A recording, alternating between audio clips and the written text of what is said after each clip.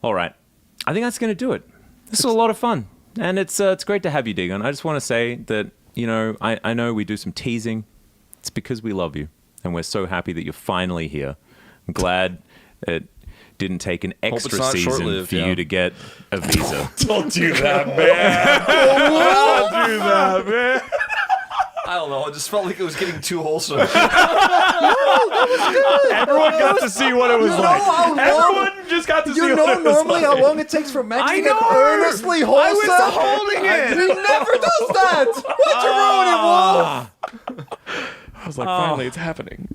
And we got Angry Chronicler. What a wonderful day it was here at the POG State. Thank you so much for watching, and we'll see you next. What, Wolf? What is it? Wait, go. Are we doing swaps? No. Or we're saving that for later? No, that's middle of the That's what you season. do at the end. Middle of the season. Middle of the season. Yeah. You get some time to sit in He your wants own to swap them mistakes. right now. I'm taking my microphone away. Things aren't going so well. Wait, you were going to say something though, No, Wolf? I took it away. It's fine. He took it away. He said the thing, but he I was didn't have the gonna say, mic. even if Digon gets fired, we can go out on Hongdae together. They'll still be friends. Nice. I gave you your window. Okay, it's That's why I said I was taking it away from myself. I'll see you in Hongdae, y'all. But then you still did it. Thank you so much for watching, and we'll see you in a couple of weeks for more POG State. Or will you? No, you will. You'll see us. Yeah. Thanks so much for watching. We'll see you in a... Goodbye.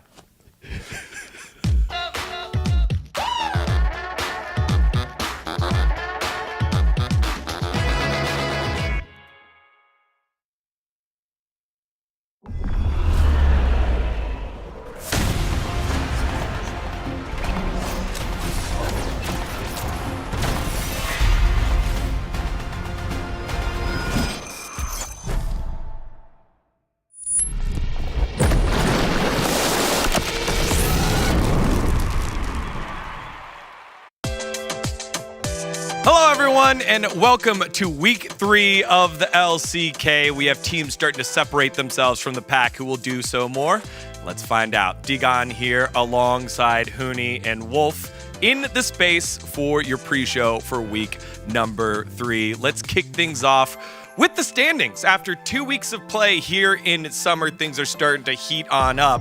Just like Gen.G find themselves on top of the leaderboards, 4-0, perfect 8-game streak as well, with Hanwha Life, Kwangdong Freaks, T1, and D+, all right below them at 3-1. Halfway through week 2, I was telling people we do have a clear bottom 4. DRX losing to Nongshim shook that up a little bit, but in terms of the standings, that hasn't really changed. Surprisingly, KT, bro, the biggest game in this week, it's coming. Yeah, that is going to be one of the biggest games of the week. Let's see our player of the game standing so far. And one of the big facilitators of D+'s success has been Chronicler's boy, Lucid. 400 POG points throughout this split. Leaper and Undil being in this list, I think, as well, very impressive. Together, a bottom duo, both sharing so many POG points, that's 600 total. And also, I think, deserve that Teddy's on this list right now. He's had such a great season. I thought his spring was pretty good as well. A lot of fans were like, nah, Teddy, he wasn't it in spring. I think he was pretty solid. Now the team's leveled up substantially. Glad to see he's able to carry the torch. Yeah, I mean, for also Gen.G, there's a bunch of the different players who's playing kind of play well at the carry as well. For the prediction, it's Ox and Wolf. Take some dub. I mean, if DRX hadn't tossed that game to Nongshim there, we would have actually had a perfect 10 out of 10 week. I mean, I trusted them against BNK, but they couldn't get it done against Nongshim for some reason. That's right. Good job, Sylvie. pulling out the brand. The Noodle Boys get my upset pick and a little bit of foreshadowing of the predictions for this week as well. Let's take a look at the pick and bans, the champions that have been prevalent throughout this split so far. In week 2, it is on top. It's Skarner, Tristana, Rumble, all power picks. Rumble getting the ban treatment this time, so there's no answer to the Skarner. I mean, the big standouts for me that I've been talking about all season long are the Zyra and the Tristana. Tristana sitting at 7-4, Zyra at 11-6, so 17 games, 11 games between these picks. Almost 100% pick ban here for Zyra as well. Way more picks than bans. These two picks are insanely strong, and I think teams are really not respecting their power in draft. Yeah, I mean, especially ever since they changed the AD carry, the actual item, I think the Piper carry, the value, it's actually even higher. I mean, that makes it's really showing off as a win rate. It's kind of busted. It's funny that we saw Sejuani on that list because so far in summer, it's been the split of AP junglers, which has unlocked some unique picks in the mid lane, in the top, and here are some of them that have popped on up here. The Karthus, the brand, again, Nangshin pulled that one out, and Peanut playing that Fiddlesticks is pretty good as well. The big standout one for me in this list is the brand, because we knew about a lot of these other picks. The Fiddlesticks doesn't count. That was Peanut having some fun. But the other picks we kind of heard rumors about. Talia was coming back, the Nidalee, the Lilia, but the brand was a little bit of a surprising one. But our lower level teams and some of those scrappy early fights have been able to get so much damage output out of it. His stun obviously really useful in those early skirmishes as well. So I'd like to see more brand come through, because especially for our bottom teams, it's pretty easy to play. Yeah, I mean, also stands out for me, it's like the Karthus too, like playing with the Sanat comp, it worked really well as well. The Fiddlestick, even though it was kind of really random, the item, the value, it's actually so high, and then giving up to the team, the carry potential, it's just so crazy, even though it's kind of Peanut, special, but I think I'm expecting more AP champions might pop off, and I don't think that's gonna be the weird spot. Well, one that we have to highlight is one that we've talked about a lot throughout this split so far. It's getting a lot of global play. It is the Nidalee, because there's a clear, there was a clear difference on what the Nidalee was doing and what it wasn't doing. This is Canyon's Zyra, which is another pick that has started to pop off here. Yeah, so let's talk about Nidalee real quick. We kind of jumped the gun on the Zyra, but I do want to talk about this because Canyon and Cuz arguably one of the best jungle players throughout 2023 and still a very top jungle player in the beginning of 2024. Canyon, our best jungle player in the world right now. They have 2-0 win rates. Lucid hasn't been able to pull this off, and our lower level teams are really struggling with this pick. They have only tried it once each, basically, without taking into account Sponge. But if you can't have lane prio, if you can't have control, you can't use Nidalee's power if you don't have set up CC. So, instead of just blind picking, maybe think a little bit more about how those drafts are going to work. Yeah, but this champion is really funny. It's like, even though when I was back in the days, even though when I was playing, this champion was like, oh, this champion is OP. That's what jungler always was saying. But laner role were like, oh, is that OP? The Nidalee don't feel like that's OP. That's how the champion feel like, which is the laner, the order to be the Nidalee kind of to be OP, laner has to win and understand what Nidalee wants to to actually 24/7, and just following for Nidalee and make sure she can snowball in the jungle and invading and actually just playing aggressive. Otherwise, the champion isn't necessarily, I would say, it's actually good. Which is why one of the higher win rate champions we saw in the champions from week 2 was Sejuani, an answer to that, just getting to Tinky Boy in front. Now, a lot of players have been trying to figure out different AP junglers to play in the jungle, and now Canyon pulling out Zyra this week. Yeah, now, so the pick rate of Zyra has actually increased by about 700%. Canyon picked it the first time, so this is in solo queue, of course. These are stats from OPGG, so seeing a lot more in solo queue. I think it's a really fun pick to play when you're playing it in your own solo queue games, but you're playing it in the LCK and you're setting up dives bottom side because Pays and Lahens are winning every lane matchup, and he can just clear jungle, go straight bottom, and look for that early pressure there, get a flash, then come back with level 6 and get an ult. I mean, he's playing the pick incredibly well, setting up some really nice combos with Skarner as well. It's kind of, to me, the Canyon pick right now of the season. I mean, it's so funny that because I still remember as soon as the game's over, I was desking that day and I went home. I wanted to play solo queue after watching game, and I played it, and that's the part of the my stat there. Well, Canyon has been dominant for Gen.G, but the whole team has been so dang good so far. That is why they find themselves on the top of the leaderboard, as it's been a comprehensive team success this split. I mean, Gen.G are the best team in the LCK right now, coming off of that MSI win where Lahen's really leveled up. And one of the most interesting parts about Gen.G's success this season for me has been it hasn't really been as much Chovy dominating. He's been more of a facilitator. He's doing a ton of damage, don't get me wrong, but it's really been the bottom lane that is really making waves and making big plays in the mid game. We're seeing great roams from Lahen. He's already famous for this, but his aggressive dives in the T1 series as well, the Ezreal setup, we were all like, our minds were blown in that game. Yeah, I mean, the T1 series is like especially it's gonna be more close, but it being as a kind of one-sided. And right now, like that's where actually Gen.G at. Like they're actually kind of untouchable. At the same time, like as of what POG's point actually saying, everyone can be a carry this team. Like anyone, like in Canyon, Lehan, obviously Pays, like Keen, even Chovy. Like it's just there are too strong the members that like individually pieces. It's just way too strong.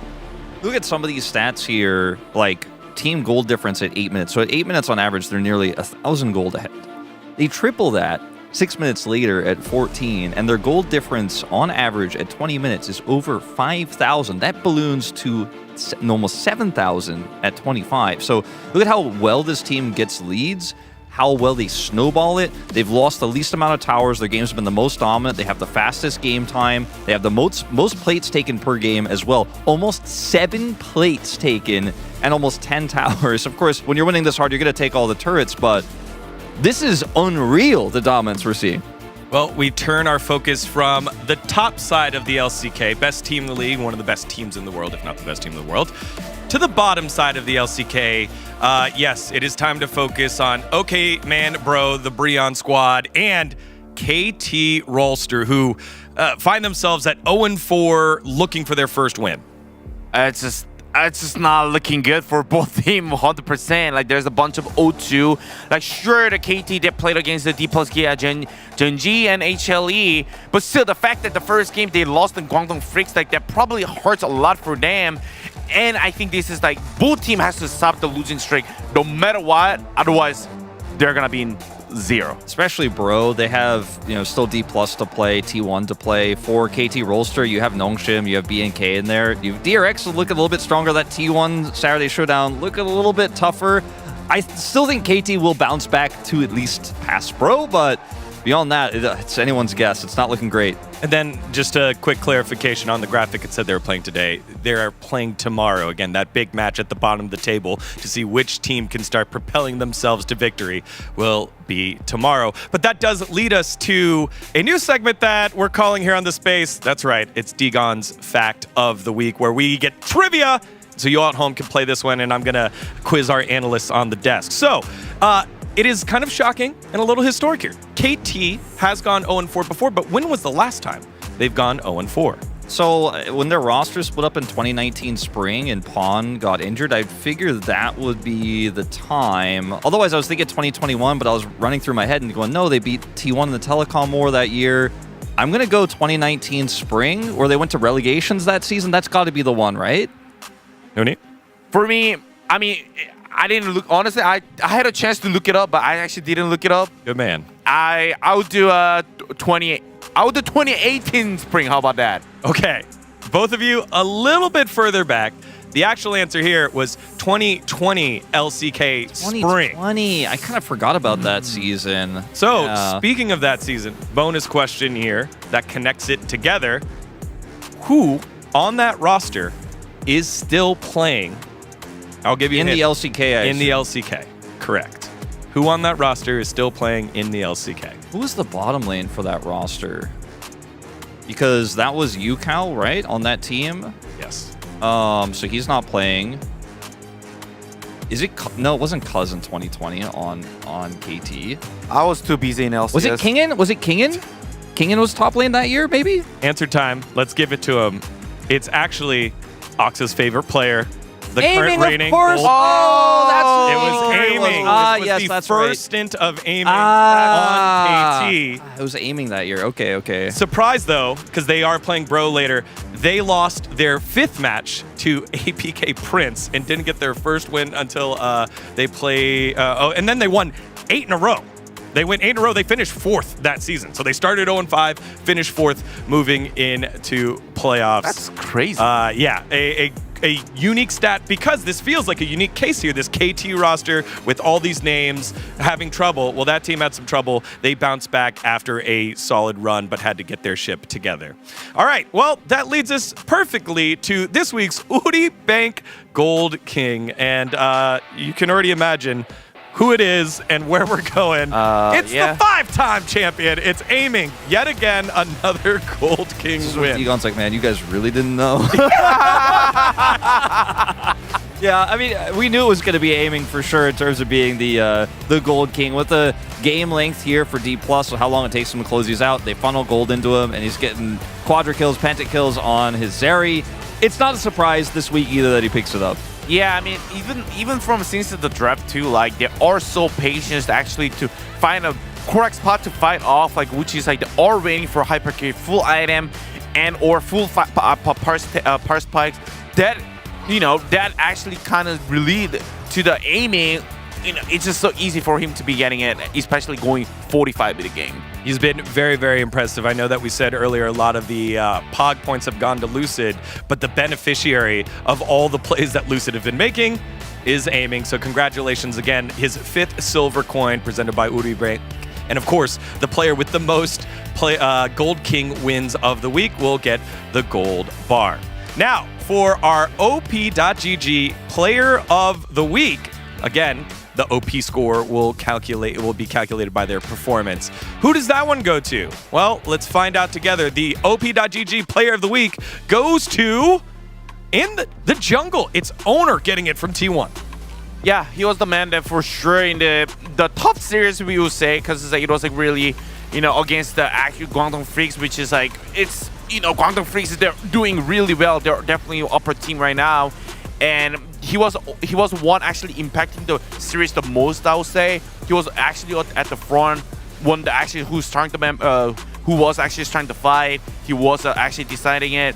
Also, like the decision making of the fighting, bunch of the places was great. I thought his objective control around, in that Guangdong series was very impressive, and I'm pretty upfront about it. I always vote for who I think was the best in the toughest games. And for me, it was Owner. I voted for him alongside Pony, and Chronicler, and Helios. I think some good shouts here. Like Teddy, fantastic game. On the Kaisa, Canyon, amazing performance. Opponent a little bit weaker. Zeka's Yone. I mean, that's a good shout. Well, I mean, I actually expected it's going to be these.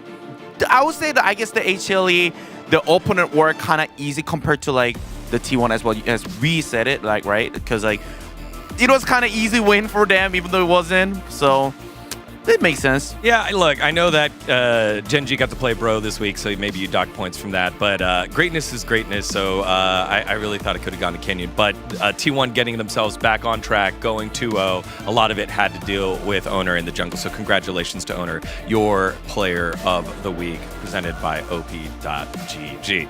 Now, let's take a look at this week's schedule. It all starts off today with T1 versus DRX, and then a very big matchup at the top of the table, Gen.G versus Hanwha Life Esports. And this week's Saturday showdown, it's the telecom war from Goyang, T1 versus KT.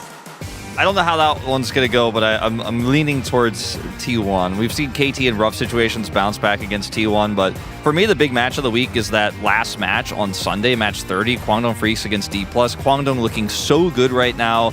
D+ really playing that close series against T1. Guangdong playing that close series against T1. And both of these teams kind of fighting with Hanwha right now for 3rd, 4th place. We're looking at that top of the table, so very important for them. Gen.G versus Hanwha later today. That one is a big one. But with how Gen.G is looking right now, I think the names are bigger than how the game is going to turn out. Yeah, I mean, I want to see the Gen.G HLE, the game goes like game 3, but I think the chances like not high, I would say. And also, I think still the Guangdong Freaks, we still have a question mark, especially when they're playing the weaker team, like especially BNK at the Friday. I don't think it's going to be like actually one-sided. I just want to see like actually where the Guangdong Freaks is at. Yeah, and if Guangdong Freaks win that, then the game on Sunday feel a lot better. If they lose that feels bad. Let's take a look at predictions this week, and pretty standard all the way across until we get to the Guangdong Freaks and D+, and of course me with my crazy pick of the week. Give me the Bros, man. Again, history shows that KT went 0-5, and then they started their win streak. That means Bros Giga Chads, our first week. Yeah, we'll get the first one. What do you think? I don't think it's that crazy that Bro could win, just because I think KT's coordination looks so poor right now. I wouldn't predict it, and I didn't, but I don't think that's as outlandish as people would say. I think voting for D+ over Kwangdong, which is not what I did, I think is a pretty fair vote as well. Aiming has had a fantastic season so far. Showmaker looking pretty decent. So, you know, if Kingin can get his act together, be consistent, D+ could win that one. But for me, I'm leaning Kwangdong Freaks right now. That bottom duo is just so spicy. Huni, gotta ask you again, what is going to be the big pick for this week? We got to see a little bit of the patch from 14-12 last week. What is the standout one for you this week? Well, I mean, this week it's gonna be the champion. Like as we talked about, I think I wanna stop seeing the Tristana mid. It's so OP, guys. Thank you, Huni. All right, Tristana mid. That's going to be one that we're focusing on throughout this week. Well, we'll see what the teams and players will be cooking up as week 3, important week for playoff positioning, for solidifying yourself as a solid team if you're Kwangdong Freaks, and of course, answering the question, will Gen.G go undefeated? We'll find out together. Week 3, what does it have in store? Let's find out. See you in a bit. I've seen the darkest of the days, where the souls turn to ashes. It made me who I am today. I escaped from the latches of the shadows chasing me down. I'm not gonna run, I am standing my ground. Wherever I go, fear does not follow, even when the storm hits and hell is abound.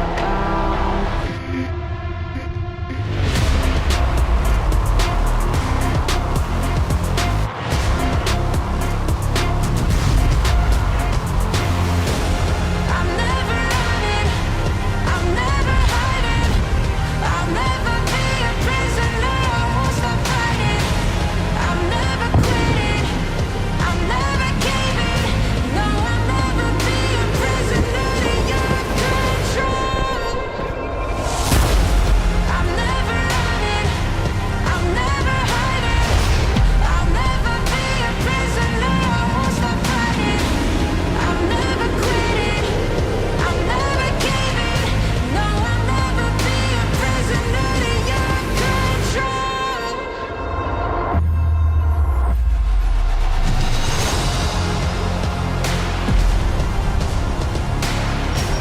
I'll never be a prisoner, I won't stop fighting. I'm never quitting, I'm never caving, no, I'll never be a prisoner to your control.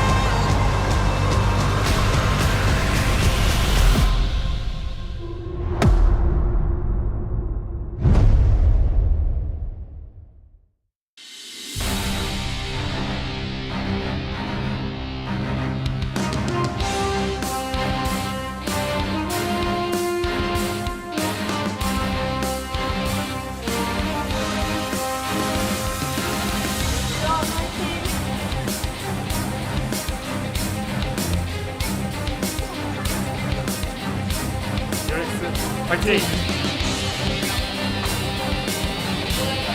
DRX 파이팅! 스펀지 파이팅!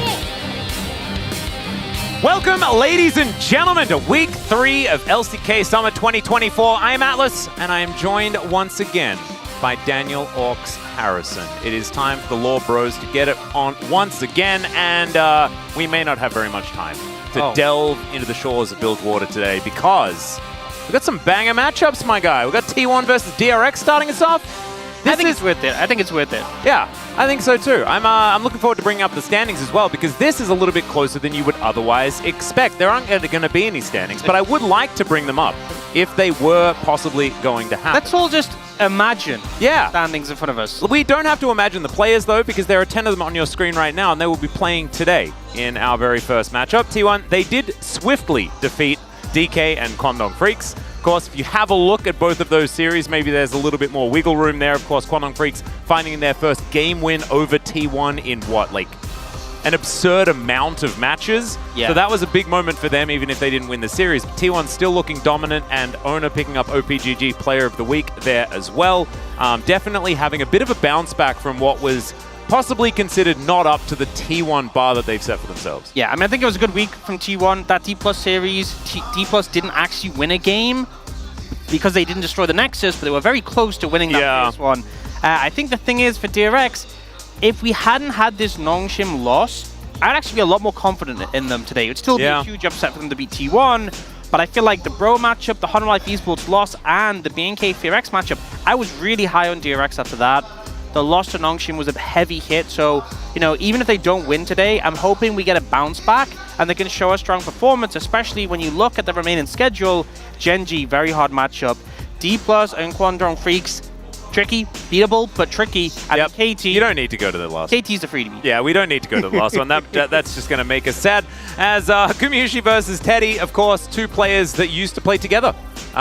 Teddy started off as the main AD carry, and then Gumayusi just slowly but surely became the choice for T1. And now, you know, he is, of course, the mainstay. Subs need not apply for this particular squad. So Teddy, possibly with an opportunity to get his own back here, of course, sitting on 300 POG points himself, has definitely been the guy on DRX, or at least he's been next to the guy in Fleta. But first, we're going to be introducing T1 out into LoL Park here. And I think that there is a lot to be happier about this week than there was at the beginning of last week, right? I think a lot of the ship has been righted, right? I think that's how it works. You're the expert on the... Yeah, I know. It should be a little bit. I should be better at the whole nautical vibe, especially because I did finish the Nautilus lore, which I did apologize to you before, but I should apologize to everyone here on the LCK broadcast for going into it. But a bow from T1 as they will take their places. And I'm looking forward to seeing a clean game from these guys, or DRX really giving them a tough showing, right? Like, I think it has to be good League of Legends that we're witnessing here, moving towards, you know, the next round robin here in summer. Speaking of which, let's welcome them. Teddy and the boys. It's what we like to call this squad. Frog, bit of a mainstay now on the top side. Yeah, and I think they've looked better with the sort of fact that they've kept Yehu in as a starter. Frog has been really solid, replacing Rascal. I do think this was a rough matchup, though. One of the reasons we saw DRX struggle a lot against T1 last season was because DRX's biggest strength was the bot lane. In games where they looked favorable, it felt like Teddy and Plata really stepped up. Yep. Hard to do against T1. Guma and Carrier is such a formidable lane that they not only need to be playing at top level, but maybe a bit further if they want to match up well there. But yeah, everyone needs to be firing on all cylinders if they really want to find an edge against T1. But we'll have to see what they can do. Yep. And Teddy, kill participation first in the league, and this is a stat where sometimes it's like, well, you know, maybe your team aren't getting as many kills, but I think really for Teddy, it kind of signifies how important he is for his team, how big of a component he is. And also, at the bottom, second and third for duo kills. I assume Gen.G is probably first, but both teams have bot lanes who like to fight it out in the 2v2. Yeah, I also think Quandong Freaks have probably got a decently high number as well. I feel like Libra and Andal have really been going in. But it's been a little bit more quiet on the bottom side, I guess. And in the damage share, it's actually really interesting because I saw that 28%, and Teddy has had much higher numbers than that in the past when he's had to be the only one to carry. I think what that 28% says to me is that Yehu is doing a lot more, and he does actually have that little bit of extra support. And after watching Satab in Challenger, like, I can understand why Yehu has to be playing well, because Satab is looking like an absolute monster down there in the Challenger League, so I'm very, very keen to see what the evolution of these young players on DRX is going to be. Possibly, it's a little early for DRX to be going up against T1 this time around, and for us to feel like there's going to be a decent chance for them, right? Yeah. Like, that's what I'm sort of feeling. Especially at the back of the Nongshim loss, but I think the main thing is that for a team like T1, you want to get as many points as you can, you want to make it deep in the playoffs, you want to make it a Worlds, you want to try and win that title again. For DRX, I think the goals are a lot more humble. You want to see what you can do against a team like T1. You want to see what you can bring out, and most importantly, you want to learn from it. You know, as you said, a lot of young players in this lineup, sort of counteract by the fact they have Teddy, who is very much a veteran. But I think any time, any experience on stage for this lineup is going to be a good thing in the long term. Just getting more experience under those collective belts. Absolutely. And they don't have all that much of that on the side of DRX, outside of Teddy, who has all of it. The man has certainly been around for a very, very long time. It was interesting seeing both Teddy and Faker sitting at 300 POG points in the pre-show because, you know, they used to be teammates, but they also have just been in this league for such an incredibly long time that it's good to see that even though the years keep going on, the skill level doesn't necessarily drop. As red side here for DRX could be a bit of a hindrance, but we'll just have to see whether they have a plan that is going to work out. It is, of course, a best of 3. They have an opportunity to select their side in game number 2 if things don't necessarily go too well. But let's see how T1 utilize their blue side as we jump into pick and ban for game number 1 of the week. T1 up against DRX here. And what will be taken away? No patch change, as we've got a fair bit of practice time on 14.12 so far. Yeah. We're going to be taken away from Yahoo. T1 opening with a bit more of a targeted ban here. The Sejuani as well, not something we normally see ban first rotation. So they're kind of leaving the power picks open, and they're specifically just trying to punish DRX. And the thing is, DRX, they're banning the Clifton Ash, makes complete sense against T1. I wonder if the Rumble might be the 3rd ban, or maybe the Senna. Tristana, please ban Tristana. Just ban Tristana. Ban Tristana. I don't think they have enough bans. I think Tristana's a great ban, but you know, there's so many picks still open and available that it's such a problem to deal with. T1 actually themselves ban the Rumble, so maybe frees up some space. I think the Senna, the Tristana, still things that I have in mind. Even the Talia, we've seen a bit more in the early bans. I think Senna is still, it's still probably Senna, isn't it? Because then you're empowering carriers so much, and the Corki, the Tristana, we've seen Corki handshook quite a lot more, and actually down in Challenger the other day, I was seeing that Corki can pretty comfortably sometimes actually win the matchup into a Tristana, even though we just haven't seen that really here in the LCK. The Senna will be lapped up though, as the Twisted Fate is the final ban from DRX. So Skarner to come out, maybe, I mean, okay, Skarner Zyra. That's certainly an option. That's certainly not Tristana, is what I'm saying. Even though it's not a lane counter, team fighting as a Nautilus, which is the favored pairing with the Senna, into a Zyra is painful. It's so hard with all the plants in the way. The problem is, though, by doing this, you've allowed T1 to pick up not only the Senna, but also the Tristana we were talking about. Senna, Tristana, Nautilus, dude. Yeah, it's a pretty good rotation. Yeah, I'd say that, if I was Tom, I'd just walk off the stage. I'm like, well, I'm not needed. I don't need to be here anymore.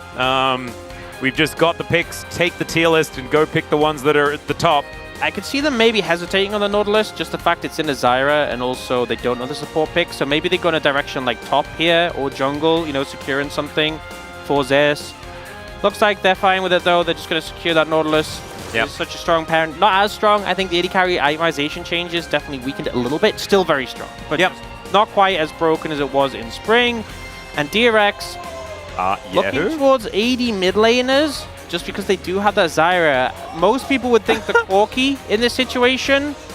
Could you imagine if he just says, like, nah, man, I'm playing Yasuo, and just locks it in? Like, I would be so confused, but so happy. Platter and Yahoo actually having a lot of giggles with one another as well, as the Leona was locked in there. Still need an AD carry, still need a mid laner, unless we're going to be flexing Zyra into mid. But I don't think anyone does that anymore. And I think DRX probably going to be looking to ban junglers out here. Actually going for the Xante. I'd have thought the assumption is going to get an AP jungler from Owner, so perhaps going to target those. Corki, no surprise to be banned by T1, targeting those AD mid laners that we expect Yahoo to pick up.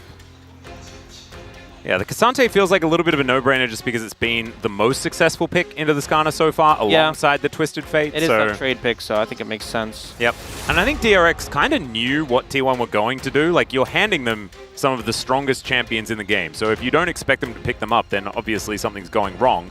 So they knew that this was happening. So this might be something that they've practiced. This might be the answer that they've had. We've seen when Canyon's piloting the Zyra, it looks extraordinarily powerful, but we have seen an example of when Zyra just doesn't work. As there is Ezreal alongside the Leona. Teddy's Ezreal has been legendary, although he wasn't playing it in the 94-minute game. In fact, Bang was playing that against him on his Sivir, as that's a Nidalee. Do they just Nidalee Renekton it? I mean, Nidalee Renekton would be the only way that I think I'd be all right with the Nidalee, and even then I wouldn't be all right with the Nidalee, you know? Yeah, as you know, we gave Canyon the pass. Ona did get OBGG Player of the Week. He did. Does that allow him to play Nidalee? We'll have to see. He is I guess also- we'll have to find out. So generally, owner is allowed like 1 or 2 games of Nidalee per year. I'm pretty sure that's how it the is. quota. I think it's like is contractually allowed to play a few of them. We have seen this from him many, many times. We know that he loves to play the pick. Haven't necessarily seen all of the success, though, as that is an Azir. Doesn't exactly spark all of the joy for me, personally. Yeah, we've seen Azir do pretty well in the Trist, all things considered. You know, typically that was a counter matchup back in the past, but we've seen it recently doing pretty okay.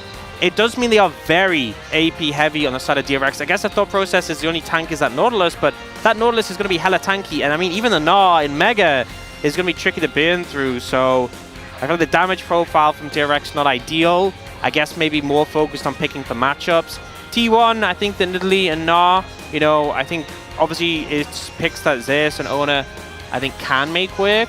But I think their first 3 was a lot stronger, inspired a lot more joy. Yeah, no, I would agree. And I also think that it is a bit dangerous playing the Nidalee without setup. But if they play the Nidalee as heavy counter jungle, it could be a way to potentially get in there and try and disrupt things if the Zyra is getting to work. But yeah, and I think they do have the Nautilus still, so perhaps we see, you know, if bot lane finds a lot of prio, we see, you know, maybe the Senna and the Nidalee look to challenge in the enemy jungle. We've seen the Senna roam often, and just the Nautilus setup is so fantastic for those spears. I would agree. I think that T1, if you look down the line, this is a terrifying draft. This is a whole lot of power. We've got the zoom in on the Nidalee, though, definitely where the majority of the question marks will lie. Here on the side of DRX, magic damage abound, but they also have a lot of consistent damage in general. I think Baron would just melt if they looked at it. And the Skarner's getting the zoom in because that has been pretty powerful in the past. Fun drafts on both sides. Jump to the rip for game number 1.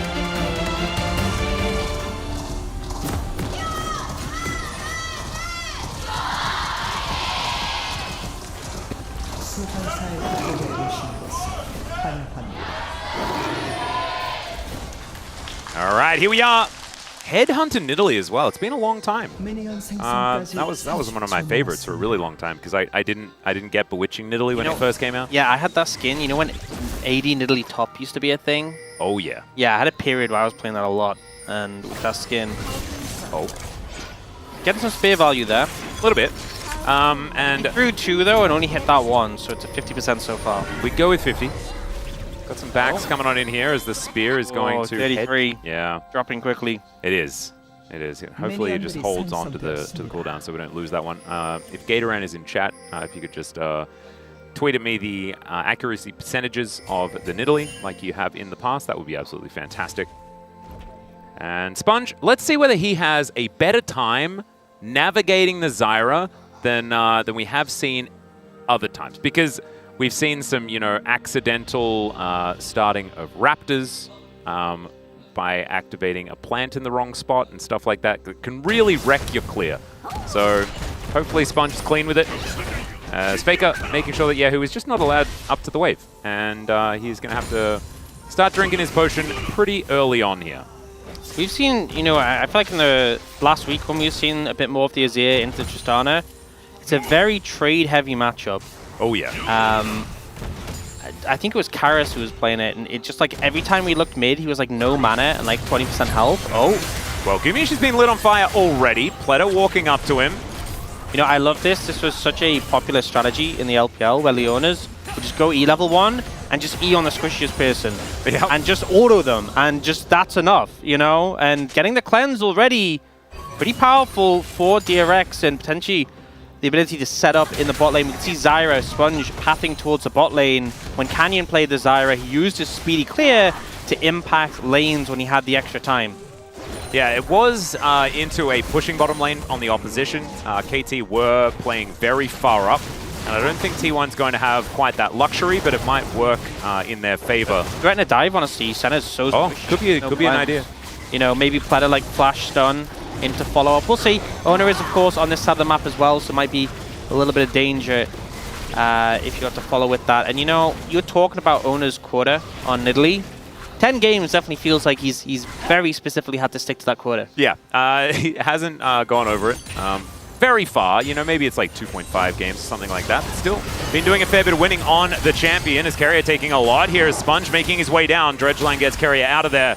as Teddy with a 60% win rate on this Ezreal as Yehu is taking so much damage. We're kind of used to this, as you were talking about. Thankfully, we were set up for just how brutal this lane can be. I just imagine like the Azir like bleeding, struggling, like, no, this is how the lane's supposed to go. Don't worry about it, I'm fine. Don't waste a band-aid. Yeah, but it's looking like he does need one. Still getting back to about 300 health. Sponge here to try and defend. Will be walking in. Faker has already rocket jumped. And now Sponge going to try and find some damage here. Not even going to get the Comet, because of course that plant doesn't slow. And DRX just going to allow Faker to live. And they will grab a reset onto Yehu. We'll see what he's going to be able to pick up when he does go back home. 10 CS the advantage here for Faker, though, on the coveted Tristana pick. I can feel Wolf's frustration. The fact that Tristana exists in this game. Turret shot going to land on the platter. That is not great news, but Gumyushi, the one suffering the most here. Teddy throwing down quite a few autos and mystic shots, but it is going to be a decent trade in the end for either team. Frog just trying to deal with the Gnar as best as possible. And this is like, there are Gnars and then there's Zeus' Gnar. And Zeus' Gnar is probably the most difficult to deal with here in the LCK. Yep, I think that's a fair statement to make. But he's doing all right so far. Oh, look, they both teleported back on full HP. You know what that means? Quickly start trading. Thankfully, Shifting Sands is available this time around, so Yehu's able to mitigate a little bit of the explosive charge damage. There you go. That's something. Yeah, that's what we're looking for. Well, Sponge moving on over. That is going to be Faker taking a fair bit of damage there as well, aided by the plant at the same time. Actually, doing a lot of scouting with his plant, something that Zyra can definitely do. Haven't seen as much of that as Sponge. Oh, the patented Zyra steal Raptors. This is not what Nidalee likes either, because Nidalee, like, she also clears like a maniac, and so not having the camps to get to is pretty sad. Bottom side of the map now going to be cleared out here by Sponge. Going to start moving into a bit of an advantage here in the jungle. First Dragon, not really looked at just yet, as the grub's going to be up in about 25 seconds. Will be important. Like, if T1 gets too many grubs, DRX are going to be hard-pressed to stop Faker from just eliminating every structure on the map. Yeah, we see their pings coming out. They assume they see the Raptors are gone, and we actually saw Ona pinging the brush, knowing that if they came and took the Raptors, there'll be a ward there. So we see Guma sweep that one out. And we can see on the other side, you know, Teddy's very confident. Oh, Empress Divide going to be thrown down. Faker rocket jumping, trying to get away. As Sponge is moving in. Oh, this is so dangerous. The flash has to be employed. And Ona not able to get too much, but does manage to nail that minion. Yeah, really nice play from Yehu there on the Azir, doing well in this matchup. And, you know, Faker makes the correct decision. He rocket jumps towards the top side, away from DRX. And Ona? Yeah, still just fighting Sponge here, but doesn't have a mid laner to support. And Ona just trying to get aggressive. He does have a Mega Gnar making his way down. Still takes a fair bit of damage there. It's enough with the threat of the prehistoric Yordle to get DRX out of here. But I think locking DRX, down some Shellfish. They should have confidence here. Faker's still low. The Mega Gnar is now gone. Pletter is here. And you can see Sponge is challenging. We do see the Scuttle Crab going over to Ona, but not willing to let the grubs go. Yeah, level 6 has been hit here by Ona, though, as there's the Zenith Blade. Pletter actually going in, grasping roots. Comes down as Ona is the focus, but Faker's already dived in. That's the first blood, and it goes to Tristana. Gets the reset there as well, as Frog's rotated down. It is a disaster for DRX, although they only lose one. They should also lose the grubs off the back end. And the big thing is Ona is level 6. Obviously not a huge boost to the Nidalee, but if Zyra had her level 6, that would be an entirely different situation. Isn't able to use that ultimate for the self-heal, and because Pletter went in aggressively, weren't able to do anything to help Sponge. Yehu doesn't have his ult as well, so once the cooldowns are unavailable, we just saw Sponge go down and Guma gonna pick up. Oh, he actually missed one. Oh, missed one. Savage. I think he got enough. It's okay. 3 grubs going over to T1. Absolutely fantastic here as Faker trying to get this wave pushed in once again. Let's check it out one more time. Yeah, and I think the big thing is they use all their CC on Ona, which is just a signal to Faker that you can go in for free. Yeah, and they'd already used the Empress Divide to try and kill Faker there before. They got his flash, yes, but then Yehu didn't have that to try and fight back. And the thing is, with it being a Tristana, you don't really have to concern, like, once you get the kill, you're getting out again. You got the rocket jump reset. Means you don't have to trade your life when going aggressive like this. So solid play from T1 will pay off and give them the triple grub. We'll see if DRX try and get this dragon on the other side of the map. Obviously, T1 are now moving down towards that, but it is a Chemtech dragon first, so likely to be a at least half decent soul. Yeah. And no matter what it is, it's going to be beneficial, I think, on either side. I'm looking at the mountain value very high for Leona and Skarner, as well as, of course, Carrier on his Nautilus and Zeus' Meganar. There's a lot of things that could be very powerful. Of course, Cloud, obviously the best option. We'll see what they do manage to pick up as Gumiushi Carrier just holding onto the wave. Carrier will be able to lock all these down very comfortably as Frog has been taking a beating, but otherwise he's doing fine. Hasn't lost a plate yet, so, you know, and he's... As you say it, but yeah. Well, one plate, and a little bit down in farm, but mostly holding up okay.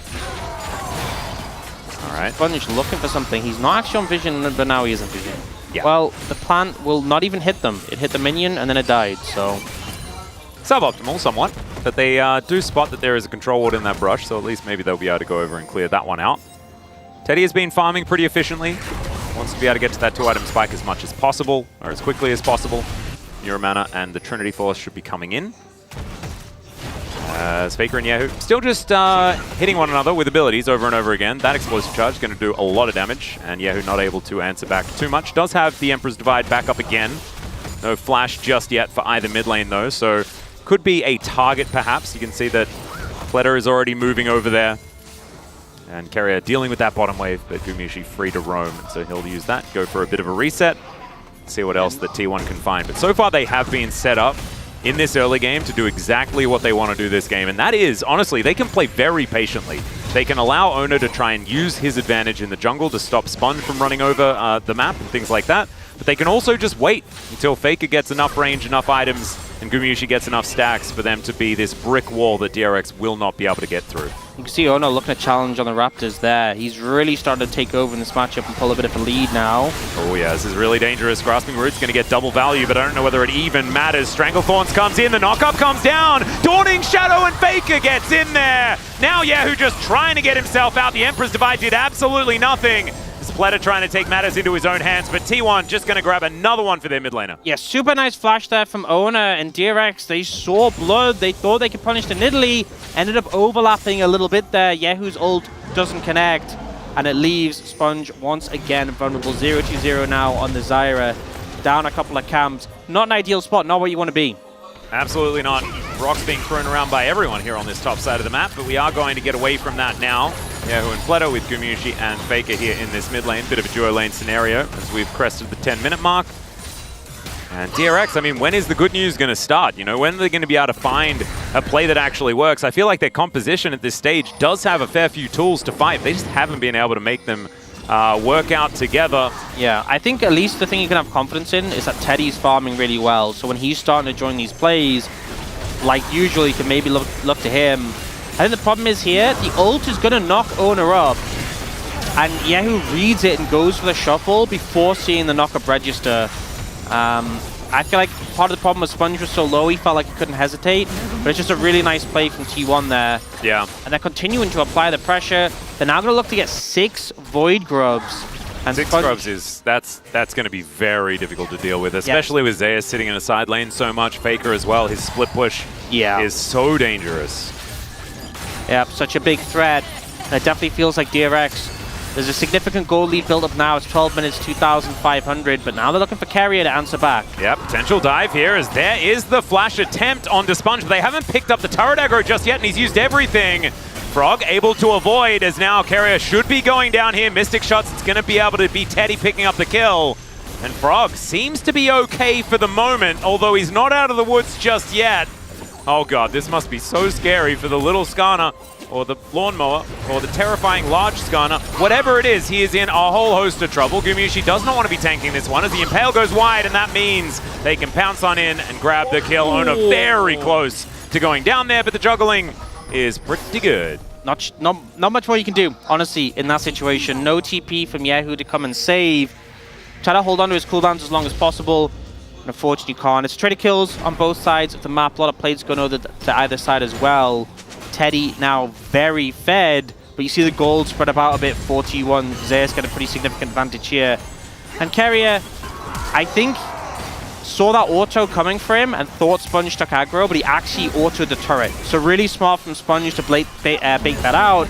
Zeus now in trouble. And after flashes, yeah, walls don't really mean too much here for Frog, and finally the Stranglethorns get some value. DRX on the board. It's not quite going to be enough to really change the tone of this game as they're still behind about 3,000 gold, but a win's a win. Yeah, still a huge deficit in terms of gold, but DRX are at least making something happen and haven't just lost their way in this game.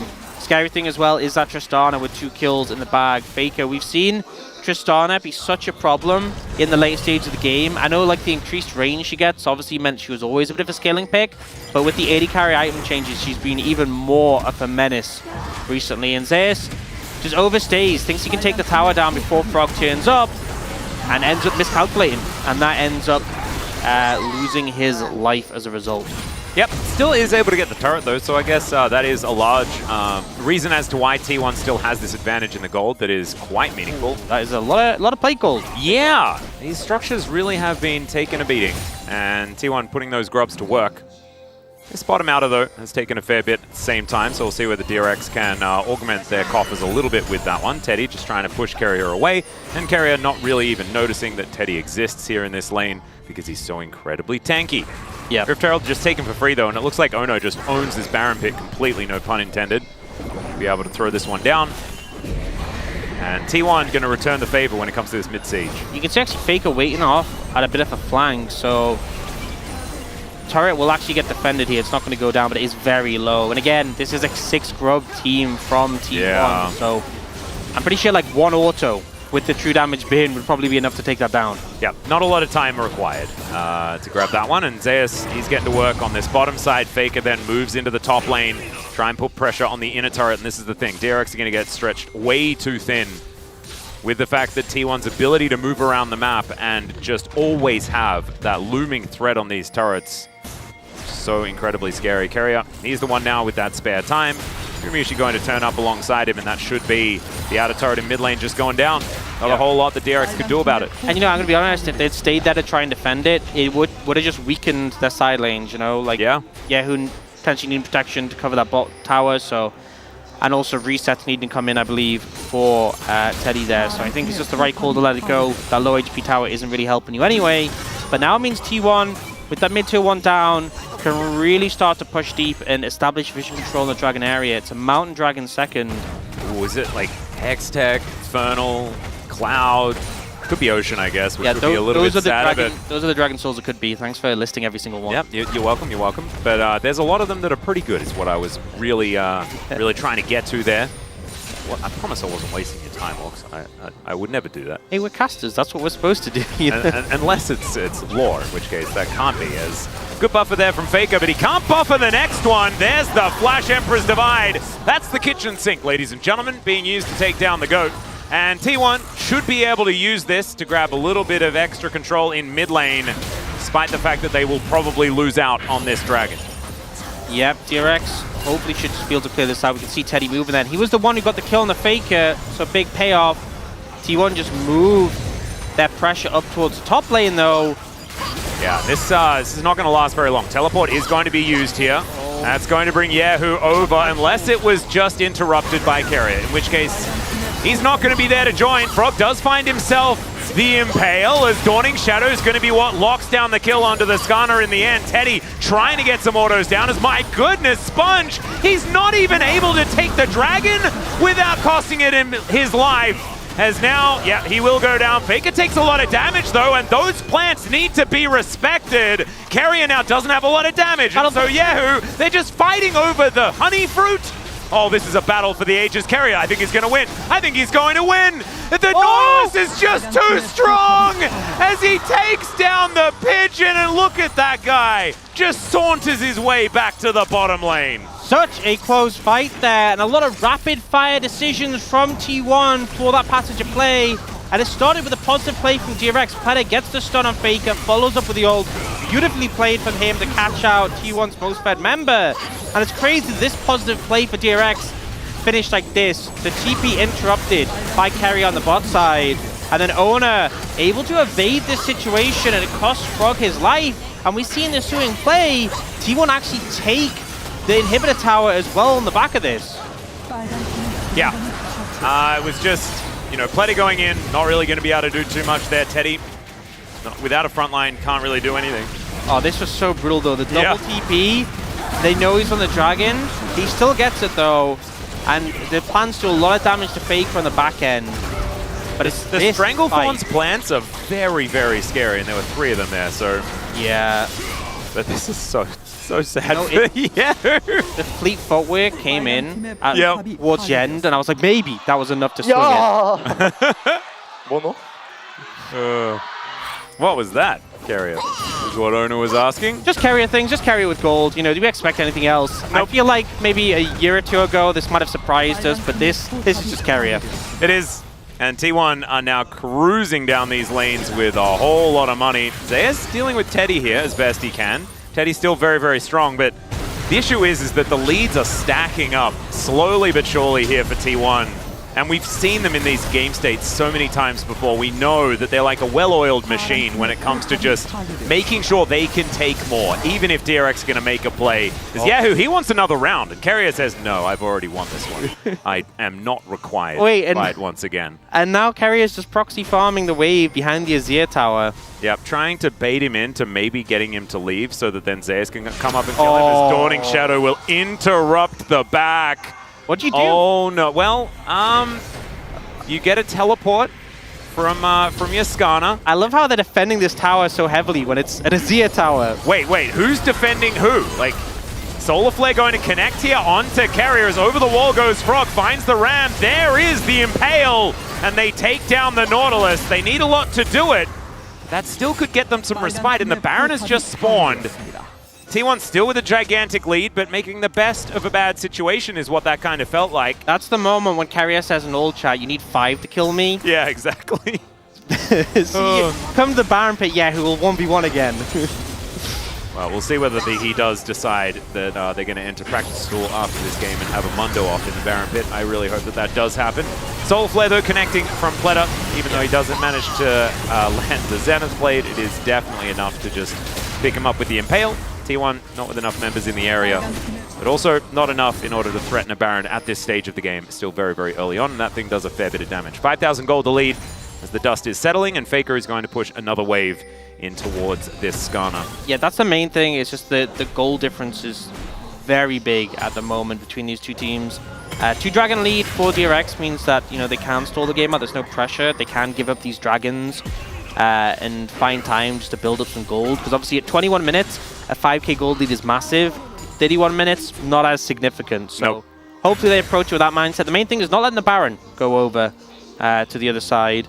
Also, like, the other thing as well is when you've got an opponent with so much control of side lanes and things like that, the problem is it's not going to be a static 5,000 gold lead if you let T1 do what they want to do, and that is continue to take down turrets in the side lanes, continue to stretch you too thin, and just take your stuff. So that may just keep happening. But honestly, okay, Frog making his way in, does manage to land the boulder, gets the Buster Shot out of the Scorpion. Like, even with the gold deficit, DRX's team fighting is pretty good with their composition. Obviously, T1, masters of handling a team fight in general, but maybe there's an angle if we get into these 5v5s where they can find something. We'll have to see. But it is still that goal difference at the top of the board. So massive.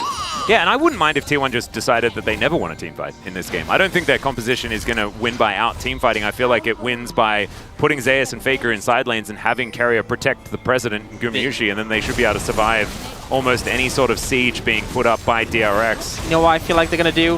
What? They're going to do this crazy thing. You might not believe they'll do this, but being that it's T1, I think they'll probably start the Baron.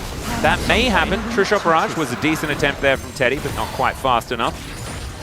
That will be the Cloud Drake secured. So T1 gets their first dragon. Whenever I look and see Guma when he's near like an objective or a wave, I always just see so many souls on the floor. I feel like his soul RNG has been really, really crazy this game. I'm actually wondering how many he's on right now.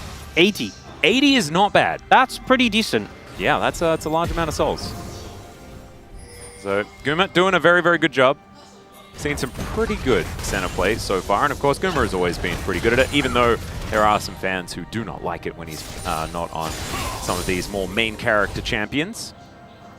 His center is undeniably pretty fantastic, though. Hasn't lost that many games. Now, like you say, T1 are going to do that T1 thing where they start Baron. Ward goes over. DRX with full information as to what's going on here. And Frog, he can get into that pit very comfortably. Sponge, a lot of range available as well. And harassment in a tight space is something that Zyra is very good at. So I don't think T1 will be able to take this one if DRX knows what's going on. They might be able to take a team fight. You can see Zeus looping around, trying to get himself into a position to try and get something done. Doesn't have a great Narbal right now as Teddy. This is the kind of play we need to see out of him. Being aggressive, being in their face, and try to whittle down these health bars. I feel like this is just how T1 play it, though. They see the teleport come in from Yehu. That's enough. That's all they need. They get that, and they'll just keep working you down. Next time they start the Baron up, maybe they get Frog's TP. And then the time after that, maybe you don't have a teleport, and that's when they commit to the Baron plays. So they will just whittle down your resources in these situations. DRX doing a good job of responding, but every single one they will have to potentially pay for later on. Yeah, I think they're just... It feels like DRX are just getting consolation prizes over and over again. Yeah. And it's not really getting you too much of an advantage when their direct opposition is the one giving it to them. Carrier will take a bit of damage there. T1 back to doing what they want to be doing. Teleports available for both of these top laners here as the grasping roots is good. On to Faker. He's able to buffer. Just some Tristana things once again. Oh, they've kind of forced DRX out towards the top side, though, so now Teddy's left alone to defend the tower. It's going to go so fast. Yeah, he does have a True Shot Barrage, but it's not going to be able to save this turret, and that is just going to explode. Teddy able to Arcane Shift backwards. Now the rest of DRX trying to make their way over. This is a deep flank from Frog, who's trying to get in there. He's invested his teleport for it as well. If they get nothing for this, it could be an absolute catastrophe. Faker gets rammed into the wall, but it doesn't really seem to matter because the Impale doesn't land. There's the ulti onto Pleta, though. He goes in. DRX now have rebuilt the Phalanx as the spear is going to miss. But T1 have just said, we'll just keep you at arm's length. We'll just throw out what we can find without hard committing. Is Nevermind! Gumiushi has to cleanse, and there's Teddy. Grabs the Trinity Force proc and takes down the center. Faker now has to get out of there, and DRX, they now have a slight man advantage, but not really a lot to turn it into because the rest of their lanes are in dire straits. So much posturing there, so much back and forth. Frog doesn't get the engage he wants, but that little execution on Aguma from Teddy and Pleta was really slick. They're heading towards the back. I mean, they have a Zyra, but this might be a bit dangerous. Teddy also had teleport, which I didn't really take into account here, so they have that extra teleport available. They might have to sacrifice a lot if they want to be able to get this Baron as, yeah, Carrier booking it into the pit. Yeah, Ona's going to take a while to get over here. I think this Baron is going to go over to DRX. But what is going to happen elsewhere on the map? Faker actually deciding to teleport back in, and then Zeus teleports to the bottom lane. The little exchange. Yeah, I was going to say, like, I think, you know, Faker, if he had been given another opportunity, would have probably opted to just stay there towards that bottom side. They had known how fast that Baron was going to be. So DRX, I mean, once again, it's a consolation Baron. It's not even like the, yeah, like we made the play and we got a Baron now we've got control of the game. No, it's only a 600 gold Rebel Baron power play because they still lose their inner turret. It is still 7 turrets to 2. But I will say, it does help stall the game out, you know, which you're against a Tristana, you're against a Senna. Obviously, these champions do scale really well, but the Nidalee, not so much. And I think DRX are starting to feel more confident in their team fights. They deny the Baron, they can now use it to push down this mid-tier 1. Well, let's see what they can get from it. See whether it does work out here. As Plant's coming on out, trying to be frustrating. Pleta goes in, gets the rocket jump out of Faker. Should give Teddy some free time with this outer turret, and they will be able to at least take that. So, I told a lie. It was 7 turrets to 2 before, now it's 7 turrets to 3. Getting our way back into this one. As DRX playing patiently, definitely refusing to give up. Well, you can actually see Zeus just went behind them and caught the waves, so they can't push anymore now. Now moving towards the bot lane, and they're going to get the dragon as well. So mid-tier 1 going down obviously is nice. DRX now going to take this tier 2. Yeah, they should. Hoping for their sake they don't lose anything more in the bot lane, but Skarner just throws boulders and clears the wave, so I think he's okay. He is going to continue to do that. Faker was coming on over, so if Frog was in a precarious spot, could have been disaster, but wasn't. Yeah, who's going to finish his Leandries, as we can see. That is 3 items now completed, as Crypt Bloom was opted into first. Sponge, thankfully, also does have that Rylai's finally done. Blighted Crystal there as well at the same time. So some item spikes coming on in. as we have a look. The gold graph taking a little bit of a hit towards the end there, but you can see that T1 still retaining that 5,000 gold lead. But you were saying like 21 minutes was the last time we saw that. That gold lead has shrunk. Yeah, I mean, honestly, the game is in a better spot now for DRX than it was at 21 minutes. Obviously, still a big deficit. But I think as well, you look at where the deficits are, top lane, there is a pretty significant deficit. But Skarner doesn't need that much gold to be relevant. Oh. But Zeus is causing issues right now for DRX. Yeah, a little bit of a ruckus as DRX are just going to double down. They're going to grab this inner turret in the mid lane. Zeus will be able to pick up the inhibitor. He doesn't have a wave, so yeah, I guess they're just saying that's all he can do. Well, Faker's going to try and push Frog away. True Shot Barrage hitting the wave mostly. Gumayushi, oh my goodness, Teddy looked at him and he takes so much damage here. That is going to be this inner turret falling down as well. And DRX, when it comes to the demolition, which is what they wanted to get done here, they have done a great job moving up to 6 turrets, really evening things out as Teddy not going to be killed by a Dawning Shadow this time. And Yehu made his way back to base. Notices that they've taken down some of their inhibitions, but it is fine. We'll be able to just get control back in that wave and just be happy that they have, you know, solidified their gold a little bit more. I think when you're playing against a team like T1 in particular, it's so hard to make these decisions, like to say, you know what, let the inhibitor go, he can't do more, we're going to get more value on this side of the map. I think that's where weaker teams often struggle a lot, yeah, making those sacrifices and making the correct choices. And I think DRX did a really good job there. The gold lead shrunk a bit more again, and they are really just bringing their hopes alive in this game. 2 dragons now to T1, so it's even there, but they had that space, they had that time from those early 2 dragons they picked up. And again, the game still isn't an ideal spot for them. They're still going to have to deal with Faker and Guma in the late game on these picks, but it feels like they're still in it, and I think that's the main thing for them. Absolutely.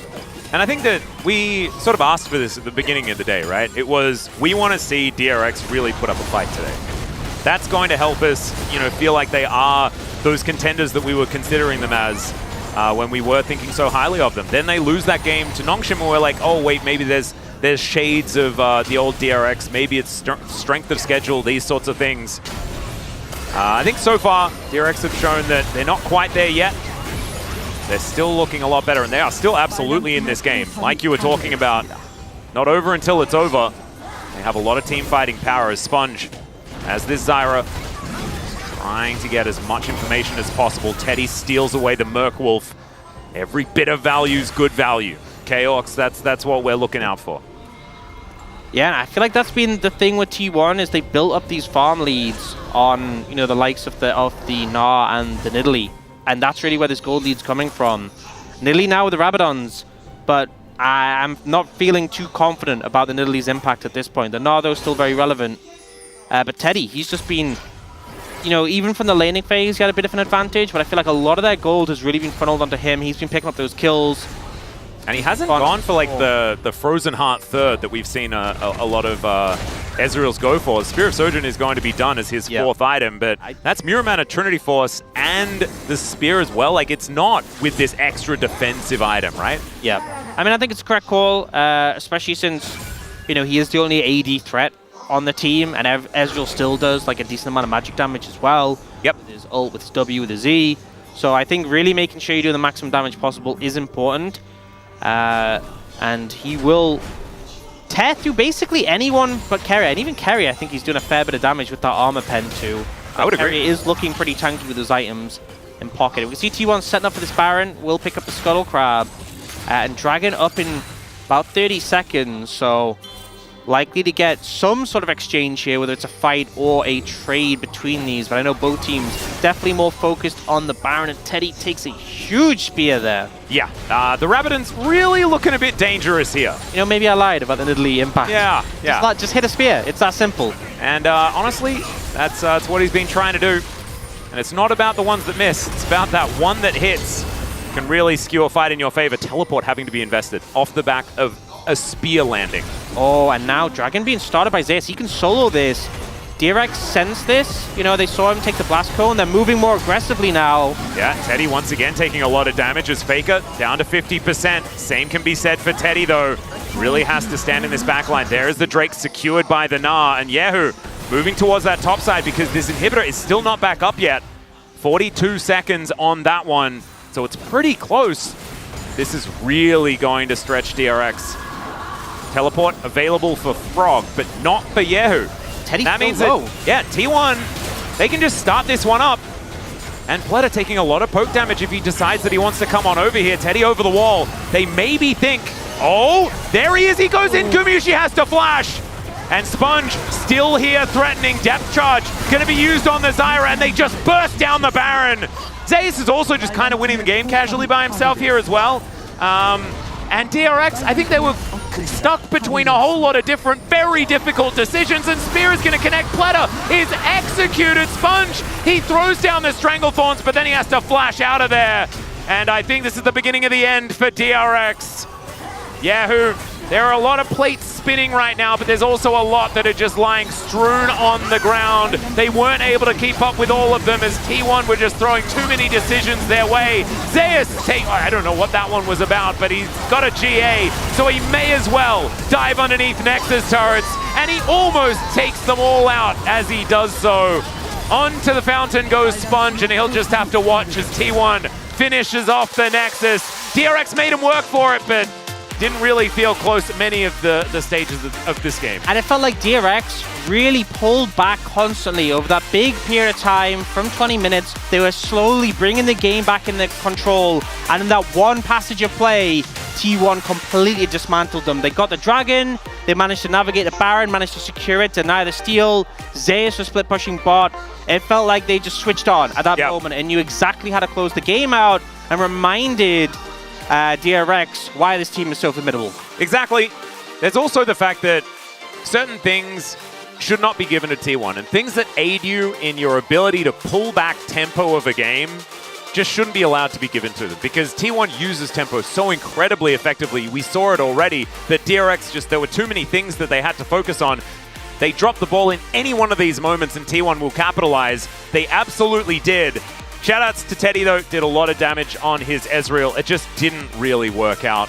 And T1, with their domination of the structures, were able to take it down. But it is now time for us to go to a short break. When we get back, the space is going to break it down. We'll have game number 2. We'll see you there.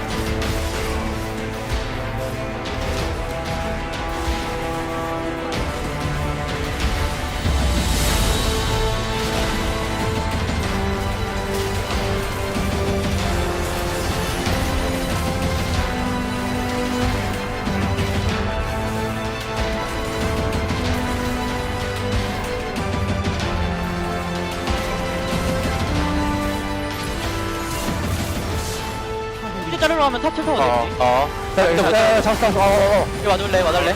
천천히 해봐. 얘 나보러 온다. 나 바텀 탈 타이라 노플. 이거 끝내 맞아 이거. 바텀 라인 여기 좋아. 이제 여기 있어. 이제도 들어온다. 더블 좀. 나 혼자 바로 묻혀도 돼 이제. 이제 노비전. 천천히 밀자, 천천히. 안 걸렸고. 스카우 누구? 아질. 이즈 노플이야, 이즈 노플. 타워. 끝난 듯? 아, 좋았다. 이제 잡았다. 나이스. 나이스.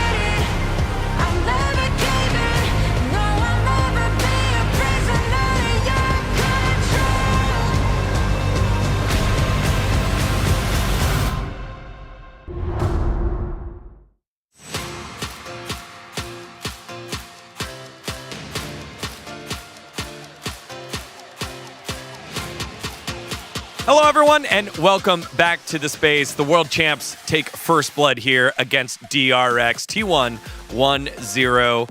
And, DRX are going to have to pull something off here. Digon alongside Huni and Wolf. Guys, at least we got to see DRX not only put up a fight, but get themselves back into the game, show some resilience here.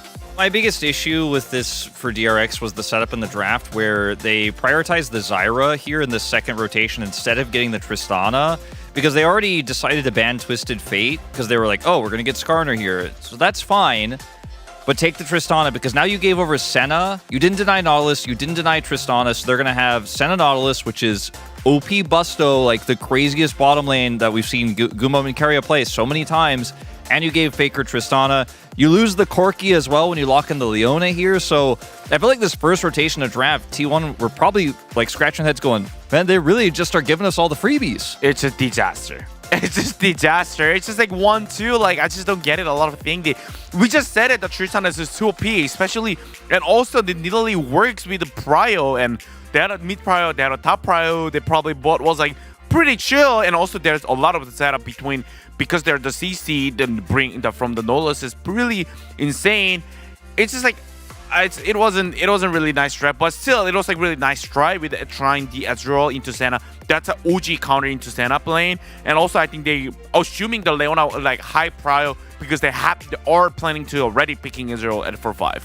Yeah, it definitely feels like the focus by DRX is on the bot side of the map. Get the guy who won your POGs last week going. But in our first highlight here, it looks like maybe a little bit too much caffeine here for Pleta as he joins the fight a little early. So he comes in and gets rooted, and then he wants to try to turn this one around with this Zenith Blade here, but Nidalee can actually pull him back. It's really well played by Owner, who leaps to pull Pleta in further. Remember, Yehu just ulted in the mid lane looking for a play onto Faker, and there's no level 6 for Sponge here. So a little bit perplexed as the decision making in terms of fighting this one out, and Pleta deciding to go in after that root hit him, because at this moment in time you just aren't at your power level. The casters mentioned, yeah, Nidalee's level 6, that doesn't really matter as much besides the stats you're going to gain from it.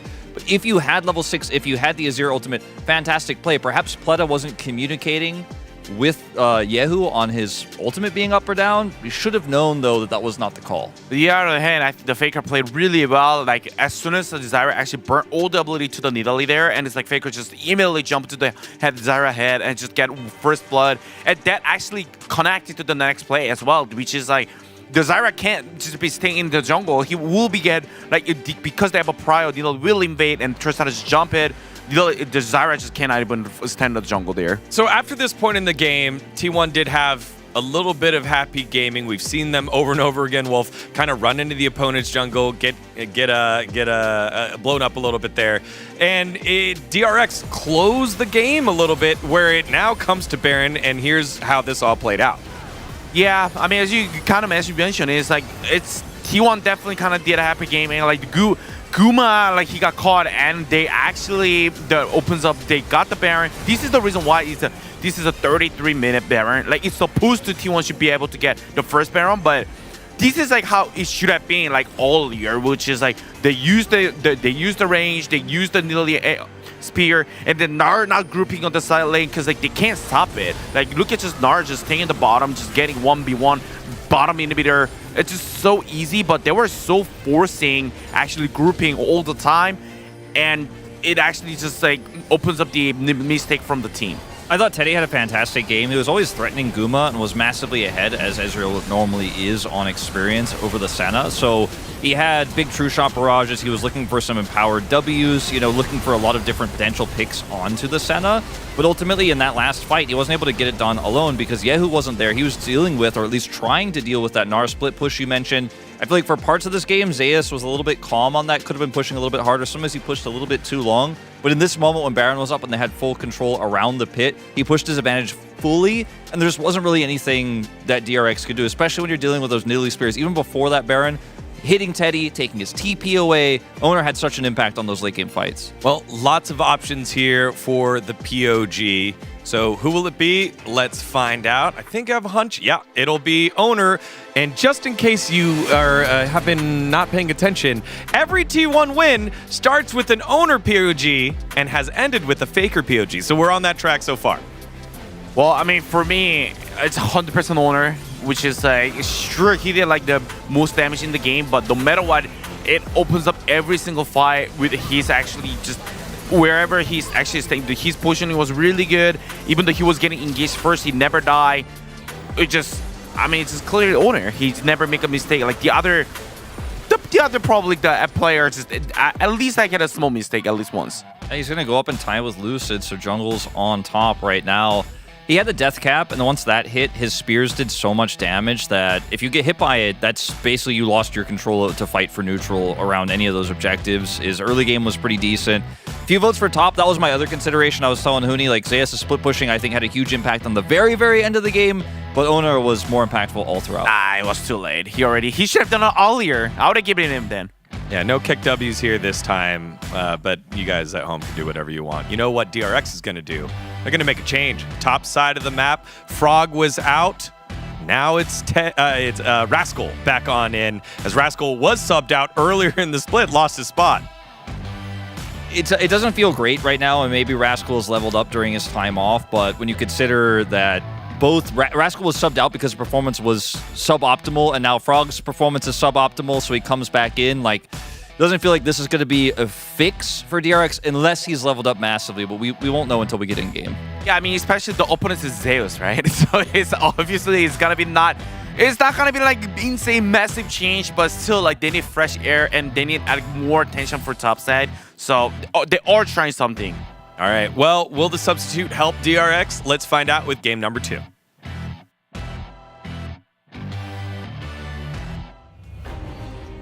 Thank you so much, Digon. Absolutely fantastic. Wow, isn't he such a great guy, Orcs? Wouldn't you just give up your seat in the cafeteria for him? I have before and I will again. Yeah, I will try to learn from you because I was mean to him about sitting in my seat at the cafeteria and made a joke about it, and then I felt bad afterwards. You should. Yeah, and I feel like I should publicly announce that I did that and just say sorry to you, Digon.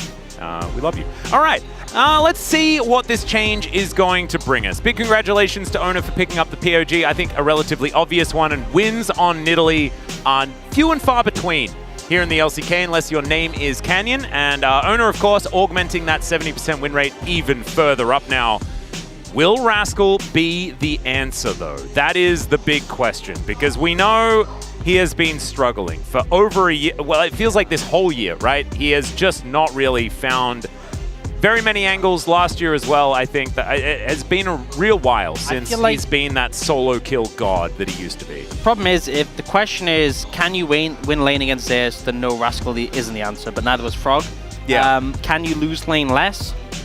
Maybe. Who knows? Choosing red side. Red side again. I wrote in that they were blue side, Orcs. Yeah. And now I have to cross it out and write in red side? So one of the issues we had last game that DRX really struggled with was T1 just kind of target banned on blue side, which they're going to do again, because why not? And DRX, you know, they banned Kalista, they banned Ashe. Gumayushi banned Senna? Oh. Well, they opted to do that. Yeah, Guma didn't want to play center again. Yeah, he was done. But I don't want to get 1v1 by the enemy AD carry. That's humiliating. I don't want that. I'm not sure what really DRX can do to change their first 3 bans.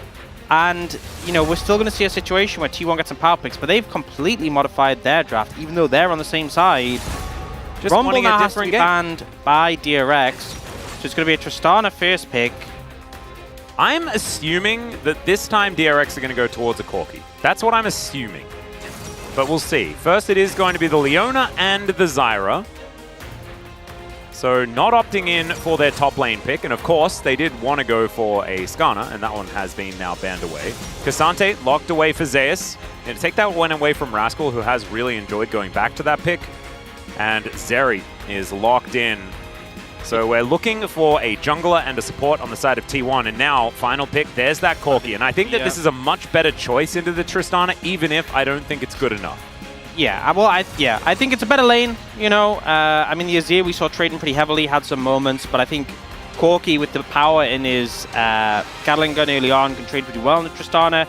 You have that better damage profile already for the side of DRX. The one thing is, though, that you haven't responded to AD carry up top, so we can see T1 target that. Top lane probably makes a lot of sense, though there may be some bot lane picks you want to ban out. Lulu going to get denied, so we won't get the Zeri Lulu. Ezreal going again from Teddy. Obviously, did have a good game. I wouldn't be a big fan of Ezreal here, though. Just obviously, Zeri can be quite hard to connect onto. But yeah, I wonder what the answer is into the Zeri alongside this Leona. Kai'Sa, I feel like, is a pretty good one. Although I'm not sure how well it fits with the composition, but I think it works well with Leona. We'll see. Alistair going to be taken away. Nautilus is sort of coming to mind at this point in time. Paired with the Zeri, we have seen it work out, and there is that Kai'Sa banned away by T1. So Teddy having to dig a little bit deeper. But Jinx has been something he's played in the past. I think Zyra is his fallback in many, many different games. I feel like the carry potential of the Jinx is a little bit higher, and he is going to lock that one in. Yep. Bit of a gambit here, but if they can start to get some of these resets, could be very dangerous, and they're saving Rascal's pick for counter. Diana and Rakan locked in by T1. Okay. I was about to say Diana Rakan, obviously. Yeah, I mean, so was I. We all expected. I mean, as soon as the Yasuo was locked in, it was a guarantee that we were going to get Diana Rakan, right? Yeah. Oh, wait, sorry. I mean, what? Rock! Rock! It's a rock! You know what? I love it. It's just, you know, I think it went a little bit rapid fire there. T1 clearly want to consolidate their dive and get on top of this backline, get on top of this Jinx. So they fully commit. We're going all dive. AD carry is going to be diving in with us with this Diana Rakan combo. And then we've seen the Malphite and Cassante be a pretty good matchup, but also you're playing into double AD carry. That's a lot of Malphite value. And if they're trying to dive into your Jinx, you're just going to hit them with a rock. Yeah. And Rascal has been one of our rock enjoyers. G-Sun has put up on our screen here, Rock Skull. Yeah, what was his favorite film? Or was he more of a wrestling fan? I think it was probably his early stuff, because Rascal's been around for a while. Yeah.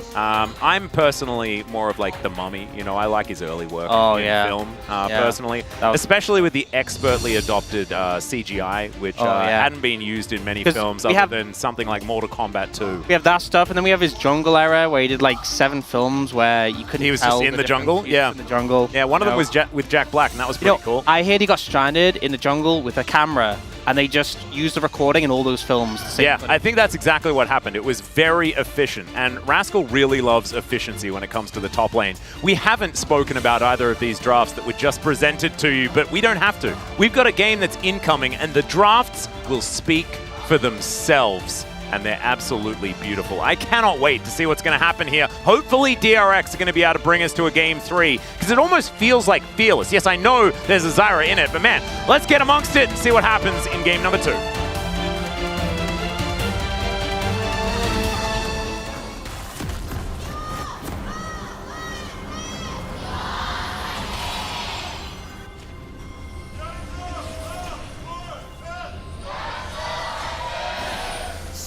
All right, fans here in Lore Park in full voice. I think that there are still a few more on the T1 side of things. The DRX fans all still trying to get their work done as Teddy. Okay, he's going to find Guma here momentarily. Finds a rocket. You know, honestly, I'm actually kind of feeling pretty good about DRX's composition, because they are going to outrange T1. And I feel like although T1 have engaged tools, they'll be engaging into a Zyra, a Leona, you know, Jinx chompers. And you don't have to deal with Zeus playing a split pusher anymore. You know, he's playing the Cassante, which obviously needs to join team fights really to have the relevance. And you have a Malphite. I feel like just the Malphite alone is such a great selling point. I would agree. I actually think that the Wombo value from DRX has gone up like through the roof. Yeah, I mean, honestly, you know, back in the day, you know, when gold players, you were playing with your friends and you do like, oh, let's do the Wombo combo comp. Oh, yeah. And it'd have, you know, Malphite, Leona. Misfortune. Yeah, they don't quite have that, but they're definitely going for that vibe. Oh, yeah. It's feeling good. As Owner is now looking to start off the enemy Raptor camp. Zeus is moving in as well, but DRX are just going to push them away. It's a little bit of time bought by the DRX players. So they're not going to be able to hold the leash or anything like that, so still going to take them a little bit of extra time in this jungle, but no harm, no foul. Yeah, I think maybe looking for an angle to challenge Sponge, but Rascal doing a good job of covering there. You know, if it was 2v1. All right, there's a Zenith played in once again. Pletter just going aggressive. Yeah. Rockets being found by Teddy. It works so well. You proc the passive with an auto from Teddy. It just does a decent amount of damage. and then you're going to have it back up again for when you hit level 2. So really good way just to utilize Leona when typically a lot of these engage supports at level 1 isn't that threatening. Yeah. Working out nicely so far as, once again, Faker is trading very effectively into Yahoo. He's going to be able to at least get all of these minions just fine, though. And as you were talking about last game a little bit, we've seen in challenges... Oh. Okay, there's some Flame Chompers going down. Carrier taking a fair bit of damage there, but able to battle dance his way out. Let's have the availability of that one at level 2. As I was saying, we've seen in challenges, but also even the LCK, we've seen the Corki do really well into the Tristana. We've seen the Tristana do well. I feel like it is going to be one of these matchups where, depending on how the players pilot it can go in either direction. I actually had Papa Smithy come into my chat when I was doing Challenger on Monday, and he was like, Corki pretty good in this matchup. I think there's a decent consensus that he does win, but we've just seen Tristana have so much value that doesn't really equate to what's stronger in lane, right? It's more about what happens afterwards and how it's utilized and how safe it is. Yeah. So pretty interesting, as Owner is going to be able to take down his red buff. It's almost been a year since the Diana has been played in the jungle. It was Canyon losing to Umpty in one of the most famous losses of all time. Good stuff. Wow. I feel like we're harkening back to that time that Bro did winning when we weren't expecting it. A lot of times this year, which is kind of cool. Is Sponge going to move on in, finds himself a plant for a bit of extra damage onto Faker. Yeah, gorgeous. Just walk mid, hit him once, job done. Yeah. But he did get a mana flow banned, I believe. I think I saw on his buffs there he got procced. So yeah, I think so. I think maybe that was a takeaway. Obviously, as a jungler, not really something you're going to be able to proc that often. So yeah, you really do need to make as much use of any opportunity that you can get. As another Zenith Blade comes in, Flame Chomper's down instantly there as Splatter and Teddy's coordination looking pretty good here. Yeah, really nice to see, because I feel like, this was the old school counter to Rakan was Leona. Yeah. Sometimes we haven't seen it be as punishing, but when you played it like this, when you're trying to layer the lockdown as quickly as possible, it really can be, and Carrier being down flash, a bit of a hit. Yeah, and Teddy being down a cannon, also a bit of a hit. As we're checking out the top lane matchup as, Rascal has to flash. Can we take the stats down now? Because they don't look great. Yeah. Just show it. Yeah. Just jinxed by our graphics team. You got the cannon. Yeah, Rascal is able to get a cannon. You're exactly right. It's throwing some wagon wheels around and things like that. And it was a flash traded, so I guess it was traded, so I guess that's fine. It's okay. It just looked bad because we came in at the weirdest time. Yeah. And Rascal would just say calculated. Rock solid. No, he would just say rock. Yeah. Or yep. Or yep, rock. Any combination of those. As Faker is diving in, trying to get on top of Yahoo here. Fast bomb connection, and that means that a lot of damage does go back from this Corki. I know that's a skin every Corki uses in Pro, but it just looks so goofy when he Valks away and instantly turns around to auto, and you just see the little fins just flailing about. Yep. But have you seen the rockets? Yeah, me neither. Yeah, no. If anyone's wondering why it's always a skin, small rockets. Because there's so many great Corki skins. I know. And the players that just pick Corki because they like it, they're making an in-game sacrifice. Yeah. In order to do that. Or they're Faker and he's just playing the base skin Corki, which is not as interesting, in my personal opinion. There are a lot of champions whose base skins look great. Corki is not one of them. And he's got so many great options. What about Toboggan Corki, Iconic. Where is my Toboggan Corki? I want to celebrate the Winter Olympics. Okay, Grimmuji and Carrier back here in this lane. Teddy and Bled are doing a decent job, but still behind a little bit in the farm. Owner lying in wait. Wanted to find an angle here, as once again, Sponge just putting plants in the lane. And Owner comes down, does manage to land that Q, but Yahoo coming on over. Level 5 once again, as Owner is going to find the dash on the E. And First Blood, it happens exactly the same way, but this time Yahoo's there to answer. Still, Flash does have to be used here by Yahoo to get him out of the way of Faker, who will get that rapid fire going, trying to lock down the Corki, but unable to actually finish that one off. So control for T1, First Blood for T1. Still their advantage, but more back here this time for DRX than in game 1. Yeah, I love how Sponge is like, I just want to proc my runes, man. And Owner jumps in, punishes him for it. Yeah, so ended up having the Q down. And a lot of damage is done to Owner on the back of the root. Means the Phosphorus Bomb does connect. But I think Owner just survives a lot longer than they expect. The heal there from Triumph. But fortunately, Yehu takes him out before he gets any of the honey fruit, and then flashes the slow from Faker Yeah. to ensure he gets out. So well played from Yehu to kind of redeem that play. Yeah, very important stuff. You can see Sponge notices the fact that Owner is here on these grubs. I think he's going to be able to do too much about it here as the red buff going to be taken. Teddy actually cleansing the slow from the extendo beam. Yeah, I'm going to be honest. Not sure how Not worth that sure was. you really needed to do that. No. You may have saved yourself from like half a Zeri Q, perhaps, if that. Well, DRX about to get infinitely more grubs than they got in game 1. There we go. Beautiful. Rascal is a rock. Zeus is not as much of a rock. And that's the top lane. There you go. I would say couldn't cleanse that one, Kisante sadly. is built a bit like the Rock, though. Yeah, I would say so as well. It's okay. Teddy's dead. The cleanse wouldn't have been that useful, to be fair. You know, in maybe that could mode. it cleanse flash the carrier engage?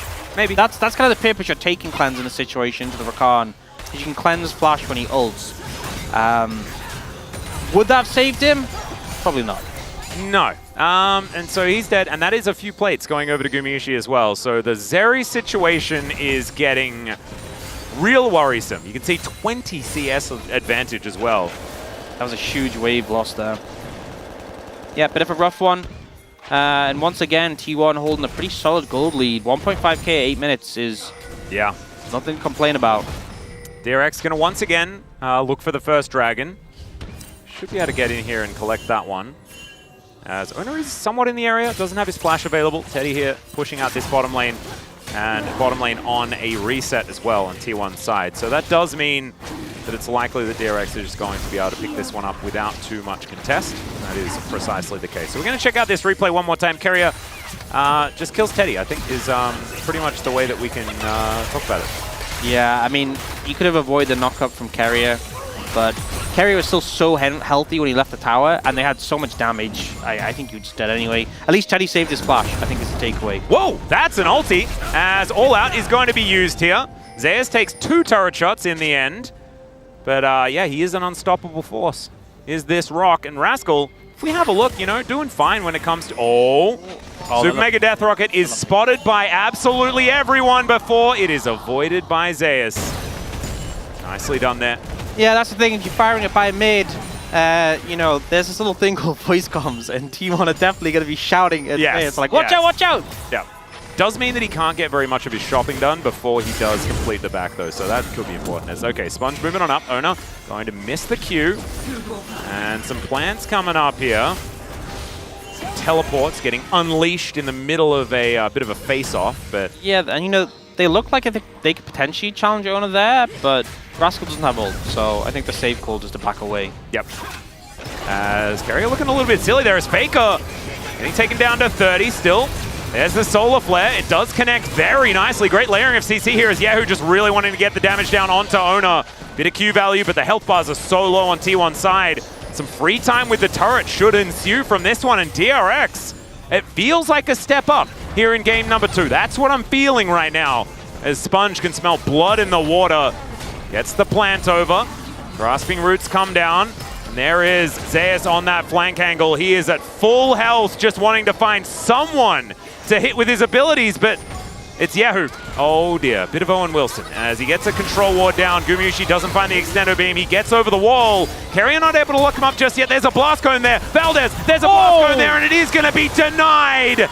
Beautifully done, T1. Lock down the kill onto the enemy mid laner. That one was for Brendan Valdez. That was. Save it. As Carrier just barely sidestepping that one. That was pretty cute. As Faker has just pushed Teddy around and slams him into the wall. We'll be able to take the solo kill there. A little bit of an overextension from the Jinx. Oh dear, Teddy not having as good a game here in game number 2 as it was in game number 1. And it feels like just as DRX get a bit of an edge, you see that 2v3 mid lane. Let's not draw attention to the caster curse, shall we? And immediately they're punished. T1 just slammed down. That TP from Zeus really well read. Rascal didn't TP in return because they just didn't expect it. And it ends up panning out really badly. Also, Guma having the prio moving up here to capitalize on this. Yeah, who just had nowhere to go. And honestly, I think he played this as perfectly as you can. There was just nothing more he could do in this flash from Carrier. Yeah. Really sharp. I think the flash auto, they're really guaranteeing that they're able to lock that one down. So nicely done. DRX with a bit of a fight for vision here towards this top side. Do have some grubs up and available. What they're fighting for. Yep, already. Owner getting to work there. Going to be able to take at least their third. Sponge Probably not going to 6 this time. Yeah, not 6. Probably 5 is what I'm seeing right now. As, all right, there's the engage from Pleta. Finds another solar flare, and the layering of CC is gorgeous. Faker just couldn't do anything the whole time. And now Rascal's a rock. He's flashing, he's dashing, he's getting out of there. He must have ulted in to try and deny something. Wasn't able to get a grub, and is now going home with a lack of cooldowns. Did he blast cone in or something? Because he ulted out and then flashed, so... I don't know how. We need to see a replay.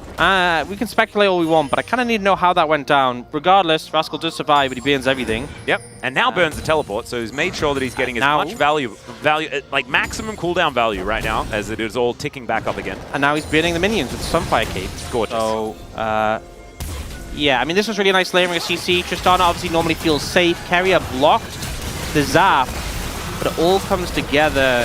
I think, yeah, he was ulted in. He was ulted in by... I just saw on the minimap there, so ulted him into the pit. The timing of that one by Pleta as well. Gets the control ward in, Hex flashes into the brush, and then makes sure that T1 just had no time to react to the Zenith Blade going forward. And you know, beautifully orchestrated. I feel like the priority on Leona from DRX has been maybe a bit higher than I expected, but Pleta has been playing it really well. A lot of the picks in the first game, and these plays here, have come on the back of his proficiency on this champion, so... hoping to get some more value as this game goes on. Yeah. He's considering a bit of a back angle right now. Blue buff collected by Sponge pretty calmly. Plate's going to fall down in 5 seconds time. I think slightly less damage done to the structures of DRX in this game than in game number 1, where, you know, T1 were kind of demolishing everything. Something that I am worried about, though. They got 5 Void Grubs. Well, last time they had... Yeah, there's the value. Oh, equal plate gold. And the same plates from the same place. There you go. And also, it's equal dragons. As... Oh, man. It was almost not. But Super Mega Death Rocket not quite going to get there. As Yehu doesn't have now his Trinity Force completed. So first items coming in for basically everyone. I think some very important ones, of course, you know, Sponge getting to Leandri's. 2 items is probably what you really want, when Rylays really allows the synergy to come on through. But Trinity Force, a big one for the Corki. We'll see whether DRX can utilize that as Pleta. Once again, just getting zapped. We saw the goal lead at the bottom. Ow. Overall, not doing as bad as last game, but in the AD carry role, it's pretty rough. Most of the goal lead is between the Zeri and the Jinx. And how much winning has Zeri done so far this season? I think a decent amount. Yeah. Been almost winning all champion. of them. All of the winning. Yeah. It's kind of the Zeri thing. Is Faker going to rocket jump? Pleta looking to come on in here now that that one is on cooldown. Solar Flare avoided completely, and I don't think that was ever going to hit. You know, Pleta's had some good play so far this series, so we'll give him a pass on that one, as it's now Sponge's turn. Flashes, misses, can't really miss that one, but Faker's just going to press W and say, all right. Yeah, not the best overall from DRX. Try to overforce that one. Yeah. And this is why people like Nautilus and Vi. Can't miss with those champions. Yeah. Leona and Zyra, definitely an opportunity to not connect with your skills, and that's what ends up happening. And now, Yehu. The revenge of Faker is coming in here, as now Carrier finds the quickness onto multiple members. It's a great Valkyrie, but I don't know whether, even with the flash, that's going to get Yehu out of here, as yet cut down where he stands. Zeus will take a bit of damage back in the interim, but oh dear. DRX, there have been some good moments, but then there's been some catastrophes, and that was one of them. Yeah, feels like they just overcommitted bot to try and get the kill on a Faker and paid for it so heavily. The global taunt of Faker has been around since 2013, at least. And by at least, I mean, like, he started playing in 2013. It's been around forever. And it is continuing to be a thing. And this is the punishment that comes off the back of it.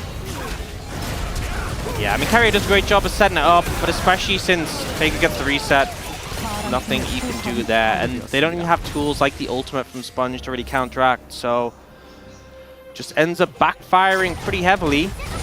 Now, trying to apply pressure to this top tier 1, but again, Carrier moving over to try and combat this. Yeah, should be able to get full information as to the members in the area. Faker has the opportunity to either back away or set up for yet another response. It's been very, very good at absorbing pressure so far this game. Sponge, he gets zapped. It's now Ona on the prowl, wants to find an angle. And the Zyra, of course, in melee range with the Diana is just going to be having a horrible time. Lichbane now completed. Good sidestep of the zap as Yehu does not want to go anywhere near this T1 bottom lane. And it feels like T1 are really setting the pace of this game, just moving about, applying pressure, and kind of similar to game 1 where they just took structures all over the place. Now looking to go for this mid-tier 2, you can see Zeus' priority bot, he moves over. What can DRX do? Well, I don't know. We'll see whether Pleta has an answer. I think defending the inner turret was an impossibility. That is just going to go down with that one charge from Shelly. So she gets a headache, but going to be worth it here for the extra money in the bank. And Zeus, we thought that he was going to have a bit more trouble split pushing. It's not looking like it too much, although he doesn't do a lot of damage to the turrets. Only 5 grubs as well. Only 5. Only 5. Only 5. Doesn't have very much of that extra damage, you know what I'm saying?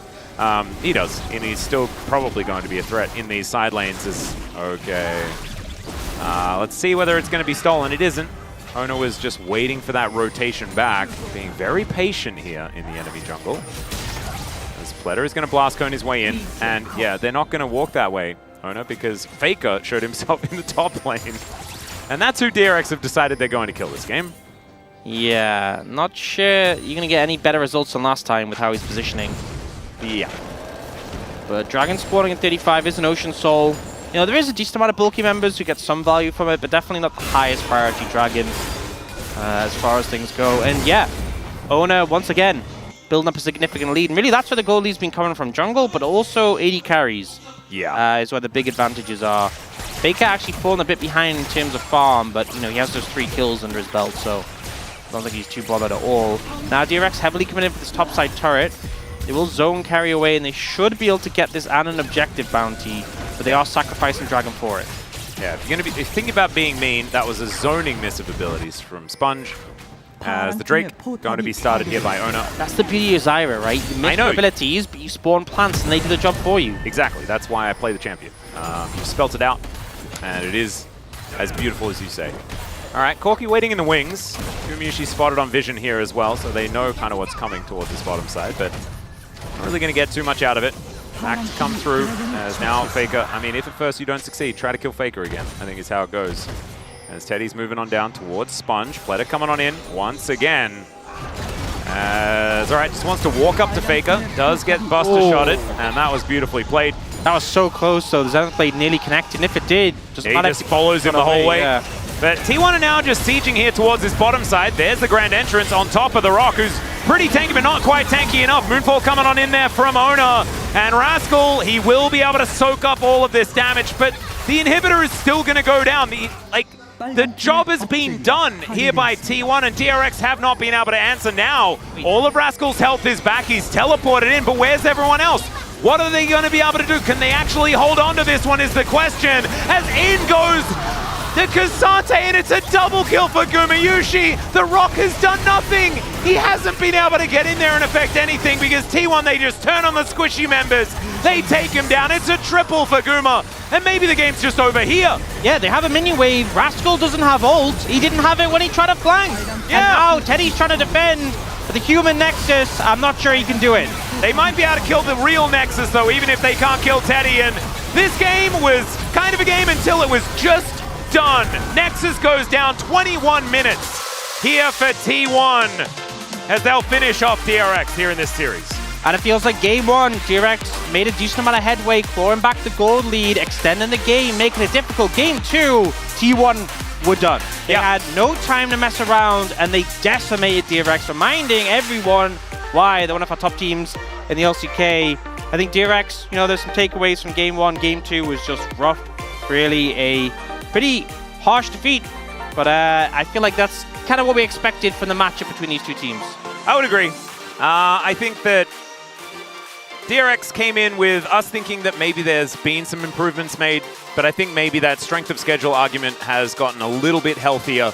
And T1 definitely still to be considered an absolute force here in the LCK, despite not being able to take a win off Gen.G. No one's been able to take a win off Gen.G except for KT in that one game where they abused Center Nautilus before people knew that it was Giga broken. So, I don't know. I think that T1 are looking pretty good, especially as we have a pretty cool telecom war coming up on the weekend, as we're going to see them not play at LoL Park. Going to be pretty cool. Oh yeah, that's going to be sick. I do think on the back of this game, this series, it is looking rougher and rougher for KT in that matchup. But yeah, no, but like, imagine if KT lose to Bro and then we have a telecom war. I feel like the lower the expectations get, the higher the chance for an upset. Right, it's like winding up. Yeah, it's and like you have to go backwards to be able to, like, you know, you remember those cars where you like pull them back and Oh, then they go, yeah. meow. That's how We're still pulling back on KT, hoping that they find some sort of burst of acceleration in that's the how other the direction. KT fans feel, like just in a constant loop of just that cycle. Yeah. Well, yeah, this game was a lot more rapid fire. T1 just really using their pressure well. I think countless times managed to put Teddy behind. Obviously, he was more of a problem in the first game. But it really felt like Carrier, I think, had a big impact in this one. Really making his presence known, really finding angles to set up ganks, set up plays. And there wasn't there was a moderate amount of action, but it really felt like there wasn't that much team fighting until the end, and then it was one fight and done. Yeah, and a lot of it kind of felt like just math, right? Like, T1 just had more people ready to fight DRX, and they did everything on their terms. They told DRX this is what's going to happen, and DRX didn't have any of the answers. And this teleport comes in, He doesn't have ult. and yeah. So I'm not sure. He's like, I'm going to walk at them and queue them. And that's what he does. And then he's like, okay, my job's done. It's up to you guys. Oh, Carrier and Zayas together here in this moment, just gorgeous. Yeah, it was a very... I think DRX definitely felt desperate in this moment when they went for this play, but T1, no hesitation when it comes to punishing. And yeah, I mean, it's funny though, because I was talking about thinking like, what's the fastest game of the split? I'm like, we really rapid fired through them. We had quite a few of them. Yeah, so I don't think this has topped them. Yeah, the fastest game of all time was 16 minutes and 54 seconds, but our fastest one for this season was 24:07. And so now, oh wait. So now this was the fastest game of the season. Oh, by 3 minutes. So even more record. You know, we had we didn't have time for a graphic to come up because the game went from it's a game and turned into it's done extraordinarily quickly. So there you go. Congratulations, T1, fastest game of the season. Yet another record broken. We're really doing them in order, right? Because it was like record broken, record broken, record broken, and now once again. So 4 times in a row. Wait, it was game 2 last week. Sunday, like, first match, game 2, and then games 1 and 2, we had the record, broke the record, and then had... I can't wait for the 19-minute game coming up next. Oh man, it's just going to keep going faster. What are the teams? Like a 3-minute game? No, surely it couldn't happen. It's Gen.G versus Humble Life Esports. Perhaps it could. We'll just have to see. But first, we've got to break down this series. So let's throw it back to the space, and they can get to that. Thank you very much, gents. Great minds think alike. Fastest game of the split, and we said that a lot last Sunday, the last time we were on air, because it happened 3 times, and yet again, the next series, another speedy one here. Digon alongside Huni and Wolf in the space to break down that last match. Quick one. DRX definitely trying to proactively make some plays in mid lane, then bottom lane, backfiring in a big way. T1 already having a 2,000, 2,500 gold lead. DRX try to bring it back. They fail, and the game essentially ends there. You know, it's not a bad game plan, especially when you have a draft like this that allows you to dive. But I gotta say, Rascal coming in on this Malphite, got a good win rate into Cassante. He's almost solo killed in lane. It's Zayas, I understand, but I don't think in my time in the LCK, it's a rare pick to see the Malphite, but I don't think I've ever seen a less impactful Malphite in this game. 0-0-0 at the end of the game, ulting out of fights, teleported in at the end of the game without ultimate to throw a wagon wheel and watch the Nexus explode. It was not it, unfortunately, Huni. Unfortunately, was not it. But what's also, unfortunately, Tristana first pick again. And just winning the game. Again. And Tristana and also there's Zyra in the team, same team. And both actually AD carry just popping off. And carry Rakan, obviously. Yeah, I think also the Diana and Cassante is kind of normal, but Diana, as we kind of talked about it, the AP jungle, even though it's like pretty unusual, it's not really a surprise because right now it's so meta that you just pick any AP champion that you pair so well with the AD mid, especially. That's how strong AD carry the AD mid is right now. You just pick any AP jungle that you just for the balance for the damage deal. It's just that's it. Otherwise, just Tristana will just do everything. Again, Wolf has been crusading. Tristana is very strong, and T1 make it look exactly like that. Let's take a look at some of the highlights from this past match. Around 10 minutes, they try to set up around the mile fight to say, yep, rock, but didn't quite work out here in mid lane. So they end up, avoiding this knockup from Keria, and the charm is kind of wasted here. So I think it's a really good opportunity. A great call from Bleda, like, hey, they use their cooldowns. We can actually push this advantage. And you also have Sponge, he's not here yet, but he's kind of pushing forward here. So he drops Raptors. He's like, okay, maybe we can set up a dive. Maybe we can make a play here. But ultimately, you kind of missed your window. The timing had to be a little bit faster. Look at how respectfully Faker is playing for this. They won 2v3, and as soon as you miss the shot, you gotta back off, or you lost your opportunity, and it's gonna be obviously the other team is gonna do it. And also they can just take a small win. Oh, we won 2v3. We will have the other side of map. We will have a better number or the outnumber, and this is being ends up as a result. Even though you won the actual initial fight, it feels so sad to watch. Clean flash from Keria to deny the blast cone.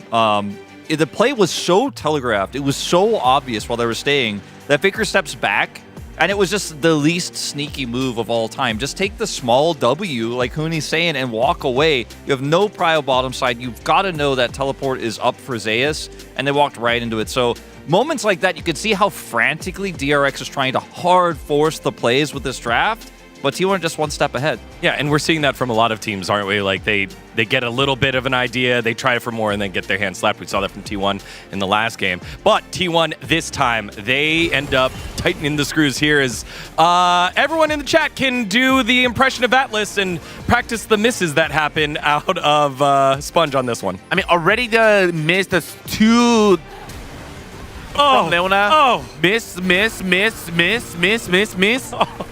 It's just like, guys, it's just Tristana. If you actually get, the rocket jump get reset after you pop the full bomb. Yeah, it was not an opportunity. It just wasn't. They saw an opportunity, but there wasn't one there. As long as Faker plays that well, you're not gonna hit it. And like if Zyra hits some of her abilities, it's not even based on like the play from the Zyra. It's really just based on whether Faker messes that up. I think in a lot of ways, and he's just like, oh, you missed. I saved rocket jump. I'm out of here. I don't even need to flash. And the game is decided based on this mistake in mid and then this proactive play again bottom side. We never got to see any setups on Dragons. We never got to see any Malphites looking for the Zeri. It's tough, right? Zeri's super mobile. Tristana can jump away. It's going to be hard to actually use this Malphite in team fights straight up. But we never even got to see any tries because they were just trying to make it happen on their own, and it didn't work. Yep, shows the levels to the league so far. At DRX, we thought they were at one certain level, but T1 definitely at another. Let's take a look at the POG for game number 2. All right, the trend is broken. It was going owner, faker, owner, faker, owner, faker. This time it goes to Keria on all of the engages that he brought on the Rakan. It's pretty obvious. Like even like from since already here playing, like there's no cleans, already burned it before the Zing's there, and it's like he just actually create the kill so many times that makes the game so fast to be ended. I mean obviously DRX kind of overstep it, overstaying, bunch of just those kind of stuff, but regardless, the punishment from the carrier was huge. Yeah, I mean, he just saw so many opportunities. When you're ahead like this on Rakan, it's your playground. And the dive onto Teddy was clean, this setup clean, and he was just everywhere, all over the place. I wouldn't be surprised to see some other votes to come through, but to me, it was definitely a Keria game. Yeah, definitely a Keria game. He was Secret Agent Keria 007. We got some Secret Agent media votes here. Again, you could pick anyone from this one, right? If the support does well, right? I put the GOAT vote. It's the GOAT vote. He's following the trend, Yeah, Left Media was actually just being based. That's all he was doing. He was predicting the future here. Again, Keria getting his first POG of the split. Great to see him have a strong game. But again, kind of puzzling from the DRX side where you have this Malphite, you want to play around it, and you're not quite able to. Now, let's move back on over to the arena with the interview translations from Deer. Thank you very much, guys. This is Deer for the POG interview translation, joined by Owner and Keria on the side of T1. Congratulations! Owner, this is your third consecutive victory, and T1 has moved up to second place. How do you feel? It feels great. It was a clean 2-0 victory, which makes me pretty happy. And Keria, this will be your first summer POG. How do you feel? It makes me happy that I'm able to receive POG. Owner, we finally got your Nidalee today, and the moment Nidalee was locked, the fans went wild. And many joking about how their bingo card is now complete. So, since you're good at her, why did it take so long to play her? For today, for instance, I feel like we had a really good angle to play her, and it went really well. I got really lucky, and everything went really well. And in the LCK, Nidalee had a pretty low win rate compared to how high her pick rate was, with 5 wins and 8 losses, with a 38.5% win rate. Why do you think her win rate is so low? You know, maybe because I played her only once. Maybe that's why. And Keria, in game 1, you solo killed the enemy mid Azir with Nautilus. We have a replay ready right here. You were taking up some honey fruits and fighting until the very end. Did you think that you would win here? Yeah, so Faker actually marinated him so well before dying off. And I decided, you know, I already knew that I would be able to win here, so it wasn't that hard. How did it make you feel when you killed him? Oh, so I actually knew that Azir didn't have his E, and I was pretty certain that I would kill him. And everyone else was saying that he still had E's, which made me a little nervous, but I was able to win, so I'm glad. So who told you that he still had E? I think it was Faker. And Owner, you played Diana in game 2. How did you come up with this pick? Just looking at the enemy comp, I just thought that Diana would work really well against their comp, and it was also a choice based on how we had Rakan as our support pick. And in game 2, Keria, what an amazing gameplay with Rakan. And you guys had such early control, and you roamed mid, then right back bot into the tower dive. So walk us through your decision making. So being able to roam well really depends on how well your solo laners are playing. So given that all 3 top, mid, bottom solo laners are doing really well and just setting everything up, that's why I was able to pull this off. And in game 2, you guys set the new fastest game record at 21 minutes and 8 seconds. So how did you guys end the game so quickly? I think our damage dealers were able to poke them down really well. And everyone else who is supportive was able to pull off some really good engages. That's probably why. And this Saturday showdown will be a home ground match between T1 and KT at Goyang Sono Arena. What are you looking forward to the most? This is something new that we're trying in the regular season, which is great. And I believe that we will have a really big audience. It'll be a good big match. And so to reach everyone's expectations, I hope that we can prepare well and make sure that we do our best. And Keria, what's your resolution for the home ground match? Being able to get this new experience during the regular season makes me very excited for the upcoming match. And I want to show everything that we got to our fans. Thank you so much. And that's the end of the interview from Owner and Keria of T1, and back to the space. Thank you. Thank you for those wonderful translations, dear Ayaya, as T1 now move to second place, 4-1, and DRX dropped down to 6th place. They were teetering at 2-2, but now they find themselves solidly in the eastern side of the standings. I think until that KT match, they'll maintain second. I don't see a world where Hanwha ends up winning that series 2-0, which is what they would have to do to pass T1. So looking pretty good for T1 right now. Good bounce back from that Gen.G loss over the last few games. Yeah, I mean, the losers, it was opponents that was a Gen.G. That's only they actually have losses. So I think the other hand, I think the T1 still have a pretty good moment right now. Yep, they definitely do. Now we have a big matchup coming up next. It's Gen.G versus Hanwha Life Esports. Again, top of the table match. Who will win? We'll find out after these short breaks. We'll see you in a little bit for more LCK.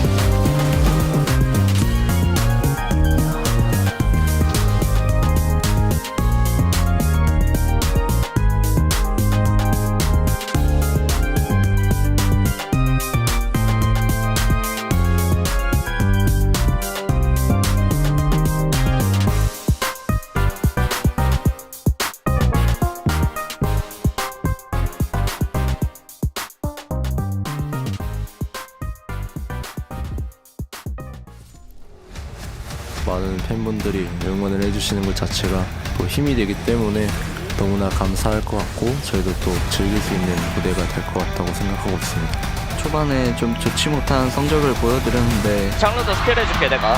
팀적으로 단단해졌고 좋은 모습 기대하셔도 좋을 것 같습니다.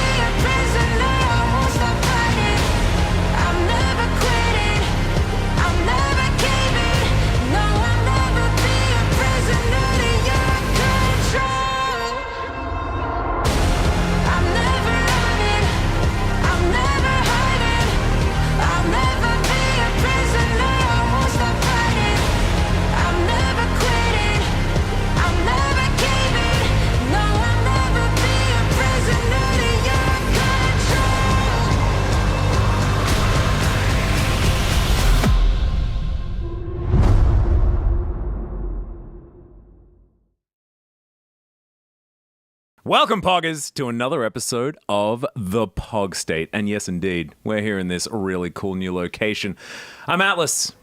I'm joined by Chronicler as usual, Wolf as usual, and we have a new face on the POG State because we don't like Brennan Valdez very much. It's not. No, sorry. It's because we need to introduce Dagon. Dagon, welcome. How do you like it? We've got like a new little area here, but so far everything's been new. How's life in Korea? Life in Korea has been great. You guys have been trolling me since I got here, including what time I need to show up, if there's rehearsal or not rehearsal, if I'm in trouble or not. There's sheets. It says it on the sheet. Where are the sheets? In the chat that you're in. Yeah. That people keep tagging you in. Yeah, Jisun gave you the at Dagon Actually, troll. With because this is exactly where it is. Because those sheets Sorry, didn't boss. used to be there. Kion actually has been making those so that we have like in one convenient location, who's when and Chronicler where. is so happy he's not the one that's going to get bullied in this episode. If you call it out super hard. He's like, we got a newbie here. If you call it out in minute 1, we both know it's going to shift very quickly. Yeah. Give me a little bit of time, Wolf. And we also know that it's going to shift back in about a week because, like, we still bully Mao. And Orcs got here after he did. Oh yeah, that didn't change the dynamic at all. We're going to give him the time. But other than, being relentlessly hazed and bullied and upset, how's it been? It's been great. I mean, you guys are great. The team here is great. Everyone's so passionate. We made sure he said that. I was like, You guys- where's the gun? It's like, Yeah, you guys can't see the off-camera stuff that's happening. It's actually that's where Brendan Veldas is. He's right over there. I think really getting used to the fact that Lol Park is packed with fans for all 10 teams 5 days a week is it's just I know it exists, but to see it like every week is just it's so cool. there's more cool. Bro Leavers than Immortals fans is what you're saying. There are a lot of Mortal fans. We love Immortals, but yeah, the Bro Leavers come out in force every time. The fan meets afterwards when they win. Where we record for the English broadcast, there's like stained glass that opens up when we're on live, and there are fans that come up and say hi and stuff. And it's like this cool interaction that happens. It's just the whole process, everything is to live it is just feels surreal and cool and everything that I'd hope for. So it's awesome. Thanks, guys. Hell yeah. He was even expecting the hazing because it doesn't sound like he's too surprised by the whole, like, that part of it. Everything's it's just pretty good. Yeah. Hell yeah, man. Other than the LOL Park, though, how's just life in general? Have you had, like, dietary issues and stuff like that? I know there's some people that have had trouble getting the food that they normally eat here in Korea and stuff like that, depending on where you're living, of course. Yeah, I was going to say, I think spent the last 7 years in LA. Like, I've had access to pretty good Korean food in K-Town. And so I live above a Lotte Mart, which is like the grocery store, and they cook food in the back. So I just go to the back, get the grocery food, and then go back home, and it makes it really easy. I've gone out a couple times, and I've been here before, so yeah, not too much of a change there. The culture, it's brilliant. So and I'm learning, so it's really fun. It's really fun, and I'm hoping to make more memories with everyone. So and you are learning. I got something I have to admit. Okay, and that is because in the changing room, after we finished a day, Caster Jun was like, the new guy. I saw his textbook. He's studying Korean? Max, did you give up? I was like, yes. yes, I did. He's like, are you going to start again? I'm like, maybe. Maybe. You don't want to let down Caster Jun. And the last thing that he said to me was, I really hope that new guy isn't like you. Don't like Caster Jun, I'm not. And I only laughed to keep from crying hysterically. I'm sorry. I'm going to continue studying because I'm an extrovert and I need to be able to communicate with people. I'm half Filipino, half Latino, Honduran, which is in Central America. People don't know where that is. And I didn't thank you for the so I learned Spanish kind of in high school growing up. My mom tried to teach me at home and I didn't learn a ton, but I got to about like year 4. And then I spent time playing soccer in the Philippines. So I had to learn Tagalog to get around, to travel when my teammates were yelling stuff at me. So I had to learn a little bit of Tagalog, but I've always stopped. And so to not have a familial connection to the language, but a desire to communicate and converse with people, I need to do it.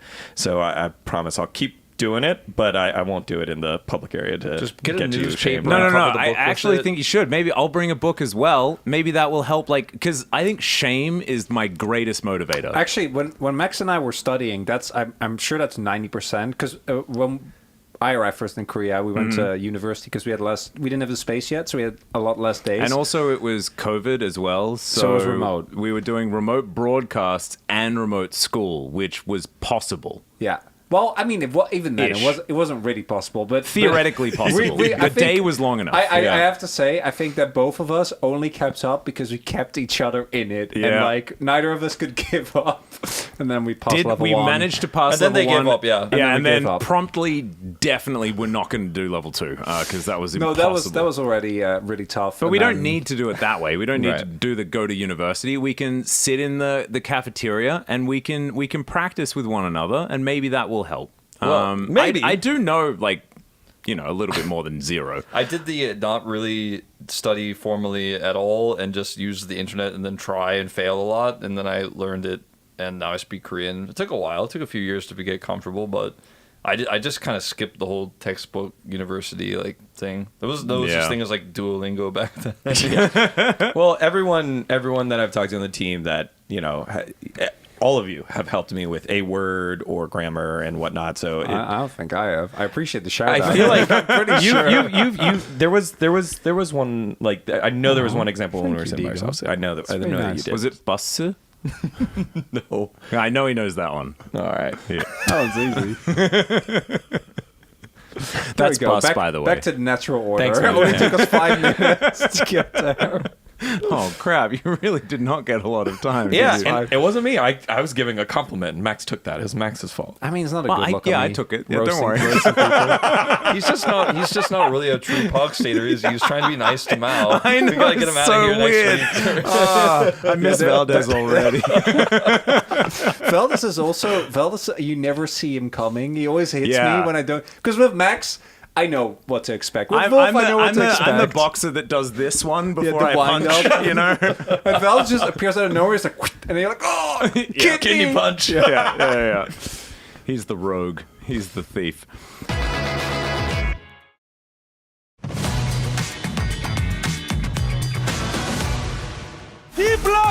B입니다. 재밌는 퍼포먼스 다 같이 함께하면서 구원 한번 시작 알려야겠죠? 야 호수야, 너가 저거 들었으면 너 손 이랬을걸? 생각보다 무거운데? 뭐? 한 손으로 하고 있을까? 막세 저거. 떨리네. 괜찮아. 그냥 즐겨. 야, 카디 버려. 스카노 노공. 전력 먹고 도망가자. 빼면서 빼. 야, 앞서 좋아. 빼. 미안하다. 실수. 야, 오케이, 괜찮게. 야, 한다 백. 발수 노공. 좋을 것 같긴 하다. 스카 노공 찾을 거야? 야, 애매한 것 같아. 그냥 한 방에 걸면 이기려나? 너 좀 집중해봐. 야, 넘어가자 이거. 한번 넘어가자. 쌈 보자. 타임 노플. 야, 이거 바로 쳐주고 아니라. 죽었어. 바로 쳐. 야, 바로 칠다. 야, 바로 쳐야 돼. 바로. 떡큐 조심해. 떡큐.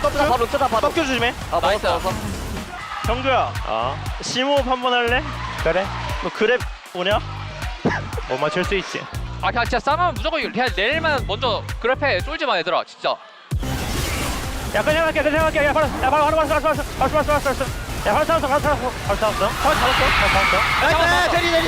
카이스 할게. 야, 이겼어 얘들아. 야, 있어! 야, 빨리 맞아. 야, 이겼어. 가자. 이거 이겼어. 나 이거 끝나는 거 같은데? 하나만 나랑 뽀뽀할래? 그럴까?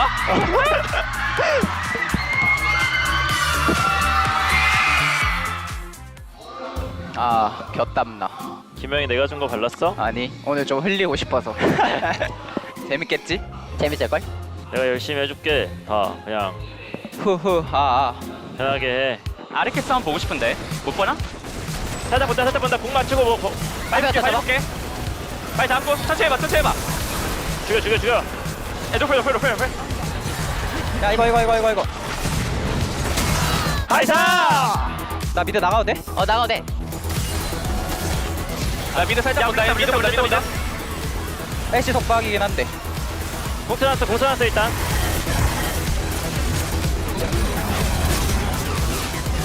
아마 레넥 노플이야 이거. 탈리안 플 몰라? 레부터. 준이 없어. 내가 잡을게. 오우 야. 야 이거 할말. 야 본다. 봐줘. 계속 보자. 빨리지 말고 기사기 불러줘. 야, 나 디테일. 나 마지막 개 잘했어 진짜. 와, 역시 김영아. 왜 깼어요? 나이스. 진짜 낭만 딱터 이겨냈다. 낭만의 김영. 나이스. 잼리이즈.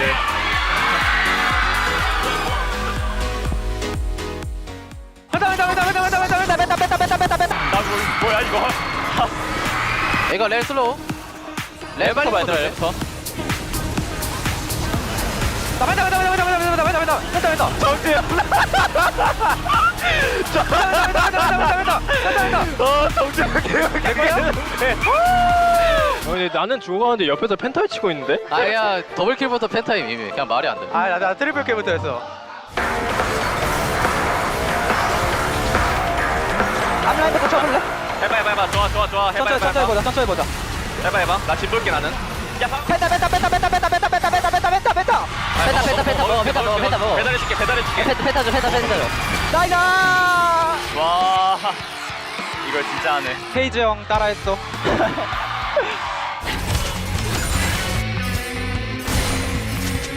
파이터 볼게 얘들아. 아, 얘 진짜 볼게. 진짜 볼게. 진짜 하지마. 진짜 나왔어. 방어대. 좋아. 야, 이거 바로 맞아. 가져야 돼. 나이스! 펜타 뭐야? 뭐야 이거? 뭐냐? 형이 만들어줬어. 뭐냐? 맛있네. 형이 만들어줬잖아. 잘하네.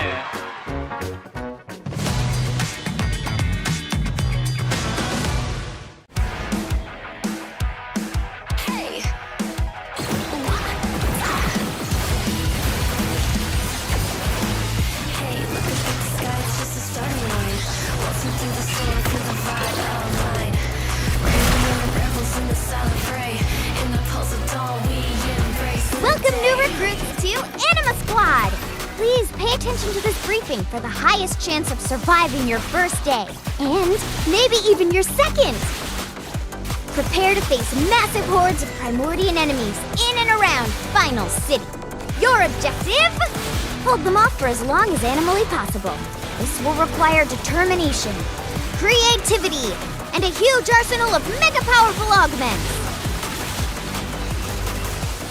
I calculate your chances of death to be— Whoa! No need for that. Thanks, Yumi. Sorry about her. First rule of Anima Squad, we're stronger together. So always bring your friends along. You never know when you run into an extra mean Primordian. That way you won't be alone when numberless enemy forces overwhelm your squad. Again and again and again. But don't worry, that's how you get stronger. Keep trying and you'll discover your true power in no time. Might even get your own suit someday. Unless the Primordians obliterate everyone, of course. We're not gonna let that happen though.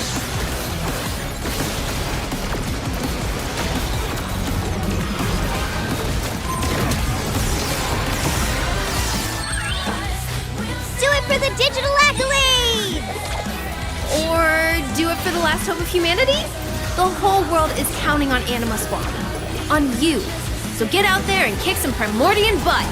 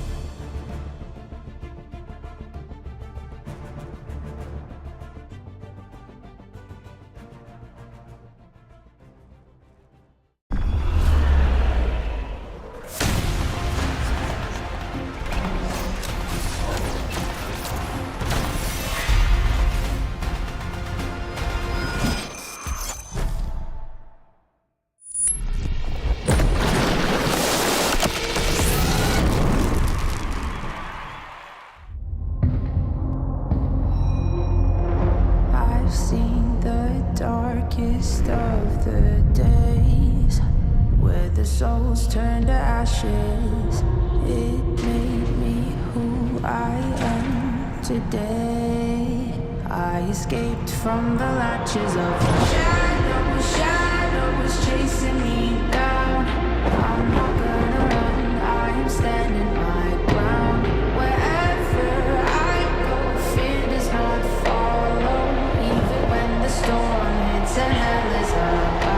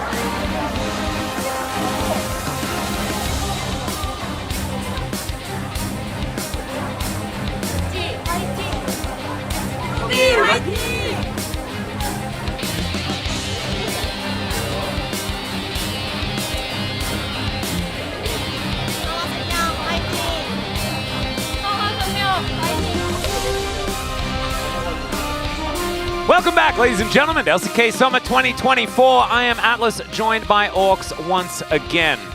It is time to dive into what could be a close match, or what could go down as just another loss to Gen.G that Home Life Esports has suffered. I believe 16 in a row or something like that. It's like a really large amount of matches that Hanwha have lost against Gen.G. Which is kind of crazy considering, like, especially last split, it really felt like Home Life Esports during the regular season, like, they even challenged T1. Yeah. You know, they look like at times the second best team in the LCK, but apparently not enough to topple Gen.G. Just very second, you know, very second. Firmly. Yeah. And then sometimes third. Yeah. Well, Not yeah, third. firmly at least second. Just definitely not first. Oh, hey, they're kind of in that spot right now as well. Yeah, getting close. It is likely that they're going to be closer to fourth after this match, though. If things continue to go the golden way it's been going for Gen.G, and that is not just about their colors, it's about the amount of winning that they have done so far this season and this year in general. I don't know whether they can be stopped, and I think it's going to need a few patches before they really fall out of that dominance. Orcs, that's what I'm thinking. Yeah, I think it's... I think the thing is they looked really good in spring, obviously. They looked really good at MSI, and now Canyon is kind of unleashed. So, and also, I don't know if you know, this player on Gen.G, pretty good at Zeri. It's quite popular right now. Yeah, Zeri is pretty popular. They also have the Chovy situation. I think Zeka was something that Home Life Esports lent on in their last series, and he just really did not relent. I don't know whether it's going to be as easy this time around because Chovy's like relatively good at the video game. I say putting it as lightly as humanly possible. Also some former players, which is kind of cool. You know, Peanut and Canyon. You know, Canyon taking Peanut's place on Gen.G and them looking this incredible must be something that, you know, Peanut kind of wants to answer back, right? Like, there are quite a few things. Him and Doran both coming on over and watching Gen.G from the sidelines find all of that success. Here's my question, because it says Peanut showcases cheese fiddlesticks pick, and I have to ask, what cheese would it be? Ooh, Swiss? Swiss, you think? I don't know, it feels like a Swiss cheesy vibe. I don't know. I feel like it had the holes. The holes? You know, I was thinking maybe some of that, that blue cheese. Ah, bit of the gorgonzola type vibe. Yeah, maybe some of that, right? Some really pungent. It's a bit moldy. Is that what you're saying? That's some of the flavor, you know? I mean, I'm personally a huge fan, but here we go. Chasing after 400 all-time LCK games is Viper. Absolutely massive.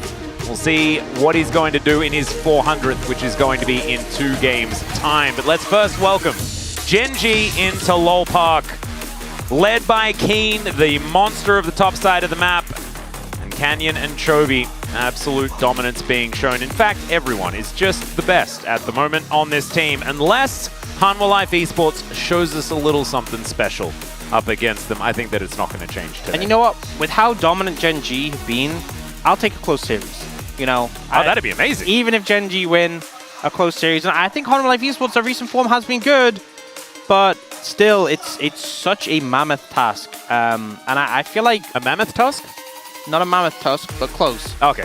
You know, they're doing some archaeology right now.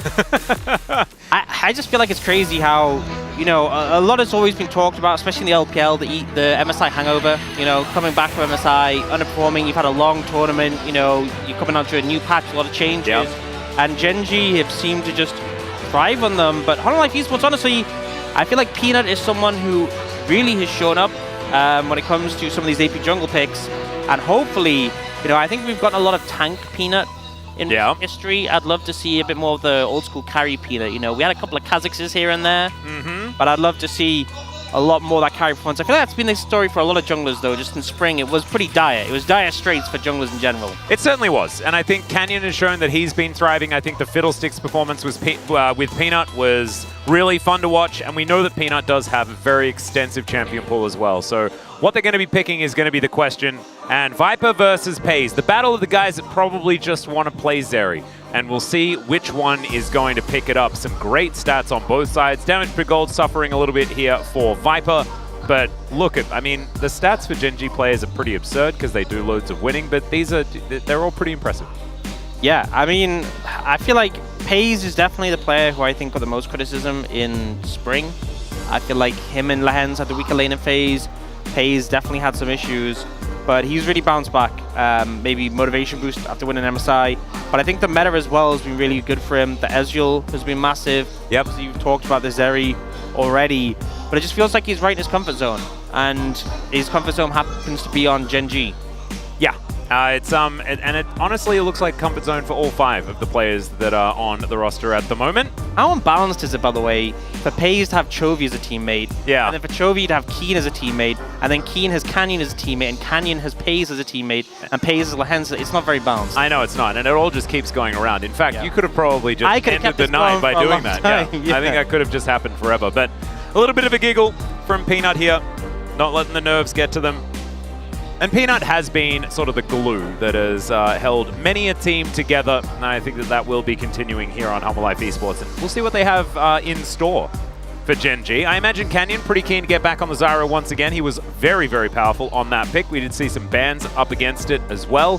So might be one of those things. Sponge, of course, bringing it out today already. Pioshik brought it up, but I probably shouldn't mention it.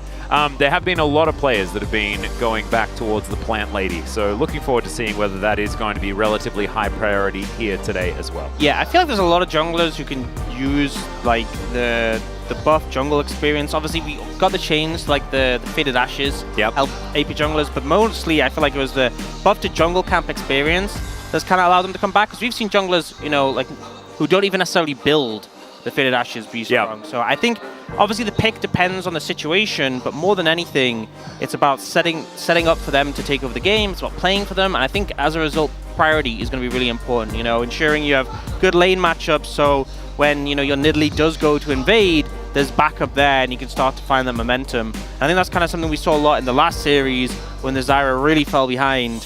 Yeah, didn't have the assistance for the team, so an important one here in particular. To make sure you have those solid lane matchups. Yep, I think the jungle might be targeted here as we dive into pick and ban for game number 1. Gen.G on our blue side, Hanwha Life Esports on the red. The Maokai always taken away from Peanut. Wouldn't be surprised if it was Sejuani next. And I don't mind a little bit of a focus on the jungle. I think Canyon trying to make it a little bit more high octane would make some sense here. So there are the mandatory bans against Humble Life Esports, and what is Gen.G going to use their flex ban on? It will be Ashe. Okay, so Ashe goes out. Maybe we see the Clister ban from Humble Life Esports, or maybe they go in a different direction if they want to target, Tristana, Talia, all things that we've seen banned early on. Sometimes even the Skarner. But I feel like a lot of the big ones are the way. We'll see what they have to go for. A lot of choices still going to be left up and available regardless of what Humble Life Esports bans. Yeah. With that first pick. They do go for that Clister. Do Gen.G just take the Tristana here? The Zyra first pick. Wow. A lot of priority on that. And we saw that in the last series as well. DRX really heavily prioritizing it. Now the question for Humble Life Esports is, you've been given an opportunity to put your priorities forward. They could go something like Trizeri is an option. They could go... They could pick away Corki as well. I mean, I don't like it that much, but I mean, Chovi's played almost every game on it. Will instead be the Tristana. Yeah, I mean, they could also go something like Triskarner, right? If they expect us to play the Skarner-Cassante matchup and they won that choice. Yeah, true. But we'll see. If it's Trist Nidalee, I'm going to be very sad, but it might still be. Yeah, I mean, Peanut's shown he has a lot of options when it comes to those AP junglers, so I don't think there's too much pressure to pick something now, and I feel like the Nidalee has been a little bit too hit or miss with the spears and with the gameplay. And now I kind of just expect there to be the Corki pick for Gen.G. I think in this situation, it's pretty standard. And maybe they take... I mean, the thing is, the Zeri doesn't fit as well when you have like a Zyra composition, because you're trying to play at range, play at distance, but they might just pick it because for Denial, but the Ezreal, really good for pace, and I think that kind of fits into the composition you want to play with the Zyra better. So maybe Ezreal Corki is just going to be this rotation. A lot of Triforce power if they do go for that. We'll see, though, perhaps they want to go for something else in this Leona. We saw Pleta heavily prioritize it. Looks like they will do so as well. Yeah, it's actually really interesting because not picking your solo lanes in the first round hasn't really been the trend. It's been a lot of topside lock-ins to try and get these priority picks. And Peanut having a little bit of fun here with Zeka hovering his Fiddlesticks, but it will be the Nidalee instead. And I honestly would have liked Fiddlesticks more, but that's fine. Of course, Peanut has found a bit of success on the Nidalee so far this season, and he has always been one to play it. We just don't necessarily like it when it's paired up with the Tristana, who does not offer very much follow-up. Yeah. And there are a lot of other AP junglers you can go for. But we just saw Ona completely obliterate the Zyra matchup in our previous series, so that might be where the argument lies. Yeah, and Honor Life Esports going to ban Cassante Corki, presumably. I don't think that's any surprise to anyone. Nope. And for the side of Gen.G, Kai'Sa potentially is something you could take away. Obviously a matchup that we've seen a lot of times in Ezreal. Maybe it's just Kai'Sa Zeri, you just get rid of those two for Viper. Yeah, I think Kai'Sa Zeri is a decent amount of bans. Maybe you're concerned about the support matchup. Want to limit someone from Delight, they go for the Rakan ban instead. The classic. But we do know that Leona is, one of these champions. We saw the matchup before, right? And Pleta did decently well into it. They are going to take it away, though, just because the nameplate says Delight, and he's good at Rakan. He is very good at Rakan, And I think as well, for Gen.G, they're going to be able to play at a distance. They have a lot of peel power, with the Ezreal and the Zyra. It's going to be hard to reach this backline, which is clearly the goal. So maybe they're less concerned about what AD carry Viper is playing and more concerned about the supports. I will say, though, the Kai'Sa would work quite well with what Honor Life wanted to do. But they ban the Zeri, respecting the power of that pick right now. Can I kind of remind you of something? One of the original counters to Ezreal in lane was Vayne. So let's let that sink in for a moment. Keep the sync out. I don't want to see it. You sure? No, I think I'm okay. Well, we're going to see the Rel first, so you can still hold on to those thoughts of the Vayne in the back of your mind, okay? That's what they're leaving the 5 pick for. Well, I think the thing with the Rel is I think Nautilus struggles a lot into Zyra, and even the Leona matchup can be a bit tricky, but like with all the plants coming down, it could be a problem. Rel kind of circumvents that, so you can just jump onto the Zyra, doesn't have to worry about getting line of sight blocked. Mordekaiser? So Keen was actually one of the only adopters of Mordekaiser here in Korea. It was running rampant in the LPL, and Keen was the only guy that we actually trusted to play this pick. I'm pretty sure it was Keen. Yeah, well, there was not a lot of successful Mordekaiser here in Korea when it was meta. Yeah, this has been going on. There it is again. Yeah, there's the Lucian again. I'm pretty sure the Mordekaiser has been picked a decent amount in the LPL into Skarner. to moderate success, so I guess this is kind of grown inspiration from there. The Lucian was seen from Chovy before. I wasn't particularly impressed by it, but they need an AD mid, so I think it makes sense for what they want, and wow, Kai'Sa, no real surprise there. Yeah, I'm a bit sad. I thought that there was going to be like some checkmate, haha, we have the Lucian counter for the mid lane. They were going to flex the Tristana bot lane just because Tristana Rel is so fun, level 3, you know, go for those all-ins. But not going to be the case. And it does kind of feel a little bit like a flip the game angle. Just getting some word in here that the Skarner was already countered by Mordekaiser in Challenger here in Korea as well, just not so far in the LCK. So Gen.G pioneering some new things, but it's going to be into a Humble Life Esports that kind of has all of the good stuff, really, outside of what was banned away. And in Italy. Well, yeah. All of the good stuff in the consideration of our teams here that do seem to still really like Nidalee. Yeah. And I guess we don't hate it that much because, I mean, Onal just looked really good on it. So maybe there's an argument. I don't know. It's Peanut. Like, I don't know whether it's allowed when it's Peanut because we don't know which Peanut we're going to get today. The thing is, we definitely understand the strengths of Nidalee. It's just, it is such a feast of famine pick. Yeah. And the thing is, you have limited setup in this game to guarantee those spears. So we'll see how it plays out. Obviously, if you can find the pressure, find the advantage, there'll be a lot of value in the pick. And Gen.G, bit of a interesting composition, you know. Definitely a bit different from what we've seen so far this season. But you can kind of understand the thought process. Anti-dive, a lot of power there. The Mordekaiser can ult away some of these dive threats. And Humble Life Esports all in on going aggressive with his composition. Yep, Kai'Sa dives into the backline and then is straight into the Death Realm. That would be kind of funny. But let's jump into the Rift for game number 1. 소환사의 협곡에 오신 것을 환영합니다.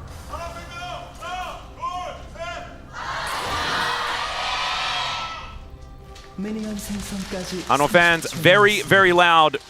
We are, of course, on their side, so I do have to caveat that it's hard to really rate how loud the Gen.G fans are, because they're a little bit further away, but still, it is a full house here at LoL Park here today, because, of course, this is a top-of-the-table clash, and the last time, you know, Gen.G suffered a loss, it was at the hands of KT.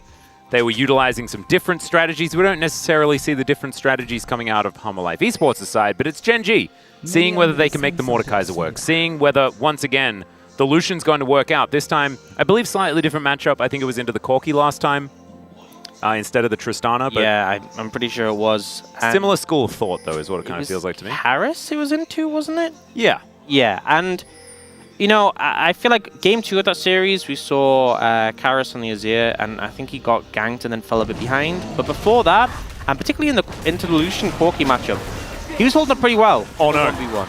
He missed a plant. Oh, no. Canyon made an error in the jungling, guys. Okay, he's lost the right to play Zyra now. Sorry, Canyon. Yeah, it's over. You've been demoted. But yeah, so I think the Lucian wasn't able to find that much pressure against Karis, and Zek is very good at Tristana, so I expect him to hold it pretty well in the 1v1. Nice little dodge on the piercing light. Also taking explosive charge first. It's not often that we see that. Often it is the rocket jump, but just wanted to make sure that in auto range, Zeker is going to have that extra power, and I kind of don't mind it. Able to fight back a little bit more just in the neutral. Yeah, I mean, so far he seems to be ahead in the matchup. Ooh. Okay, so Zenith Blade going to miss. Pei's not going to find the Mystic Shot either, as Viper and Delight just back away. It is a large advantage, though, as we can see here for Pei's. Still a wave yet to arrive towards Humble Life Esports here. Level 2 hits, so able to mitigate the pressure a little bit. And yeah, Ezreal, I feel a lot of people are playing this Ezreal Leona because the level 2 is just so strong in unison. Oh, yeah. Well, once again, Trophy taking a fair bit of damage. We weren't exactly fully sold on the Lucian in the first outing. Yeah, it kind of feels like it's being picked because we need an AD mid. Yeah. As opposed to, well, we need an AD mid who isn't like a melee champion. As opposed to, oh no, this champion really is going to do well here. And Chovy's struggling. They've been watching Kadril stream, you know, you take 2 hyper carries, right? Like that's the theory, two carries that can build all of the cool items, and then you can win.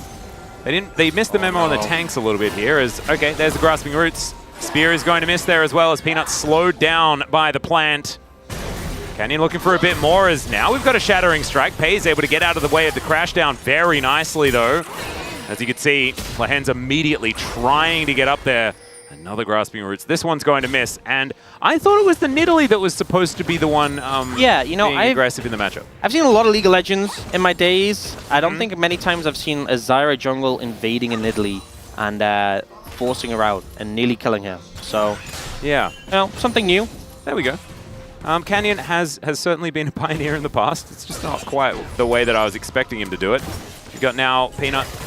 He managed to take the Rift Scuttler. He's looking for a little bit more here as Chovy, once again, wearing Explosive Charge. Not exactly too psyched about how this is going thus far. Of course, hasn't really affected his amount of CS, which is a pretty standard Chovy situation. It's been close to 2 years since T1 played this into Doran's Renekton. So Doran has had the most recent experience in the LCK against Mordekaiser. We have that now on record. And you can see, yeah, Keen, one of the only players that we actually trust playing this champion here in the LCK. He has been good at this in the past. And I feel like that's the thing when you have these more veteran players is they've gone through so many eras, so many different metas where, you know, when a pick does re-emerge in the meta, you can just have them having such experience on them, you know? And obviously in the example of Keen on this Mordekaiser, that is a thing.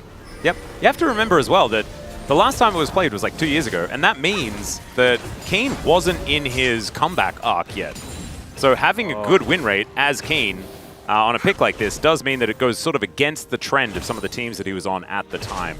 Yeah, I think that gives it a bit of extra value. One of the things when you have these matchups between top-of-the-table teams, sometimes we show the stats for champions, and it's like, oh, you know, Chovy has a really high win rate on this champion. I mean, I feel like it's more applicable to T1 players sometimes. It's like, oh, look at Owner's win rate on this champion. It's like, well, you know, they did win a lot. Yeah. But I feel like Keen is a player who's had his ups and downs in terms of his teams and definitely had some struggles. The stats feel pretty real when it comes to Keen. Yeah, more honest. Yeah, well deserved. As, of course, he has been through the ringer, just in general. Certainly out of it now, though. Feeling very, very good in his position as Zeka's going to miss his CS. And then he rapid-fired to try and catch it, and then missed another, but then he managed to save it. So, redemption. Yeah, Chovy has himself just been farming very well. Going to be shoving this wave towards Zeka. I think it's 1 minion behind, as one of the turret shots did manage to take down one of the minions. As Canyon is going to be prioritizing the grubs, as the Drake is going to be secured by Peanut. So far, a pretty calm, cool, and collected early game. Not really too much to report on outside of the fact that Zeka is well and truly holding his own. And Peanut has made his way back out onto the Rift again and is feeling a little bit better, very even when it comes to the itemization and stuff like that between our two junglers. Chovy diving in, not finding the Ardent Blaze, but does get a couple of Light Slingers on through to Zeka. That's really how you want to play the matchup. You know, he baits out the Explosive Charge, walks it off, and then when that cooldown's unavailable, he can actually play a bit more aggressive, take a positive trade. Canyon was thinking about trying to find an angle here, but instead, there are camps coming up in Peanut's jungle, and of course, that is precisely where this Zyra wants to be. So I take a bit of damage. Void Seeker is not going to find anything despite its name. And Canyon just coming on over, stealing things away. Corki with, Chovy with all of the information as to what's going on here as Red Buff is going to be secured, as we can see. Peanut is just going to walk away. Not wanting to fight here is, okay, Buster Shot actually going to come out here, and you can see Chovy using his barrier to eat that one. Has sacrificed the teleport in order to take this. Oh, he denies it. That's a heartbreaker. Oh, that is. Barrier for cannon trade. I think Chovy says worth. Absolutely. I think Chovy doesn't have to say worth. I think Zeka Zeka can feel how worth it is, you know? Yeah, that one stings. Yeah, it certainly does. It's the little advantages that you can build in the mid lane. And it's only the little advantages that we can really talk about. It's about a 500 gold lead. A lot of it to do with farm angles. Is Chovy going to get jumped on here momentarily? Zeka going to get culled. Chovy now looking for a bit of a back angle. He tied it up a minion wave, so should be able to not miss out on too much. We've seen a bit of a lead built up top lane between these two. Keen didn't. Oh, okay. Lahen's going to tank some turret shots here. Does have to flash away after opting to go in. Yeah, I mean, trade up for Hanwha Life Esports in terms of summoners. Obviously, that flash has a pretty long cooldown, and Lahen's not going the Hex Flash. That's brutal. What a help. I'd be like, I'd be typing in chat like, I thought we were friends, Peanut. What the heck? Not anymore. No, apparently not. Of course, it is like, it's a lot, like everyone just left Gen.G last year and joined Humble Life Esports. So you can make last year's Gen.G roster right now if you would like to. You just have to switch the colors of a few of the players. So certainly a lot of knowledge between these guys. And also, speaking of things that we know as well, is there was scrim information leaked as well. Coach Kim was pretty proud of how his team was doing, so decided to talk about it. And apparently they haven't been losing. But Humble Life have improved a lot. Dandy was letting everyone know that Humble Life Esports have found some much better practice moving towards summer rather than spring. So also feeling pretty good about how things are going, at least at the moment. Yeah. After taking some time off. As okay, Shattering Strike coming on in. Lens just wants to try and kill Peanut. Plans coming on through. This is just all the action we're getting. It's just little, like, scuffles. It's more like we're seeing them say no to the action. Yeah, opting out. Yeah. It feels like Canyon really wants to fight on this Zyra. He's like walking up and Peanut's just like hopping away. Maybe he keeps thinking that he's the Nidalee actually. Because he's the one that he does play it a lot. And so he thinks that he's the one that should be walking up and just plays like that. Oh no, the reset. Okay. It's gonna be okay. Now it's gonna be okay. It's gonna be no, it's not okay. Oh, it's not really okay. There is another plan here. Trisha Barrage avoided very nicely with this. He will kill it eventually. He will. And he did. You know, some person who's practiced in like practice tool hundreds of times, the Zyra clear, is watching this game and just shaking their head. You know, between missing the plant level 1 and that, not your best way, Canyon. I think actually it's Canyon that's doing that. Shaking his own head? Yes, shaking his head at his own navigation of that first blue buff, and that has affected the rest of the game. Yeah, his teammates are just like, are you okay? Looking at him, he's like heads in his hands, he's crushed, devastated. He does have a lot of preparation when it comes to these grubs, though, as we can see. Peanut getting into the back of the pit, wanting to steal these away. Oh, the spear is gorgeous. And Canyon, he doesn't have smite. That's why he wasn't able to contest that. Able to walk up and at least does stop that one from going out. There's another spear and Canyon walks in front of it, realizes that he has to if they want to get away with it. Gives him the thumbs up, says, yep, that's some good damage. Nice attempt there, Peanut. Good move. Peanut getting any of them, pretty good. Yeah, I mean, getting one without even using smite when you didn't have the backup from your team. Canyon having to use his face to block the damage there. And unlike Peanut, who has the Haunting Guise, Canyon didn't have a face mask for protection. Yeah, true. Very important. Does have shoes, though. Yeah, I guess doesn't really help in that situation. You know, shoes might help to dodge, but maybe if it was steel caps, it might add a bit of protection, you know, so you feel like even if you get your toesies stepped on, you're fine. Yeah. Something like that. I still think a spear in the face, you know. But a spear to the toe, I mean, that has embarrassment added on, you know? Spear to the toe, arrow to the knee. It's like... Yeah. Skyrim taught us a lot of things about humiliation when it comes to arrow-based injuries, you know, projectile-based injuries. Yeah, there must be like a... It's like, you know, when you have...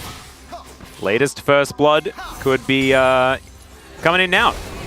It's not. We're not going to have a latest First Blood if no one dies this game, though. So just remember, don't hold your breath. I don't waiting for it. I might need to fact check this, but I'm pretty sure we haven't had an LCK game where there's been no... We haven't. The lowest amount of kills was 3.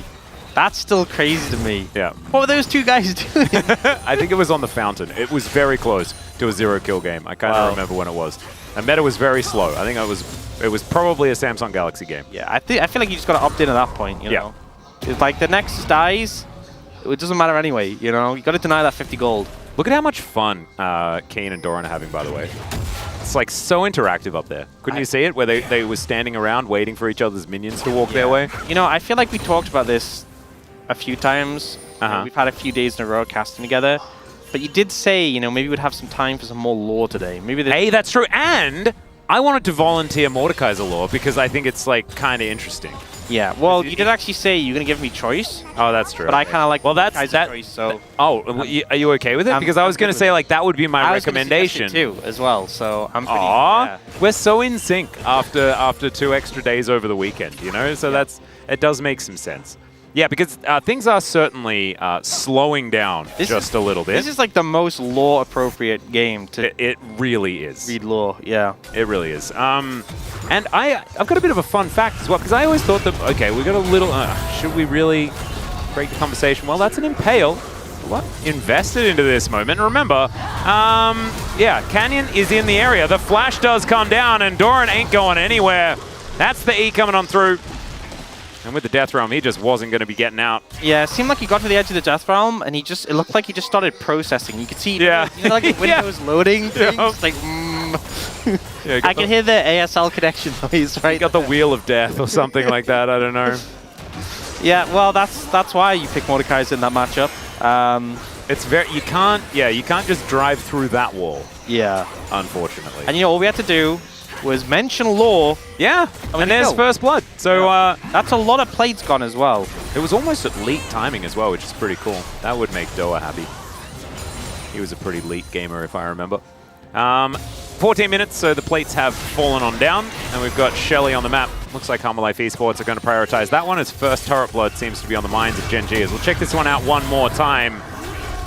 And yeah, this was Doran just pulling Keen to the edge of the Death Realm, and then saying, maybe I should just try and go this way, and then that option didn't quite work either. Had a moment to contemplate his life choices, and then came out of the Death Realm to see a Zyra there, and went, oh, that's not good. No, and it wasn't. So he was right, but he was still dead. Look at that, the 1 plate, 0 gold. Not great, not great. And it's now seemingly just a passive build-up to a almost 3,000 gold lead. And, you know, for anyone who's new to League of Legends, First Blood does not give you 3,000 gold. So don't be mistaken. That's not where the money's coming from. No, it certainly is not. And it's not coming from mid lane either, because Zeka has been keeping up very effectively. I think a lot of it is coming from the jungle, of course. Canyon being able to farm very well. Slight lead there from Pays on the bottom side. Did I have a stroke, or was there a weird thing that happened there? Am I okay? I think you're okay. I think it's okay. Okay, all right. I think you're okay. And Peanut cleaning things up around his jungle right now. But I don't think, you know, it's not a completely lights out type lead or anything like that here for Gen.G. But being able to collect the extra plates and having that extra control certainly is helping them there. But Turret Blood doesn't help either. Yeah. Doesn't hurt, sorry. 2 dragons to Humble Life Esports. It's an Ocean Soul, not the best, but usable. Yeah, there's some poke on Gen.G it can counteract, but it's a very fast-paced Dragon Soul if they continue to collect them. So 1 minute till that next dragon, and dare I say, may get a fight? No. Don't be like that. Yeah, maybe I've said too much. We can't really. So one thing I was going to say is that I think that if you were to look at Mordecai, okay, more action. If you were to look at more action, yeah, if you were to look at Mordekaiser, you kind of think that he's from the Shadow Isles, wouldn't you? He's got a Shadow Isles vibe to Wait, he is, isn't he? No, he's from Noxus. He's a Noxian. Oh, wow. Yeah. Today I learned. And it was weird because like I played the TFT set where he was in the Noxus like trait. And I still was surprised. Wait, is it like I was from Noxus, but now I chill in the Shadow Isles? Or is he just still in Noxus? I think he's just Noxian. He has the color scheme of the Shadow Isles. Yeah. Actually, you'll be telling me Callista is from the Shadow Isles. Yeah, right? she is. Okay, she definitely is. Yeah. Hecarim? Hecarim, yes. Thresh, yes. Okay, cool. Yeah. But you see what I mean? Like all those champions. I know it's all the same color scheme.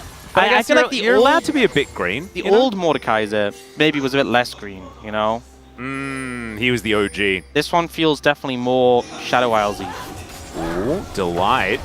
This is a delightful spot to be in. Exactly. It's That behind really enemy lines a little bit, trying to get as much intel as he possibly can. Will now be found out. And here is that potential fight that you were talking about, Chovy. Moving in on a flank angle, Peanut in position in the brush. And Keen just wanting to press an R button on someone. Yeah, everyone's rather spread out. I feel like Keen has, I mean, obviously ulting the Skarn is okay, but you can even just ult the Swoop. Oh, Grasping Root's going to connect there as Solar Flare is going to be flashed by Peanut. That's a big ultimate, but it's also a big investment. Peanut needs to land some of these spears if they really want to start off this fight. As Keen going to pull in Delight, finds himself the passive as well. And he's just an absolute beast. Throws down the ulti onto Delight. And that means that they don't have their engage option. Delight has to use it on just the Mordekaiser, who creates himself a shield, gets back to his teammates. He does die. They get themselves the Drake. Oh, the Drake. They also take down the other top laner as well. As now Lehens could be in a little bit of trouble. He gets himself out. So it is just basically A Dragon going over to Gen.G, otherwise an even trade. So I guess not the end of the world for Humble Life Esports, all things considered. Yeah, but does slow them down a little bit. You're going to use this Herald in the mid lane. Not really much great effect. But I think this kind of just shows the power of the Mordekaiser as an anti-dive pick. I think it's such a good call to ult the Rel, because that is the main engage for Humble Life Esports. So you're just shutting it out. You're obviously going to win a fight against support. The Light just kind of had to play dodgy abilities. Yep. And it worked out fairly well overall. Obviously, Keen did get focused down out of that, but it meant they could secure the Dragon and kind of play the fight on their own terms. Just the ult-E combo, and then yeah, Delight does a pretty good job of dodging and dipping around. Yeah, but still had to use the Magnet Storm, right? Yeah. To hit Kane, so that's the main thing, right? Like, you get rid of that big engaged threat. And then here uses the ult to try and punish Chovy. You know, maybe that was like, I have no abilities, but this is my engage. But there was no real follow-up, so yeah, didn't amount to much. Even Shelly got involved as well, which is kind of interesting. Gave Delight a little bit of a way out there as well, so that's kind of cool. I believe also got a charge, as we can see from the health bar of the turret. So pretty cool. I think because the charge was used. Oh wait, so maybe she just walked up to the turret and just hit it a bunch. And they just ordered it down. Yeah. So still ends up being a decent amount of value on the back of it, but you know, we had a pretty slow-paced game. We're still having a pretty slow-paced game. Yeah. It is certainly slowed down. Would you like to hear the brief synopsis? Oh, I am. Who Mordekaiser is? Please synopsify me. Yeah, synopsify? That's could be a weird. All right, we'll stick with it, as Viper is also going to stick with his turret, so maybe I'll just hold off just for the moment. 3v2. Gen.G are going for a bit of a siege. Pei's getting a fair bit of work done. Does have the Trinity Force, so does do a lot of damage to turrets. So now, it is time to hear about who this Mordekaiser character is. Never mind. Zeka going to take the turret. That's fine. Twice slain and thrice born, as we do have grasping roots. It's really difficult. Mordekaiser is a brutal warlord from a foregone epoch who uses his necromantic sorcery to bind souls into an eternity of servitude, much like what is happening to this turret here, as it is thrown into the Netherrealm and taken out of existence.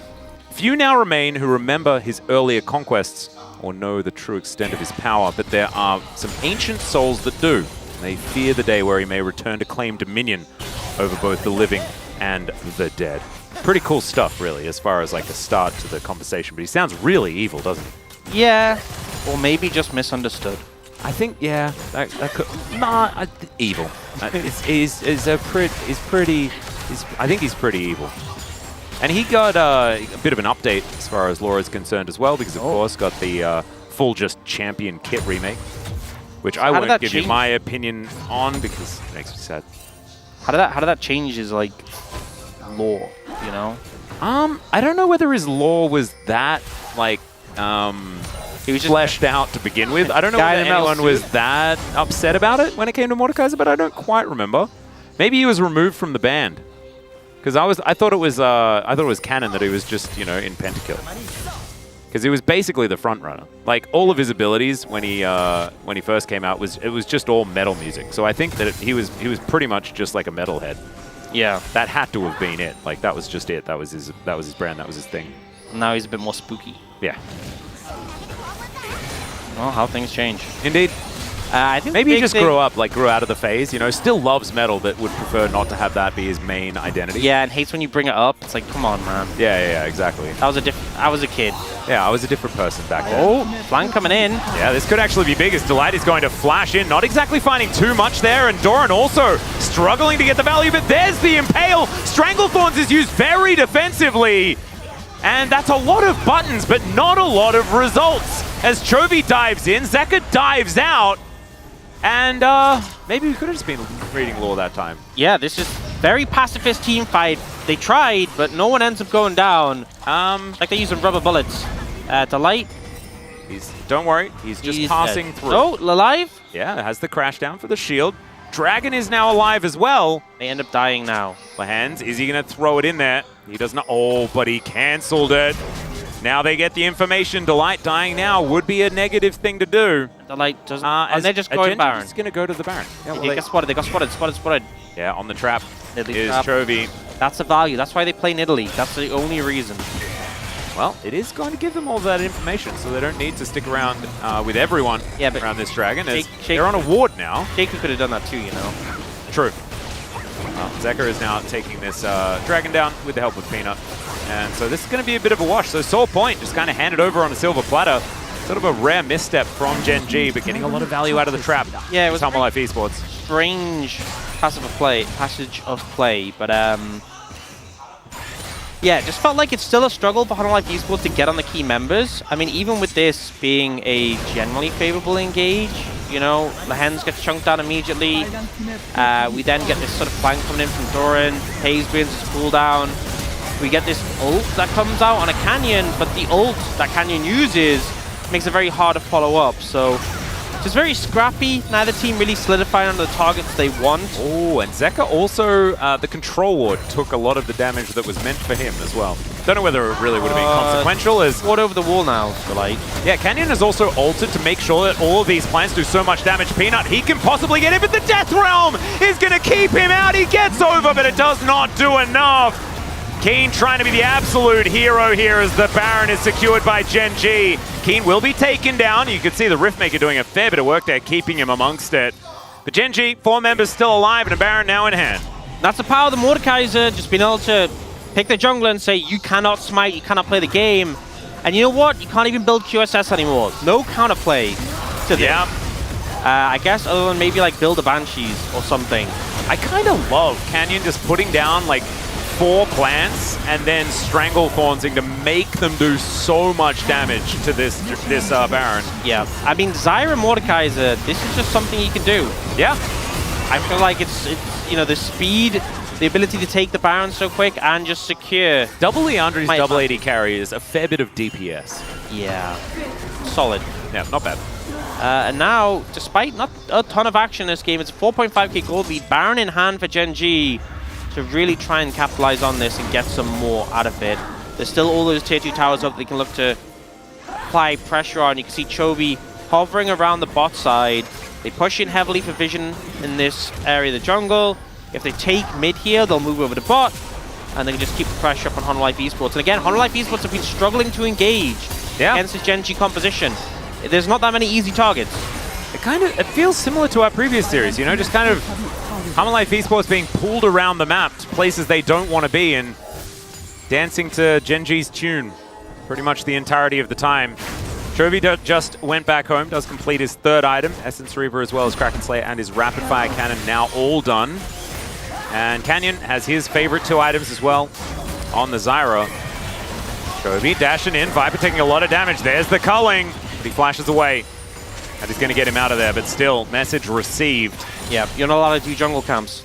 Nope. You do not have permission. Nor do you Viper have just smite. trying to get any little bit of gold possible, but zoned out there. And it feels like this lead is just built up over time. Now 5,000 gold lead. They aren't stopping here. No. Keen. Now moving back up again, does have Death Realm available one more time. As Doran taking down to 50%.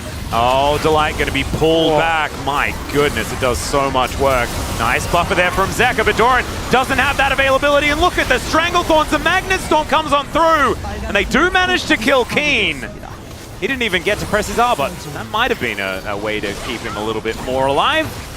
But that's fine. Still 60 CS into the lead. They do have an inhibitor turret, an inner turret, sorry. And they're still feeling all right as far as this advantage. 2.6k on the Red Bull Baron power play. Yep, they got value from it. 2 turrets down, a lot of gold picked up. And a minute to Lot Dragon that they should be able to deny. And we do see, this is kind of the problem, you know, they go for the engage, and immediately we see the Zyra ult come out. You know, it's Gen.G who started, but then this ult comes in, and the Stranglethorn just means there's no follow-up. You know, you cannot push into these plants with how fed Canyon is. Canyon has a pretty significant lead in this jungle matchup. You can see farming, see from the levels. And this Zyra with 3 items, very scary to deal with. Keen was feeling a bit squishy. He goes back and says, well, I need to find something that I can build that is going to help me feel a little bit better. He's got a little null magic mantle, but most importantly, he does have that arm guard. Now buy himself a little bit of time in some of these fights as well. So the Mordekaiser is still going to be a big threat, even if he is 1, 3, and 2. He's been making it work. I mean, your job is just press R, you know? Yeah. And he didn't manage to do that in the last fight, but he does have another opportunity to do so. Oh, no. Yeah. Peanut taking a little bit of damage from his ex-teammate. That wasn't too bad, honestly. Yeah. All right, so Life Esports really wanted to be able to fight for this soul. They haven't walked into this brush yet, so you can see fair bit of vision up and available here. Man, it's going down so absurdly fast. What the heck? Okay, Gen.G going to be able to take that one. Delight finds almost nothing and then just goes down. Life Esports, I think, just feeling a little bit too far behind. Spear going to connect onto Canyon there as Doran going to be picked up by Keen, pulled back again. Does get a really nice chunk into the wall as Viper looks to be a hero in the backline, but it's just not enough. Taken down by his ex-Griffin teammate there in his lane. And the flash in from Chovy. Pays wants to find it. He should be able to get it there. Not hitting that Mystic shot. You got another opportunity. Not going to find it. Oh, maybe another one as he's under the turret. There it is. Just weaves the arrow through. And, okay, Peanut able to get out of there. It is sort of like an arrow, right? It does have sort of like an essence of bow type vibe that he shoots out of. So I'm going to go with arrow. I'm allowed to say that. Sure. Yeah, I mean, it just feels so hard for Life Esports to approach this Gen.G composition.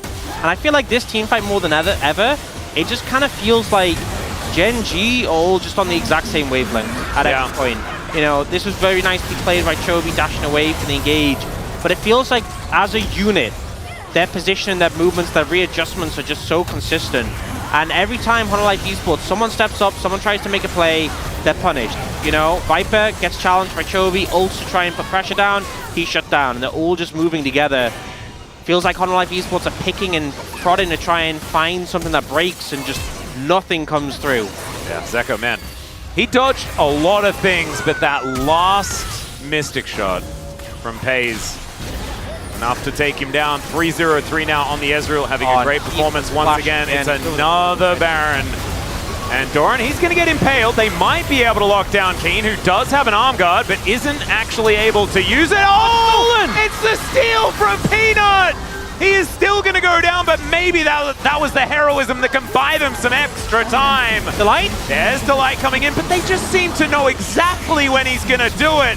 And everyone just parts like the Red Sea. That is going to be the double kill for Canyon in the end.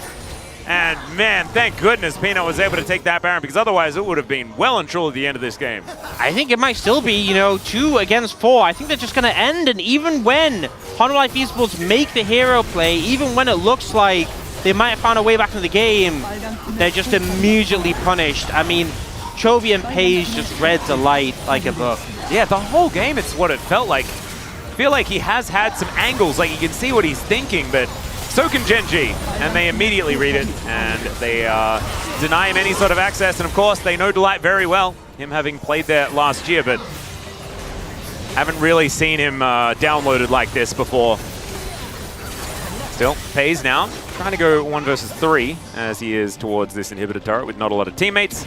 Gen.G going to go for a reset before they look for something else to knock down. So far, the Rebel Baron power play is shifting back to the positive. Oh, okay, never mind. It's now negatives. Okay, there's the culling. Just sneaks one past. Peanut not going to be blocking that. He may have just died as okay, in goes Viper. Looks for it as Chovy. Oh, he will be able to get the double as he takes down the other bot laner as well. He'll die, but now the game, I think, is just over. Zeka is surrounded as Canyon is just walking past him because he can't see him, because he's in the Death Realm, and I get a little confused. Big old bonk, and that is going to be a Mystic shot that finishes off the Tryst. And Gen.G, they'll now walk towards the last remaining Nexus turret and look to say goodnight to this game. Still, of course, it's a best of 3. Life Esports kept it pretty even for a decent amount of time, but in the end, it feels like Gen.G just hit critical mass, and there was nothing that they could do. Wailing on the Nexus now. Mordekaiser once again successful from Keen, approaching to that 80% win rate on the champion here as well, demonstrating there are more than just the Cassante for answering the Skarner. And this kind of felt like the Gen.G games we've sort of seen quite a lot, where it's slow, it's controlled, and the enemy team just feels suffocated. Yeah. I think that's really what happened here. You know, they built up leads over time. They managed to accrue gold leads, tower leads, objective leads. And it just felt like every time Life Esports thought they found some advantage, they were wrong. Yeah. You know, they stole the Baron, they lost out overall. They try and find an engage, they don't manage to connect on the right targets. And it must be so frustrating. I mean, there's games where you just get completely blown out. Like, you know, we saw the second game, T1 versus DRX. You think, okay, well, we did this wrong, we can do it again. Yeah. This one feels like such a choke out. It's hard to pinpoint single moments where it went wrong, which is why Gen.G are so dominant right now. And Hololive Esports, they will have choice aside going into game 2, so that's something they can find there. But, you know, their engages, they relied so much on Delight, and, you know, definitely you can try and throw some criticism towards him, but more than anything, I think this was just a great comp from Gen.G and piloted it just to perfection. Yeah. And it doesn't look like a great comp. Like, those coming up, you're like, those combination of champions, that worked. But when you see it, the harmony is beautiful. We are going to go to a short break. When we get back, the space is going to break down game number 1. We'll be here for game number 2. See you there.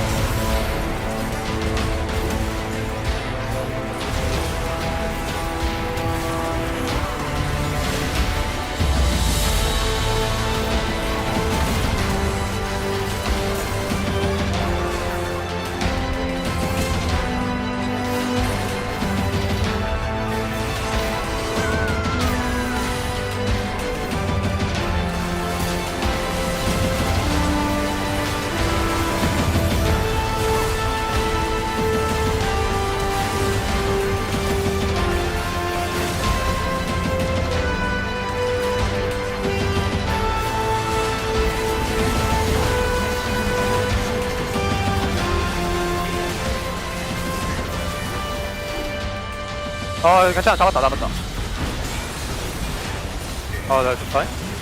나 배려 있어. 날라오면 배려 킬게. 처음에 맞아줄게. 나 가는 중. 야, 날라왔어. 날라왔어. 야, 쭉 볼게. 가자. 끝내만. 트타. 높아. 아직 안 돌아. 에타파 너고. 이거 나 아직 잠깐만요. 뭐 이겼어? 야, 이거 봐줘야 될 것 같아. 이겨줘. 이기긴 해. 넘어갔다. 아니 이기냐고 진짜. 이긴다고. 아니 그러니까 이기는 거보다 잡아야 된다고. 이기면 안 져. 정글력 완전 가능. 여기 어디야? 여기야? 아래야? 그거는 좋은 자리 잡았네. 영당이야. 뭐야? 끌려가 그냥. 들어가? 사왔을게. 들어가. 그냥 들어가. 타워. 렐 나온다. 들어간다. 루시안 난이도가 너무 높네. 나쁘지 않았어. 조냐 타워를 왜 안 돼? 조냐 나 한 번 썼어.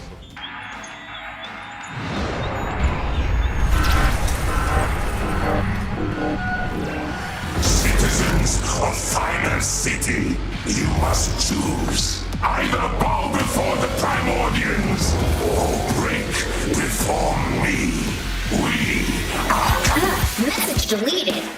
Next message. It's allowing. I received a report of some new tech spotted on the outskirts. I'm going. Message deleted. Next message. Message. Hello, can you hear me? Is this thing even on? The darn glass door won't open. Message deleted. Next message. Hi, friends. It's Seraphine. But, you probably already knew that. Anyway, did you see all that smoke past the outer wall? I'm gonna go check it out. Gotta stay vigilant, you know? Commander out. Ugh, that sounds so grand. Message deleted. End of messages.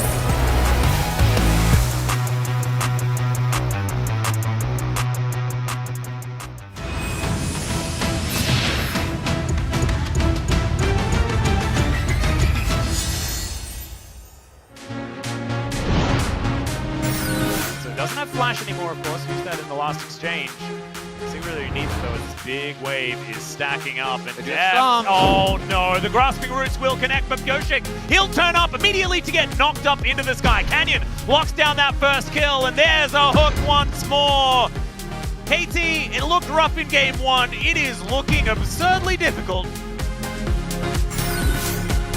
all of the lanes. It's always the hardest time, really. But here we are.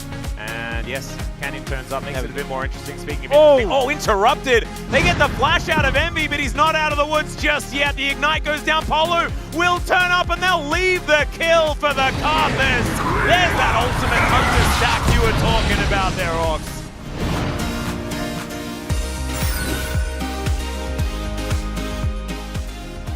B&K are in the area. Extendo Beam doing some work here as Execute does throw down the ulti. There's the Impale, but it's onto the cow. Not exactly the priority target as Sponge gets out of the pit. It's a 1-for-1 so far, but they managed to take down the biggest tank. And Teddy, he still wants to be able to get in there. There's the Killer Instinct, goes golden, manages to avoid the seismic shot, but now he's in a really awkward spot. He needs to be the one to carry this, and Henna, it's gonna go down. Teddy!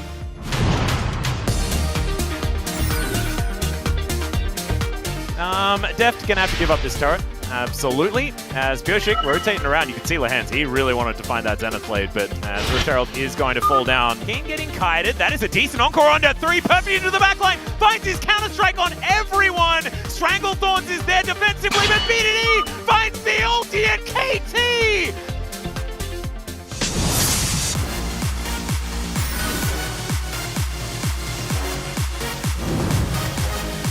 He's also providing Warwick a new skin.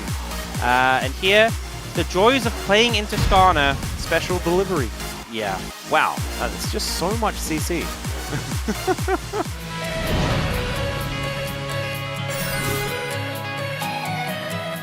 This Dragon because they can't stand here forever, but Andil flash back up. They're gonna see him, and now they want to engage on this front line, but that is a Cassante, and now Andil gets in, and it's a Mountain Soul for Kwangdong Freeze. This might just be the game-winning fight. Leaper going into the back line with the Killer Instinct. He wants to end the game right here, right now, and he will, as G will go down, and he picks up a triple kill. Dudu's gonna steal one away. No Penta Hope. Right angle, but he's just going straight to the turret, and that was like one angle they could have tried to go for, but it's the teleport worked so far away, it would have just been collapsed on. Here's the ult. Yeah, Denden just kept in place, and he brings the cow into the back line. Oh no! As yeah, Dudu's just gonna press his Q button and roast everybody once again, and Leaper as well going to assassinate the rest of the team.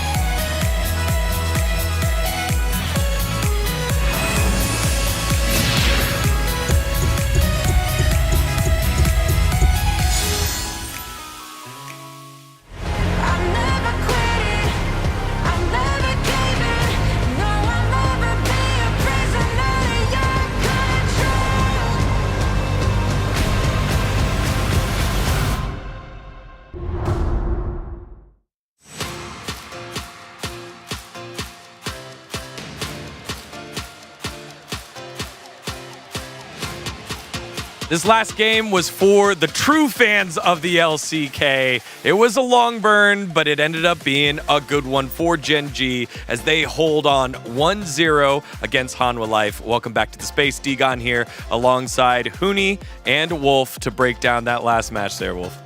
You know, it does feel like a very Gen.G composition, right, that we did see. I want to give a shout out to Cubby, the former man in the TV here at the LCK, who tweeted about this, going, hey, you know, is it fair that they have this strong of a top side? They have an amazing Ezreal player bottom side.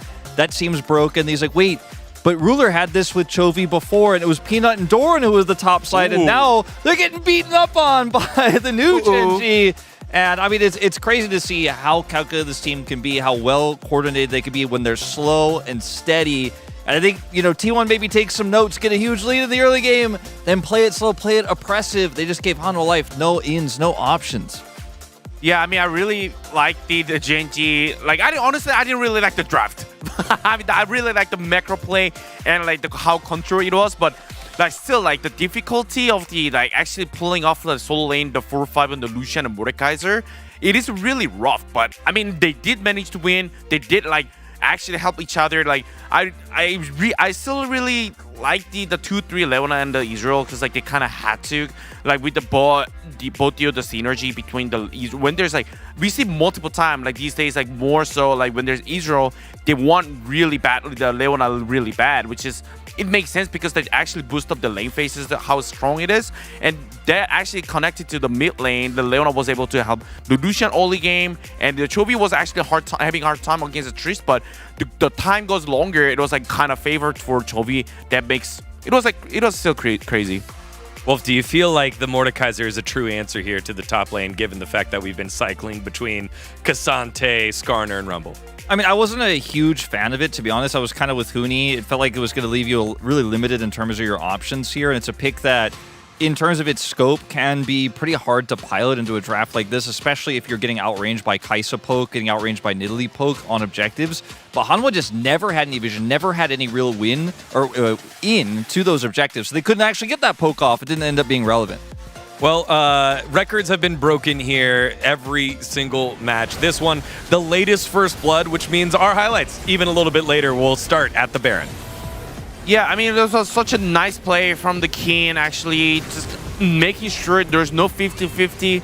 The funny thing is, like, actually, at next Baron, he failed the ulti on Nidalee, and a Peanut was actually managed to just steal the Baron. And this way, it's just like, it's so easy it's so smooth for Gen.G to be just taking Baron because the fact that there's a Mordekaiser. Yeah, the Mordekaiser just completely zoning and blocking the jungler from actually having an impact on the smite. Plus then kind of guaranteeing they all get out and making sure there's no sort of follow-up, no sort of Kai'Sa follow-up to isolate one single target on the retreat there. Pretty basic stuff when you have that much of a lead, but it was a really good move there by Keen, showing the power in these niche situations of the Mordekaiser. Well, Hanwha was able to stack some Drakes and start put some pressure onto Gen.G, and this is where our next fight happened, here on the bottom side of the map. Yeah, but Gen.G was already kind of stacking the gold from the laning phase, like starting with like 3,000 already by this point, especially after Baron's gone. It's like they're already 5,000 gold ahead. And also they're playing so control, they're just waiting until they come into the Drake area, into the range, and as soon as the Delight engage, they turn it over. Like, they're not the team that, oh, we got the Drake, let's fight off. They're just actually waiting instead.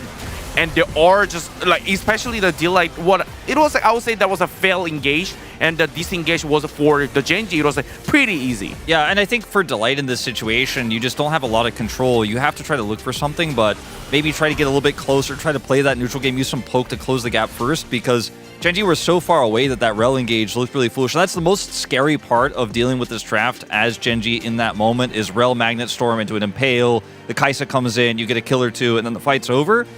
But if you miss it, if you whiff it, if you can't close that gap, Gen.G are like, cool, Magnet Storm's down. I don't even care about your Impale, we're going in. Yeah, it felt like Delight had missed a couple of those opportunities to be very impactful. But time to award the most impactful player in game number 1, the POG, and it goes to the damage dealer, the boom boom damage for Pays on the bottom. All right, well, I thought I was going to be the lone boom boom damage voter, but he had so many good True Shot barrages, and I feel like we're being, they're doing him a little bit dirty, skipping a lot of the early game here, but his follow-up on the engages, his follow-up on the CC set by Lehens was fantastic again. He's quickly becoming, the league's best Ezreal right now. It wasn't really a question, but he's just consistently playing it, consistently making a huge impact in these fights. And so for me, I thought, yeah, Canyon had a great game, controlled the early phases of it. Yes, some good plays from Keen on the Morta, but I had to go Ezreal here. It's you. I win Canyon. Personally, I went Canyon. The Zyra play from the Oleon, pushing enemy jungle and helping boosting the bottom, using lane price so well, but all right. Left media, the 1-4 Mordekaiser, it's all right. He had the really cool ult to deny the Baron steal that one time. He got it, he got the Baron. He got the point. Well, kick W's for media as we get ourselves into game number 2. Will we push to a game 3, or do Gen.G hold their perfect record? Let's find out to the Lore Masters.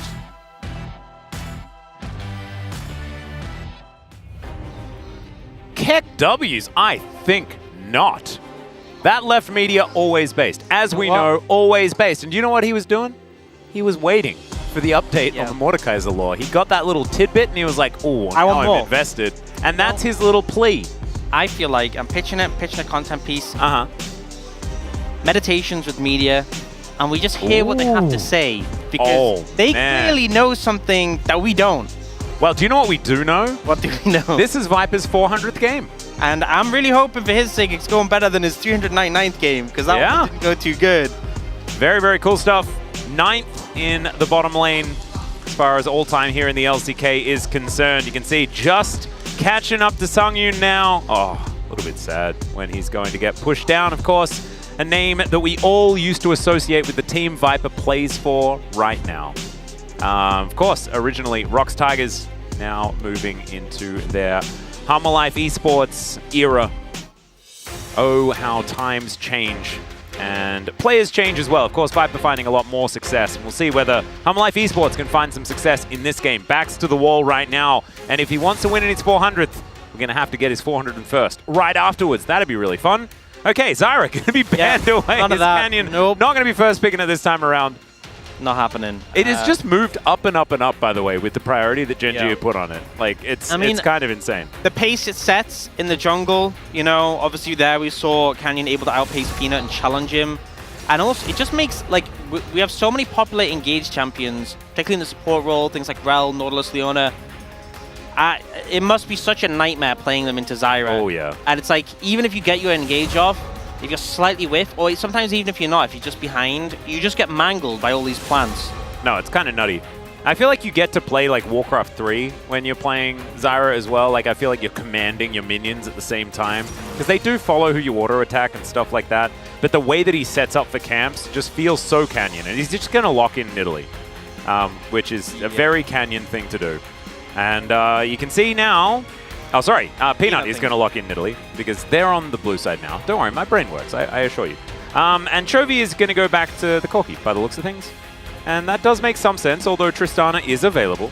Yeah, Ashe also was the pick left open. That was previously banned, if you're wondering what they swapped the Zyra out for. So, be interested to see if Gen.G prioritize the Ashe now it's been left open and available. But honestly, they have plenty of picks of pays. They could just opt not to. They could, I guess now that they've sort of made the Mordekaiser work, maybe they're not as scared of a Skarner, could secure it themselves.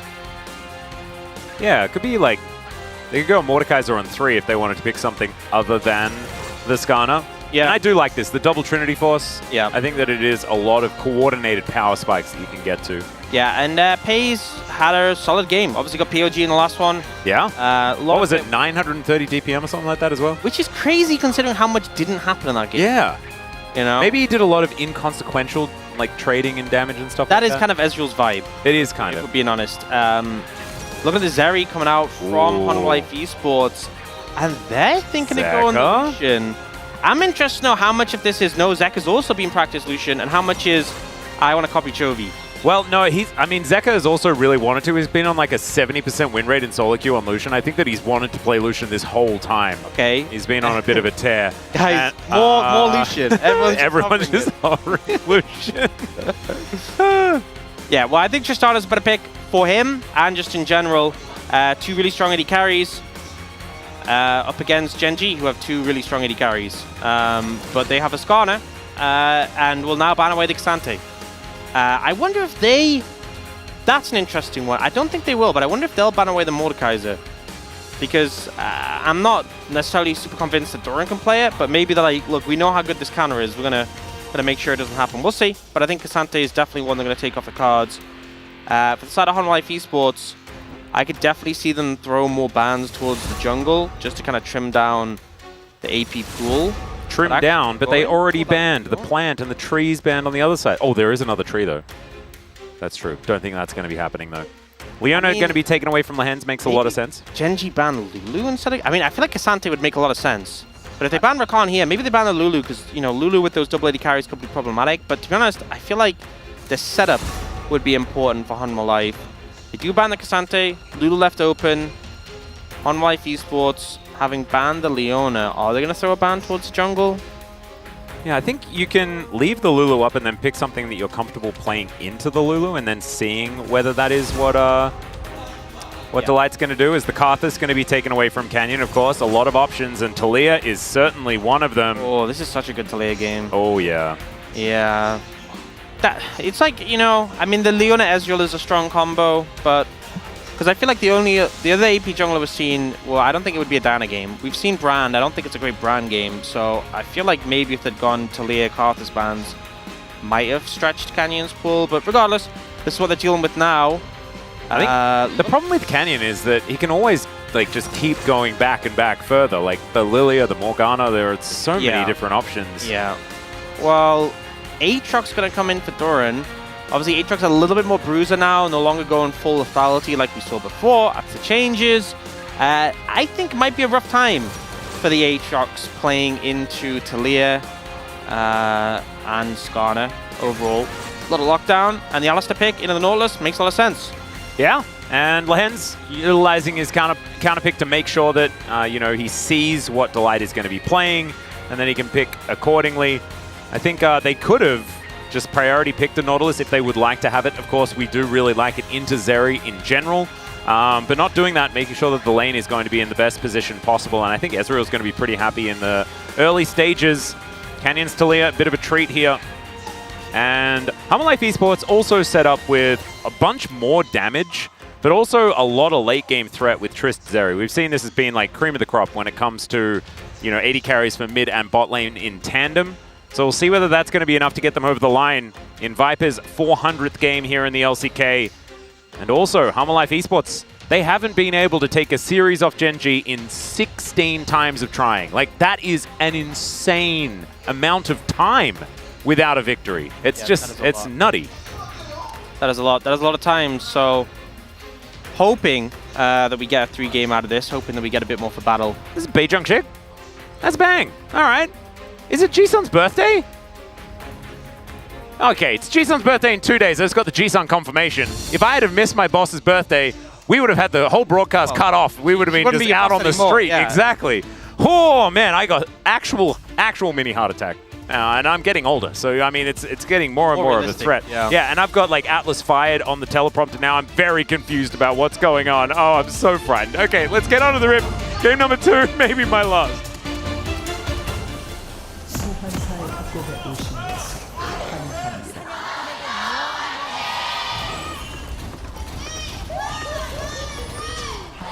미니언 생성까지 30초 남았습니다. It's gonna be okay. We'll find you some work. Okay, don't stress. Find you, maybe you can.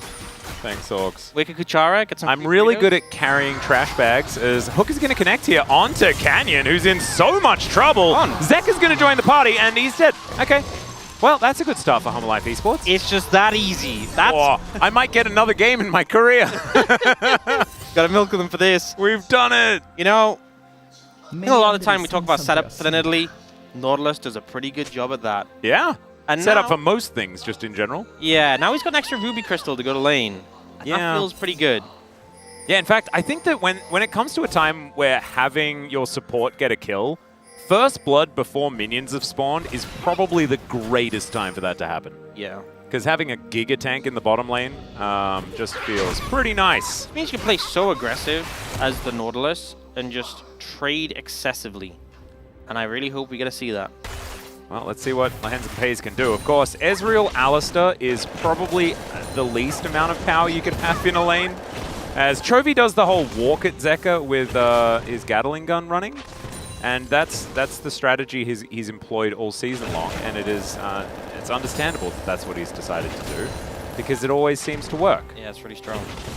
Yeah, I feel like it's funny how like Tristana tries to use the rocket jump and explosive charge and find an angle to stack it up and stuff, and Corki just does this. Yeah. Yeah, that's the strat. That's the game plan. That's the way. That's the play plan. I'm glad that they saw, the old Corki and were like, this is really Jisun didn't like me making that noise, by the way. Sorry, Yundo really didn't like me making that noise. All right, thanks, Yundo. I appreciate you. Just reminding me that my job is always on the line. And I really need to show some professionalism. So we should probably really focus and... that's hard to do. And get towards some Mordekaiser lore. Because that's what the people want. That is what the people want. And that's what we've got to focus on now. Oh, man, that was close. That was suspenseful. Yeah. And it's the mid lane as well, right? Zekka needs to hit everything. Yeah, and people might think it's just a counter minion. Those people would be wrong. The mental damage that would have. Doing it again. I mean, that was the best Zekka could do as far as the trade is concerned. He still loses out. Did miss the rocket jump, Did he? I thought he hit the damage. I'm not was I sure. wrong? I don't know. It looked like he didn't get hit because he didn't get slowed, but we don't have replays on trades, so I guess... Well, Delight is just going to walk on over, and Chovy is looking to fly away. Does flash, actually, as the minion wave is there, so the hook is going to miss. Optimistic, but worth going for there on Delight's side. So gets the flash out of Chovy. Yeah, already Delight having a pretty big impact. He'll get chunked out, but you know why he won't feel so bad about it? Because he's got a bunch of extra health from his Ruby Crystal. Exactly. Yeah. Not fired now. Oh, and I got the question right. Minion. Yeah, sad. It's okay, it's not a cannon. Cannon, really, that's a tilter. That's the one where you just have to reevaluate your career, and you're like, can I keep playing this game? But if it's just a caster minion, you say, okay. I feel like we have that, like, you'd have that conversation a lot of times. You know, there's a lot of cannons that have gone to the wayside. As Pace here by himself, the cow on a little bit of a roam away from the paddock at this point. See what Lehens is going to be able to get done with his little time exiting the lane. Peanut moving on over, clearing out vision where he can.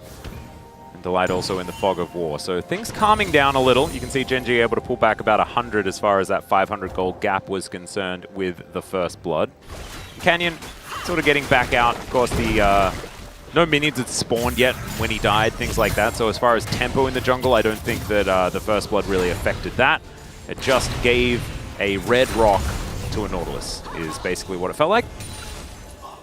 And Doran chooses get down to back away. Looks like Canyon sweeping that brush there. Yeah, some rocks go down. Face check. Not sure that was the right call. Yeah, I'm not sure about that one either. And now he's in potentially some trouble. Does have his flash available, so I don't know whether he's dying, but Umberly dashes away.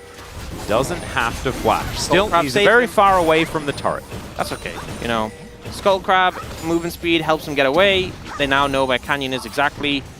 And actually get a very early dragon here for Gen.G. Before the grubs have even spawned.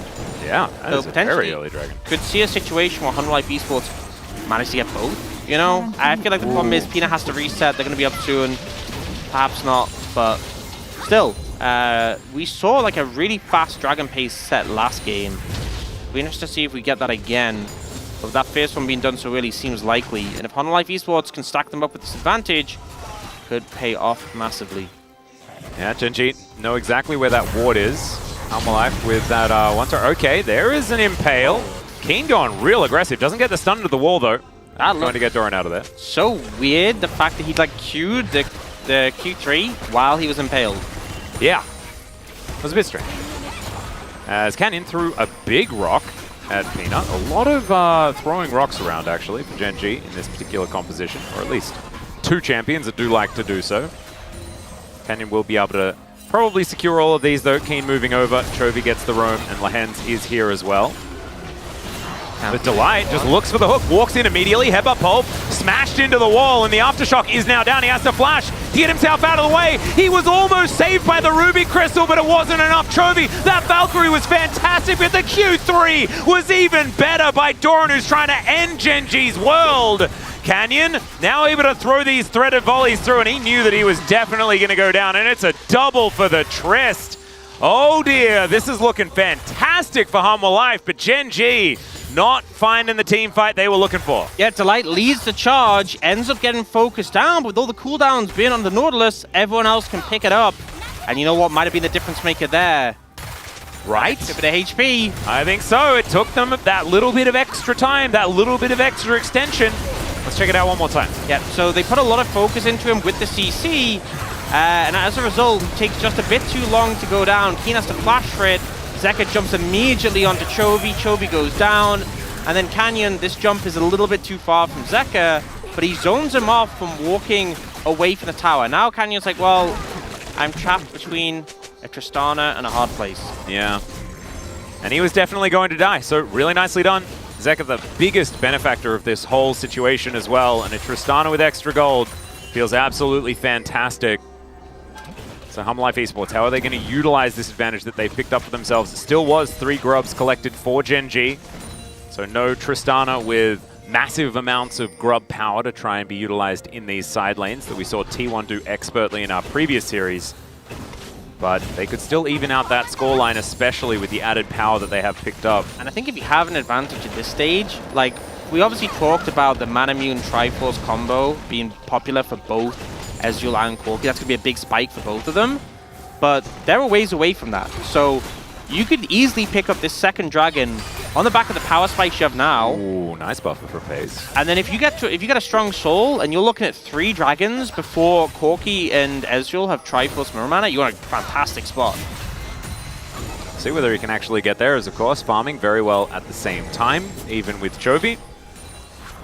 And Canyon, now right place, right time. Trap goes into the brush. It looks like the Blue Sentinel is going to lose interest in the Nidalee for the moment. Rocket Jump comes in, traded for the Valkyrie here, as Zeka's taking a lot of damage. Finds the Buster Shot, but it isn't enough.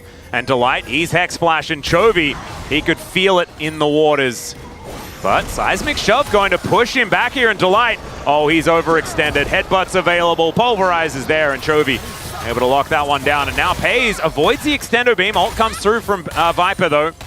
He will take a Mystic Shot. FaZe is not going to try and fight him. You know, today just hasn't been Delight's day. It hasn't. And he's been going for things, you know? And he got that first blood, and that was super awesome. That last play was not it. Yeah, sometimes people use the phrase, you miss every shot you don't take. But sometimes you miss the shots you do take, and then you die and give the kill to the enemy Corki. Yeah, the problem with Nautilus is if you miss the hook, you can sometimes hit it by accident. And that can be a bad thing, because then you get moved into bad places. Yeah, maybe this phrasing, this saying doesn't work as well for League of Legends. Yeah, perhaps not.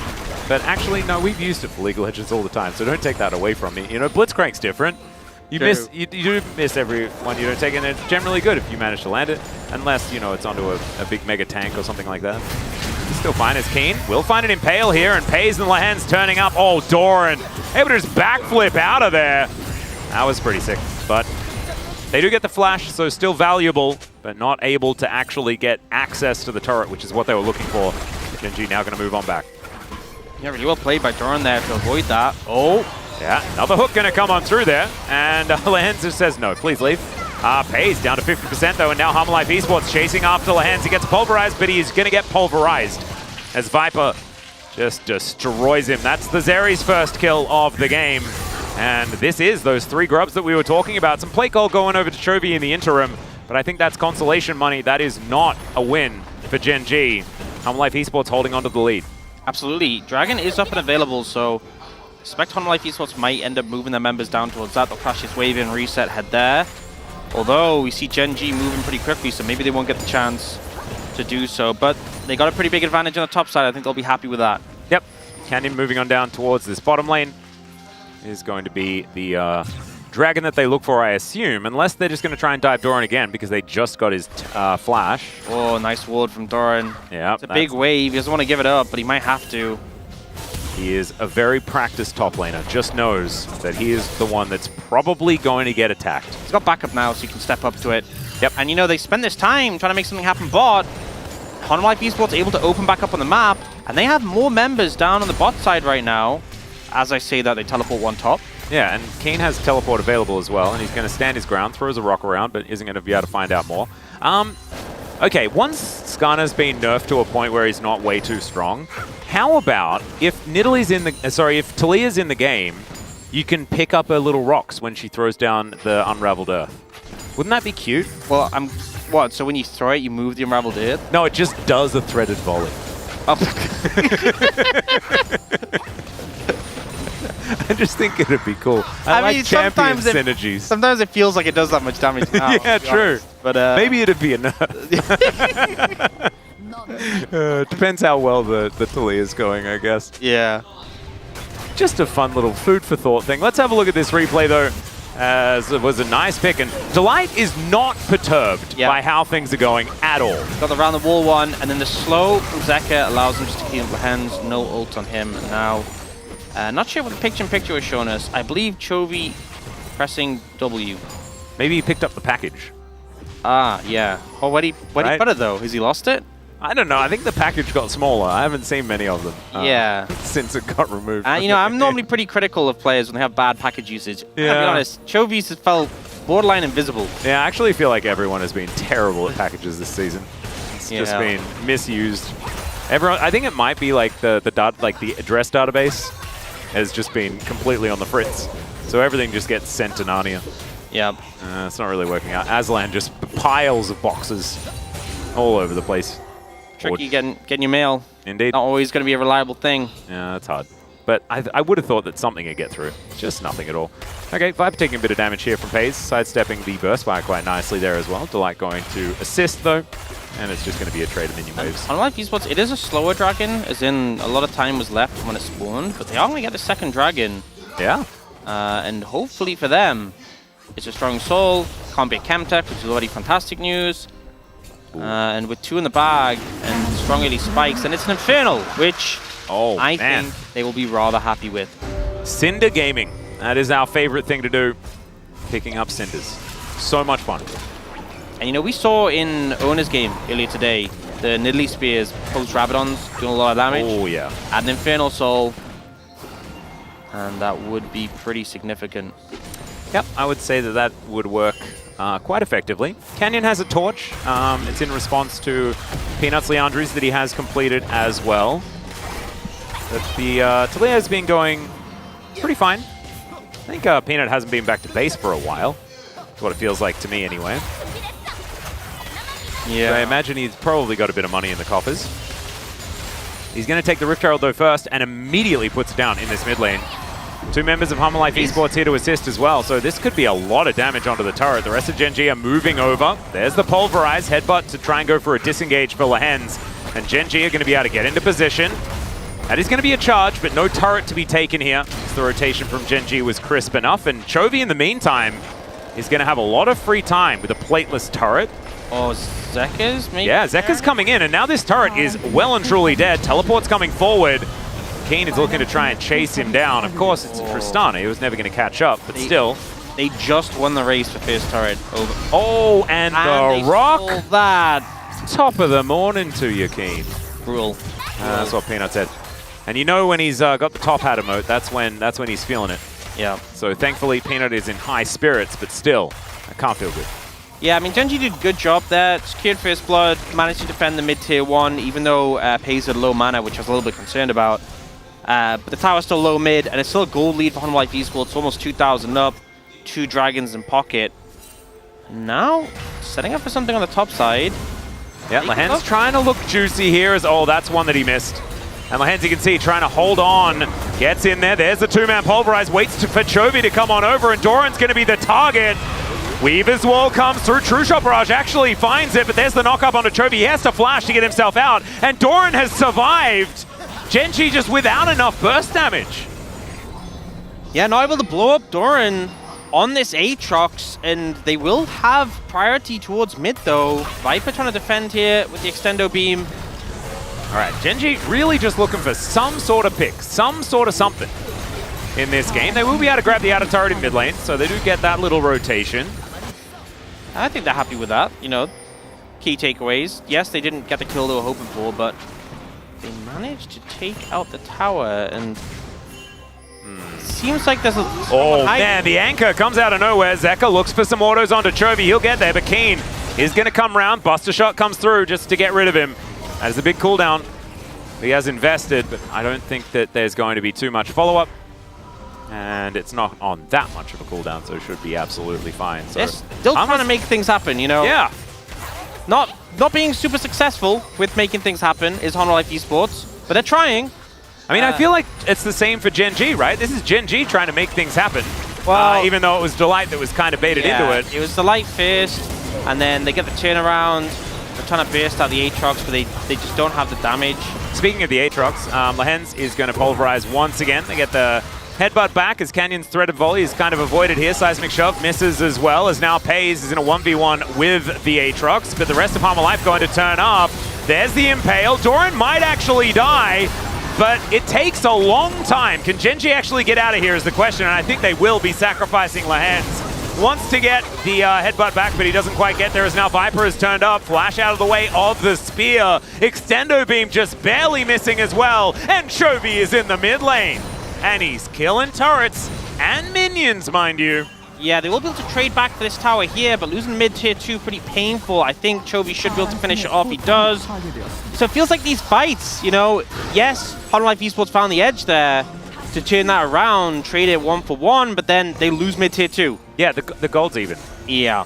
So we can kind of see Life Esports built up that lead and subsequently lost it. And it feels like, you know, they're trying to find these angles.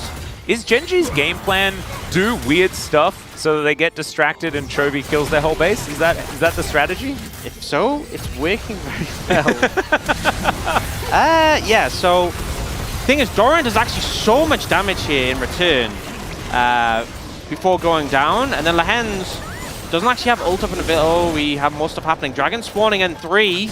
Yeah, Peanut really wants to get this scuttle. And the spear is going to miss. There's no jungler here, and Chovy is able to burst it down before Peanut can get into smite range. So, not getting there. So, Hanwha gonna have to deal with there being some permanent irremovable village? Vision. And it's not permanent, it's just irremovable. It's okay, Lehen's gonna get hooked. Not too much more going to happen there, and now it's Canyon just making sure that they're not going to have this dragon stolen. So first Infernal goes to Gen.G, but they sacrifice a turret for it. It looks like 2 turrets, actually. Yeah, this inner is going to go down as well. That's massive, and now they're also going for the teleport. Delight looking for more. Canyon actually turned around into it, but he breaks his arm guard. And now Hanwha Life, they might be on the back foot as Chovy kind of singled out. Seismic Shove avoided, but look at the damage from these big ones. Depth Charge comes down, it sets up for the hook as well as Peanut in so much trouble, but he survives. True Shot Barrage gonna lock him down as Gen.G. How are they doing all this damage? You can see Canyon throwing out so many rocks, but Zeka, he can't walk over them. He's smashed into the wall and destroyed by the Skarner. And now it's Skarner versus Zeri. Overloaded kit number 1 versus overloaded kit number 2. Who's going to be able to do it? Oh no! He's slammed into the wall, but he has a barrier. And then Keen presses W. It's like a barrier. And the Zeri wins the fight. White Viper able to land them burst fires and picks up the delayed ace, I guess, because Lehen's only just respawned. Hanwha Life Esports find the edge, but it's such a battle to get there. Delight looks for Canyon. It ends up being a great stopwatch, but it actually resets the ult from Delight, so he gets to use it on Chovy after the fact. And then he puts it on Chovy here. They fully commit. A little bit of a misplay there because the hook comes out from Delight. The spear misses, doesn't matter. But then the ult from Pays finishes off. And both Dora and Delight get mangled here. The Viper's untouched on this Zeri. Zeka does a great job with a flash here. Takes out Canyon, which allows Viper to have only tanks going up against him. And even though it takes him a long time, there's just not the damage there from Keen to finish him off through his half health bar and the barrier. It's a lot of fun, isn't it? Both of these champions ignoring walls and things like that, but Viper in the end is able to get it done. Actually. It was ridiculously close. And remember, it was Summoner Spell invested. Yeah, and I'm saying like, oh, the tanks don't have the okay, forget about it. This Skarner has so much damage, man. It's insane. He's just fine. Give him the threaded volley, though. I really want it. It's only when he's on I'm pretty sure I saw him use the threaded volley onto Viper at some point in the 1v1. Well, that's why it was so intense and exciting. Yeah.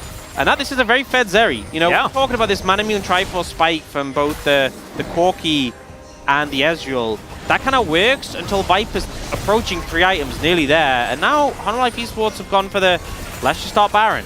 Yeah, may as well. We don't know why.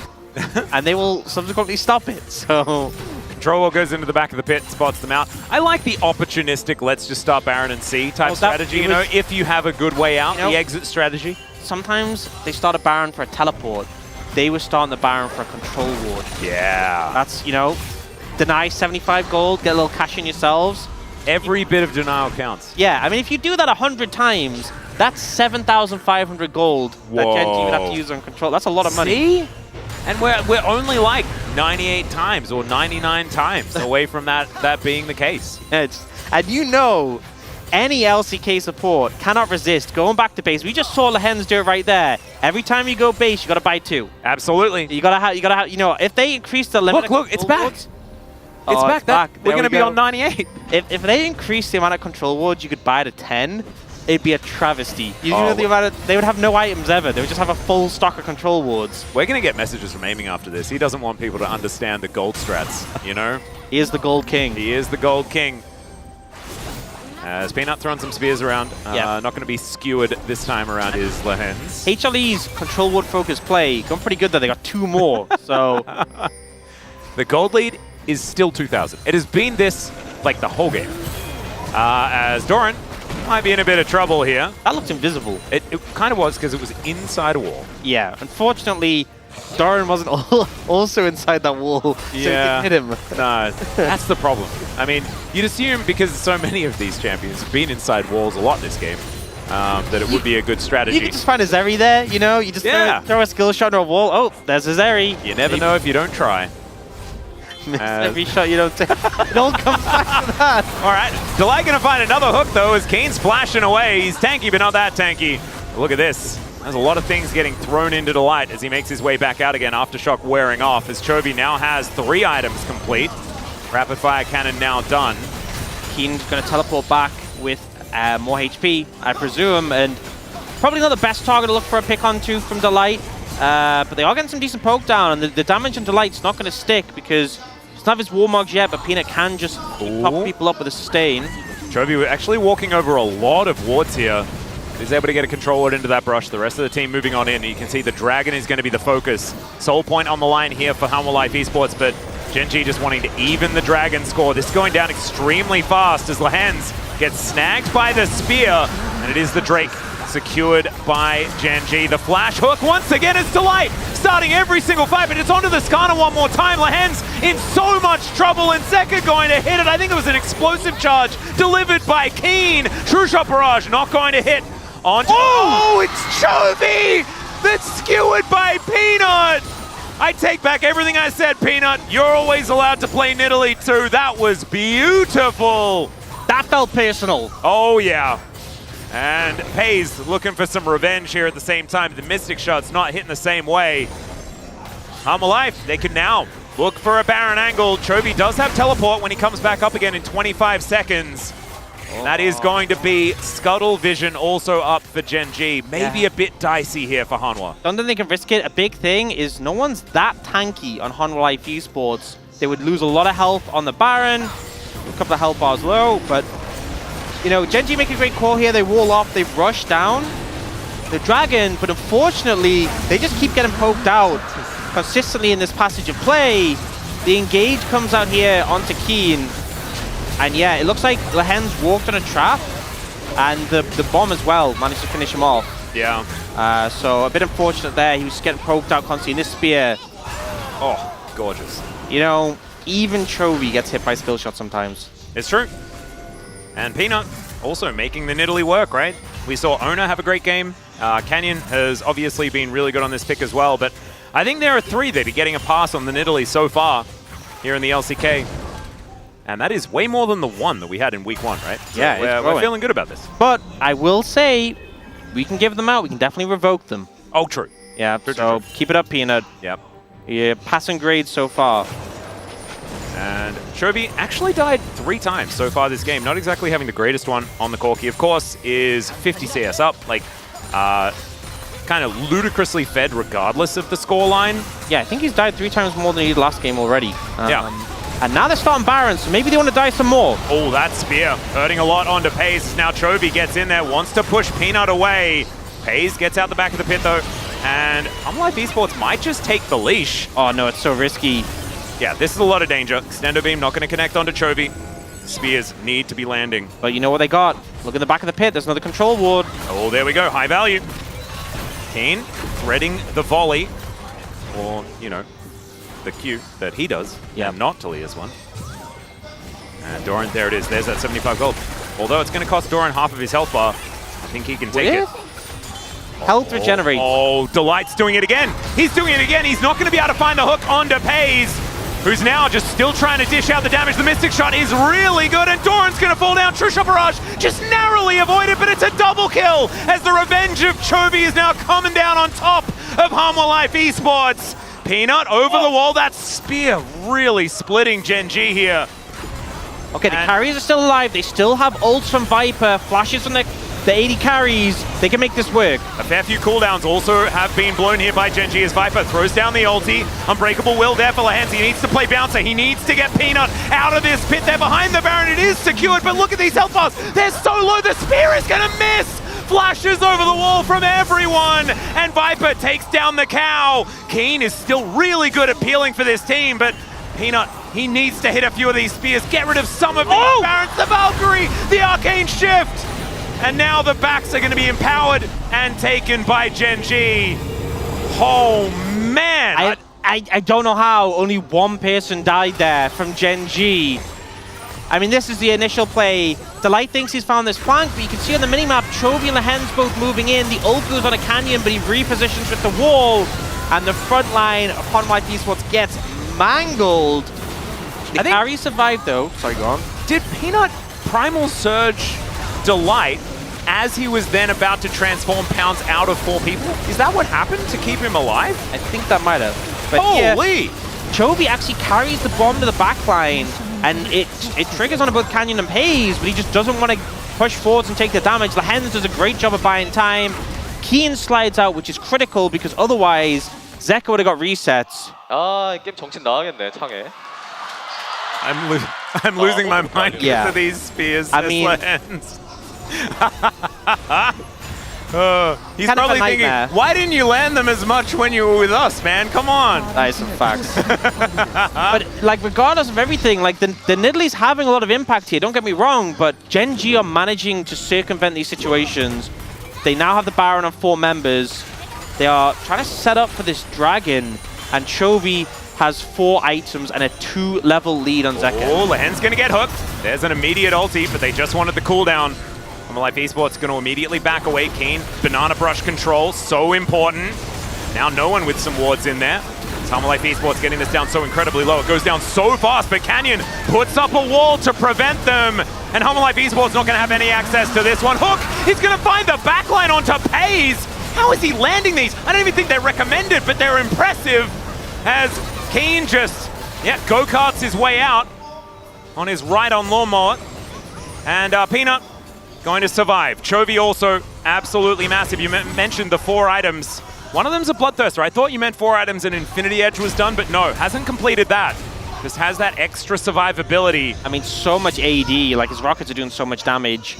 And honestly, the wall usage has been so good in the setup for these objectives to deny HLE Esports, because if Peanut jumps in, he's just going to get ulted by the Skarnet. There's no real situation. It feels like the jungle top synergy this series for Gen.G has been securing these objectives.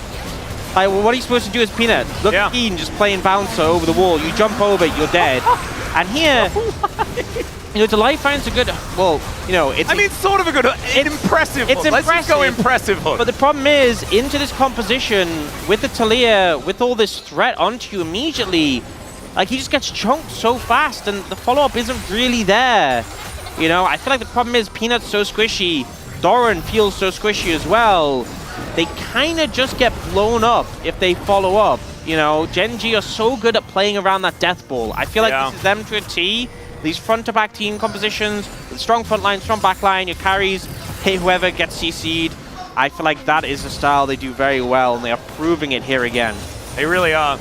And it's also, it comes back to something that, we've been talking about a lot since this season started. I'm going to have to hold that thought. Doran has to world ender. Is that Buster Shot as well under Lehen's? Yeah, they're really having to invest. That means that Gen.G should actually have an opportunity to get a siege down here, and this turret does not last very long at all. Extendo Beam doing some work. Pays getting half health. Man, 4 items on Zeri at the same time. I mean... 5-0 to Zeri. Yeah, I mean, Viper could just carry this game. But Gen.G have not given him any access. I feel like Gen.G are working so well as a unit. It just feels so hard to find an angle for HLE Esports, and the spear damage has been there. Peanut's about to have his Rabadons, but the team fight cohesion, I don't even think HLE Esports are playing bad necessarily. I think Gen.G are just playing so well. Well, this is the problem, is that Gen.G have been doing this all year. Just a bit too good. I honestly feel this feels like a level up from Spring, I'd say so. Like, they were playing really well in Spring. They were top of the league in Spring, but this feels insurmountable right now. We'll see if HLE Esports can do it. Another spear hits. Yeah, Chovy magnetizes the spear. It actually just goes through Canyon's legs, I think. And then Chovy is going to pick it up, because that looked like it pierced the model. It bounced off a rock. So many pesky rocks, man. They're all over the place. Gen.G just getting control of some waves. The Baron's going to be up in a minute. This is the most rock-heavy composition I've seen that doesn't have a Malphite in. I know, and we had one of those earlier. Yeah. Oh. And they don't even have like the rock concert rock, you know, like a pentakill Mordekaiser that Keen didn't use in the last series, in the last game. As far as rock is going, yeah, they're doing okay. They could be doing better. I think that's what the takeaway. Well, we'll have to give them that feedback. I don't have that much feedback when it comes to the game, other than like don't die level 1 maybe. Yeah. But even then, that was hard to avoid. It's Viper going to take a little bit of damage here from Pays. Keen just being the bouncer, trying to remove him. And they know that Peanut started this wolf camp. Chovy comes on over. Man, Rapid Fire doing a lot of work as they do deny that camp. Incremental victories, I guess, as Pays stepping up. And Zeka says, damage. yeah, I've drawn a lot of beats, man. You're not going to be able to just get away with that, as the hook is just narrowly going to miss onto Corki. Does the walk strategy that we talk about all the time. Yeah, and Gen.G going to pick up the red. Still have some sustain on that. It's a minute until Dragon. Yeah. Unlike Esports cannot let Gen.G get it. Gen.G could give it up to trade for the Baron. Hololive Esports won't let it get to that. They're just on the Baron. Yeah. Delight. He's going to get caught out of position. He's thrown back. The seismic shoves there. They're looking to try and burst it. But the Weaver's Wall comes in, and Canyon, he's going to push them all out of the river. Hololive Esports know that they cannot contest now. Teleport comes forward from Keen, and Peanut, he's just left on his lonesome. A stray kitty on the top side of the map. He will be taken down. And Gen.G, they'll just take this Baron now for free. I think the scary thing is they're definitely getting Baron. They might get Dragon as well. Peanut's not up for 40 seconds. Oh, goodness. So that's like 25 seconds of this Drake being up and Peanut being dead. Yeah, it's definitely dead. Yeah, they can just head straight there, honestly. Yeah, or they can reset even and go back. I think they've got enough luxury to do that as well. As Delight, unfortunately, out of position. Just disconnected from the team, and I believe his flash came back up as he died. Really unfortunate. And then here, Peanut gets split off. And you see initially Keen's zoning them away a bit, and then goes, yep, we got the jungler secured for sure. And maybe this was like a hero play from Peanut as well, because perhaps Gen.G can all just focus and then 5v4 take down the rest of Hololive Esports. But even then, I don't think it's good news. Infernal Soul, quad stack, Infernal Drake, Infernal Soul, Chovy, Corki, Ezreal. Like 490 AD, by the way. And I think Pays at 469 now. Yeah, that's why we're cycling through the two of them. Thank you very much, Jonas Strong, and the Korean commentators. And what's funny is because they have the AP from Baron, and that's boosted as well. He has 67 AP just for funds. Yeah, there you go. Peanut, by the way, 24k damage. Highest on his team as the Nidalee is heroic. I'm kind of dreading the moment where Chovy just gets an auto attack at someone. Yeah. And it's the energized extra range auto attack with Infernal Soul, quad stack. Triforce, yep. Maybe we should wait until he gets an Infinity Edge before they end the game. Gets the crit. For science. We can stall that out. Okay, it wasn't that bad. Didn't crit. Yeah. Didn't have IE, so I guess that's a takeaway. Yeah. Viper's got a GA as well, so it doesn't matter. He can take one. As all right, Keen going to find an Impale, and boom goes the Dynamite. Delight just popped. Yeah, Brock's being thrown around. Doran slowed up here just a little bit as Pays getting to work on this turret. My goodness. Takes so much from every auto. And now, Zeka going to have to rocket jump away. Pays throwing everything at Hololive Esports, and they are just going to back off. Inhibitors go down a bound. Mid and top lane, they may just continue as Weaver's Wall comes in to try and split off Hololive, but there's the headbutt pulverize. They do get the setup. Doran able to flash his way out, but it doesn't quite do enough. The Unbreakable Will from Lehens keeps him alive for so long. The explosion of cinders. Chovy's on the ground, and Viper, he is so scary. He's got a GA, remember? Oh! Headbutt into a burst fire is not what they want as the rocks come out, and Keen puts his ride-on lawnmower into overdrive to get himself out of here. True Shot Barrage doesn't quite get there. Depth Charge is there, though, on the dead turret, and Delight will be able to set up the kill onto the Skarner. We thought it was Celebrate Gen.G time, and then Viper came to the rescue to keep them clinging on to this game. I feel like Gen.G forgot there was this 5-0 Zyra in the enemy team. I feel like we did too, and you wouldn't be at fault for it as well. Yeah, Viper steps up at the end just to keep the game alive. The light goes down. It's been a rough game for him. They get the health back, and here, Chovy. Bit of a misstep from him. He's basically full HP, and I believe he gets hit by the extendo beam here with a turret shot and a burst fire. Oh. Yeah, didn't expect that one, and then everyone else is so low. I was seeing pentakills, but I think the key thing is Keen managed, you can see the chain lightning's hitting the Canyon and Pays, but Keen manages to get away, so Viper can't just keep hitting Keen and chaining onto his teammates. And They the do manage to sidestep take as out well the from stock. Canyon. Like, he was definitely dead if that Oh, extender yeah. beam landed as well. So nicely played there. Still with the extra movement speed. You can And skate it's your way out. Surf Wait, your wait, way wait, out. wait, wait, wait. Wait, what? Look at the Nexus. Oh, God. And look at Chovy's TP. And Keen has it as well. Would you say that that ward behind the Nexus is one that could be utilized in order to kill said Nexus? I think that's a safe bet. Yeah, okay. I think that's a safe bet. And you know Honor Life Esports are going to have to like 5-man defend bot. Yeah, that was the heroic Lehens ward. We have G-Sun confirmation on that one. TP is up now for Chovy. Well, Canyon, health bar not up so far as Viper, he's just diving over that wall. We'll throw down the ulti, but isn't really going to find too much more. Still has a GA, so he's playing with his life in his hands. 7-0-3 now. Has the Zephyr as well. So this is full build on the Zeri. Not just full build. Full build. Full. The fullest build. That's a very big build. Yeah. Bursting with build. Yeah. Can't really get more build to this. And the water's timed out, I think. I don't think it got cleared. Oh, that's really sad. So, TP flank opportunity gone. Inhibitors still a while away, though. And we have Baron in a minute 10. And we have Elder in a minute 40. So, yeah. Exodia on the line for Gen.G. Yeah. If they can get... Imagine, like... I want to see that auto attack again now that Infinity Edge is done. With the and crit? There's an Elder as well. Yeah. With the Wrath of the Dragon and like one... I want to see how much AD Chovy has now. I mean, he doesn't have Baron, so he's lost the AD you get from Baron, but I'm going to assume he has rather a lot of attack damage. I would say 460. Okay, so that's less than he had with the Baron. Yeah, and Ezreal's on 480 right now, so actually having more on the side of Pays. Yeah, Pays. They're going to need to get a Baron to get more.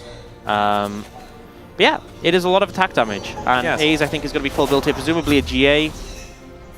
There we go. 497. So with Baron, over 500 AD. That's a lot. That is a lot. We bet him. Haru? Man, that's a lot of True Shot Barrage damage. Oh my, the value! Yeah, there we go. That's Hits all like three. You know, the 1,000 damage just on the tracker right there. Did it mean anything? Nope, Peanut's healing it up, but it's cool to see. It is. And Okay, that God. meant something. Yeah, Okay, men a bit left. Chovy's Revenge is Arcane Shift going to come on through there. Okay, he's timing it so that even the buffer doesn't come on through as Gen.G, they're already getting to work on this. This does not last very long at all. I mean, Hummer Life, if you want to do something, you have to get there right now. Otherwise, it is just gone. Weaver's Wall going to push them away. And Zeka getting 1v1. The Buster Shot comes down onto Pays. True Shot Barrage going to miss. But it's Chovy just tidying up the rest of them. Delight goes down once again, and Hummer Life Esports find them without a support. And also without an opportunity for a Baron. Gen.G are wearing that one, and Doran is going to get slowed down.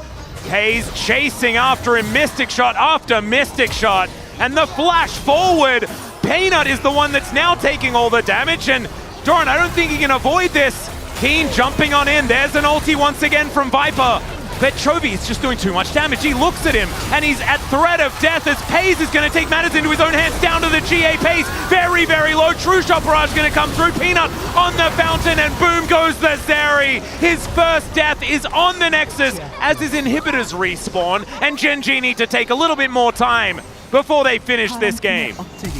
Gonna try and get Peanut. It's Canyon diving onto the fountain, and he won't even die as he goes golden in the end. Gen.G 2-0, but they had to work for it. Definitely felt like more of a battle, but man, even though we had this super fed Zeri on the enemy team, it still felt like they just couldn't find their way in. It felt like such a battle for Gen.G to get over the line, but in the end, they ended up coming out ahead. And the fact that that was the harder game, and it still felt like, you know, the 7-0 Zeri couldn't do anything. It just feels like, what more do you need? You know, they got the early Fierce Blood level 1. They ended up getting the Fed Zeri. They ticked a lot of the boxes. I think Delight had a really rough time. They just punished him constantly.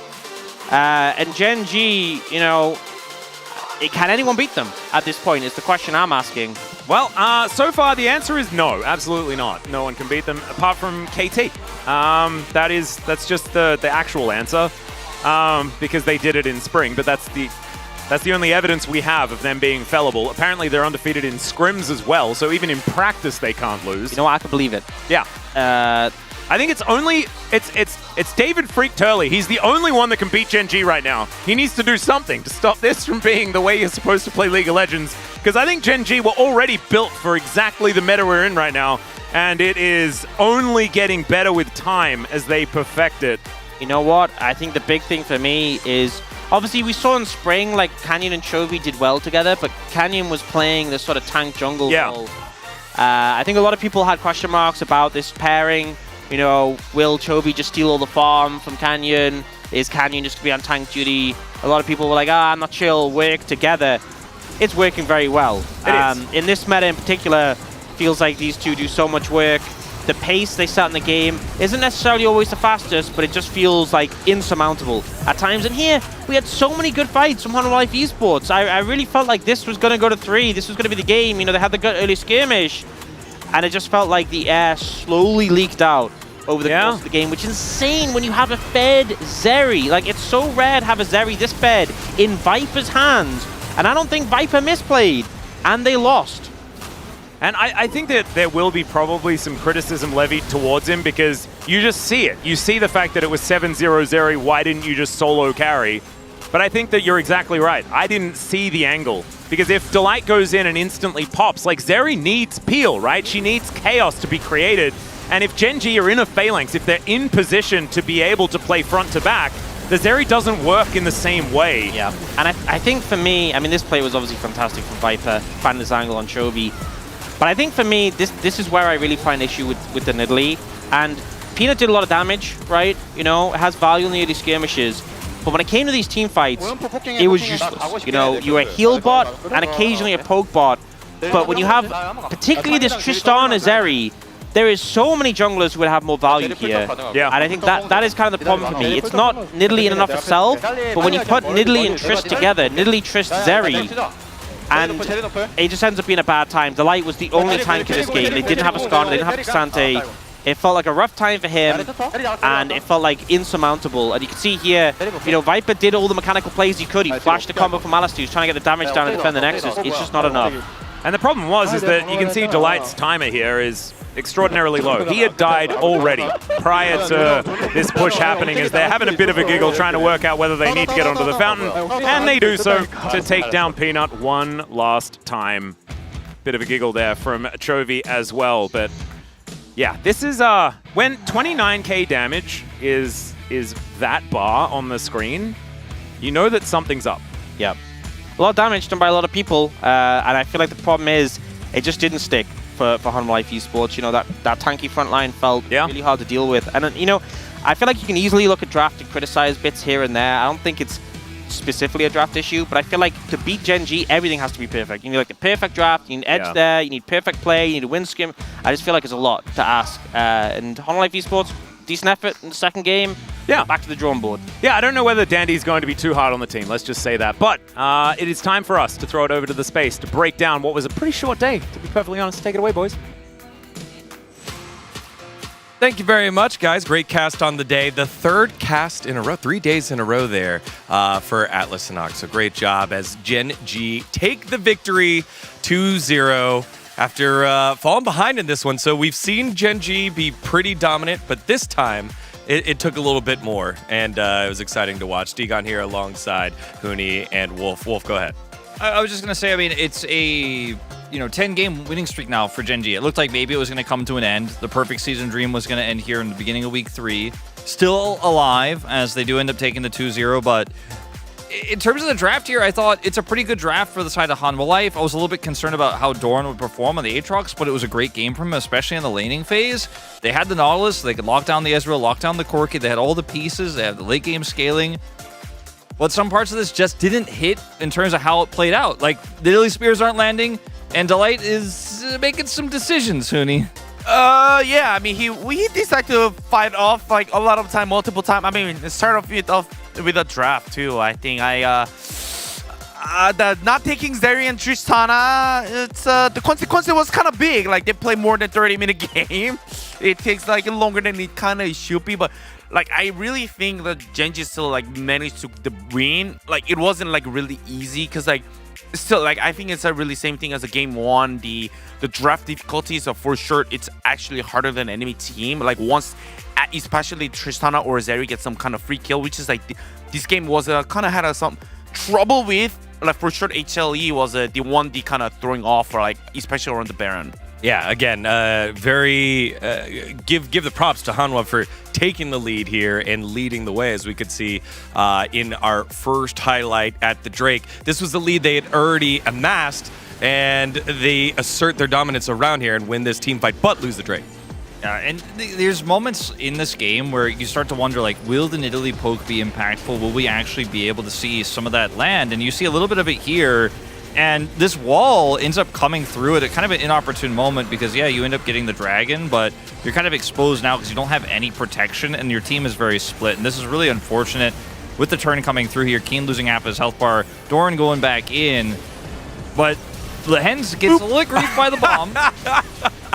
And this was a little bit uncoordinated. I feel like if they had just used the wall a little bit later there, yeah, they might have lost the Drake. They might have actually been able to cut the team in half and win the fight. I mean, I feel like this is such a great example, like how those HLE should be approaching the fight. Like it's so easy for them to, even though they lost the objective, like take their time, play around the vision, play around their cooldown, especially the spear. Like even like in the middle of the game, Lee has actually mentioned like, oh, this game is so rough to play because the enemy Nidalee spear is so hurt. It's like, it was like really kind of easy for HLE to be able to play, especially around the Baron buff because like they are also around the blue side, and it's like it should be favored for HLE. I think a lot of the poke didn't land for Peanut though ultimately in the end, and I think part of that was really proactive play by Gen.G, reacting really well, being constantly vigilant of watching where those spears are coming from, calling for the angles, knowing exactly where Peanut was at all times.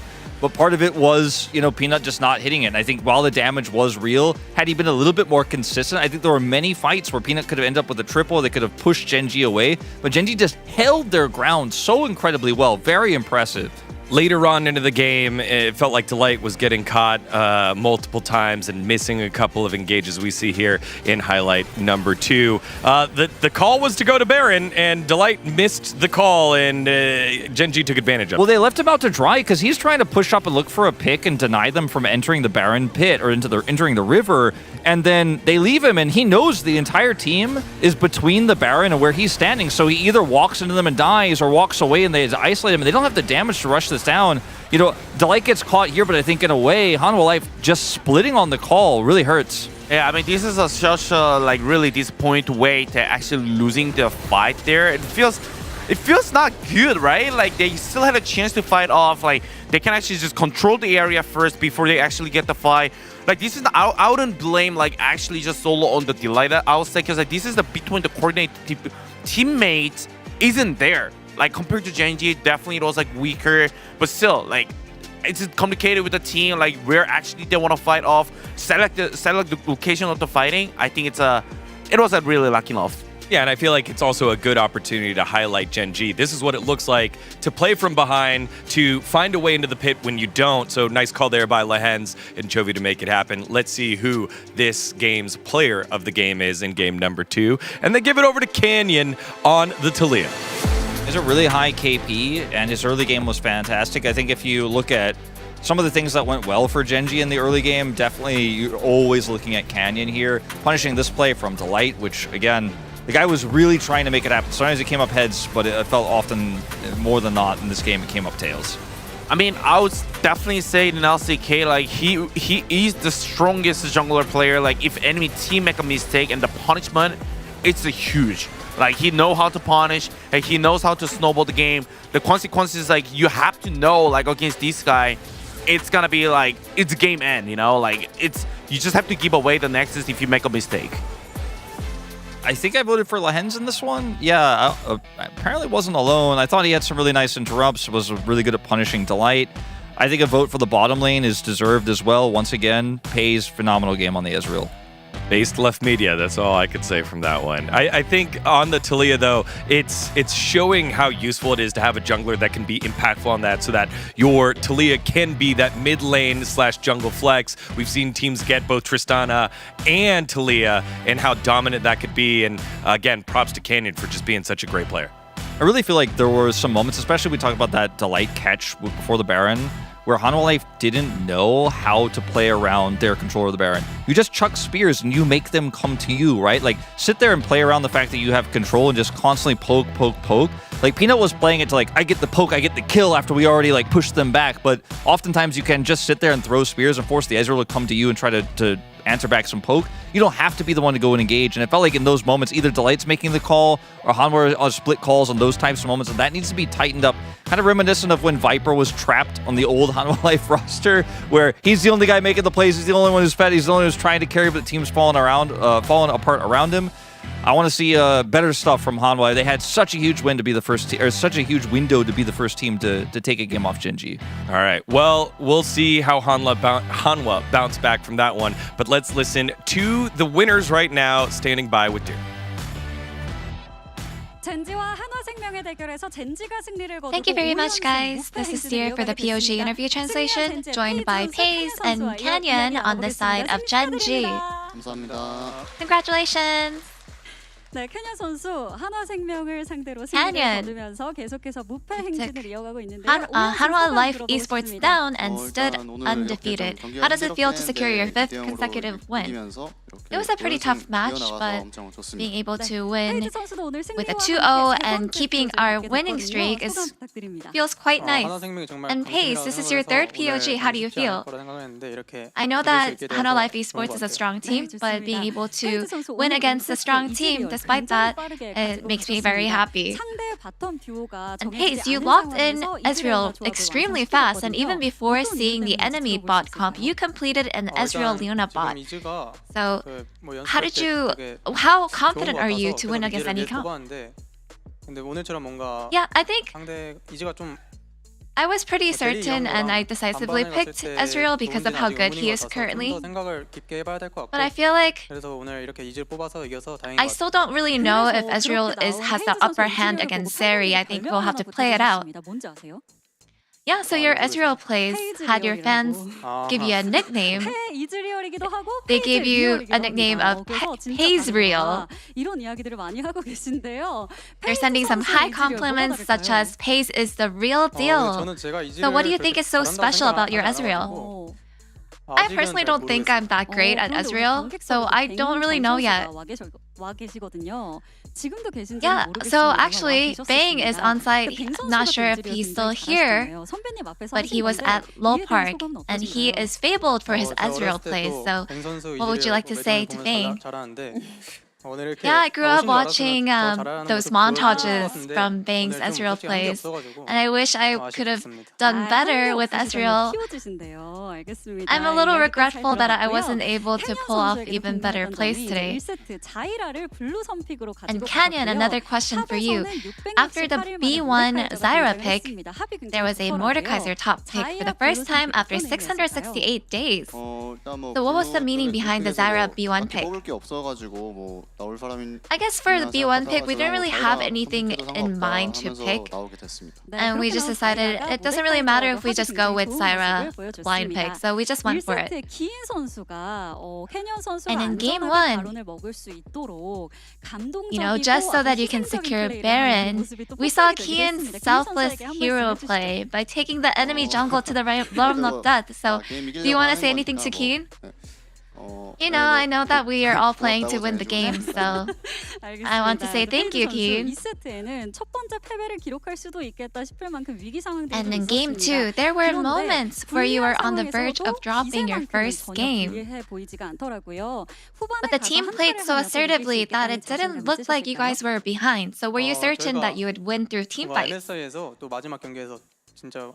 Back in MSI, at the very end, the last game, the way we won, I feel like there's something that we always kept in mind, that there was really no moment that we felt like we would lose. So just remembering that moment, I think we just kept our minds in the game and told ourselves, hey, let's just play well. And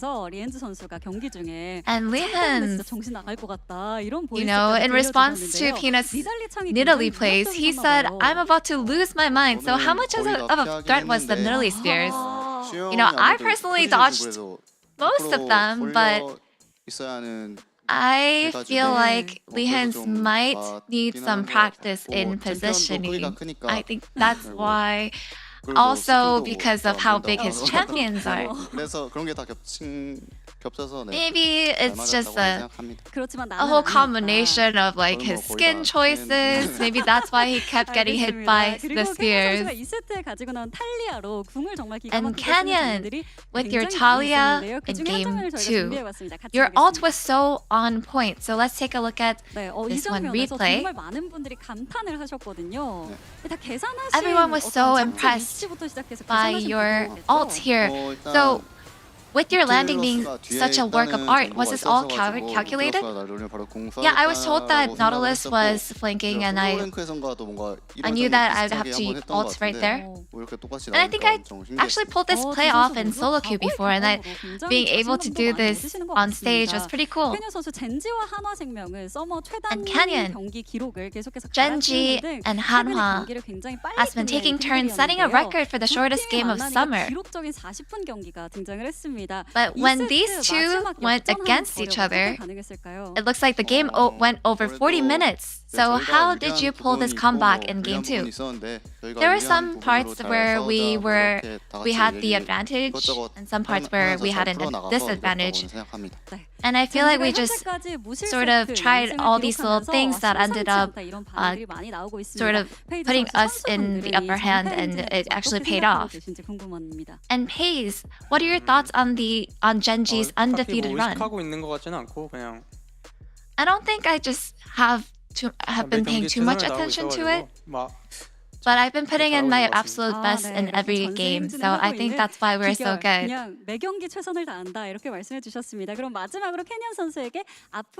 Lastly, Canyon, what are your goals to keep your consecutive wins? You know, we have a lot of matches ahead of us left, and I want to make sure that we keep our consecutive victory. I think we'll just have to take it step by step and keep winning. And that's the end of the interview from Paze and Canyon of Gen.G, and back to the space. Thank you.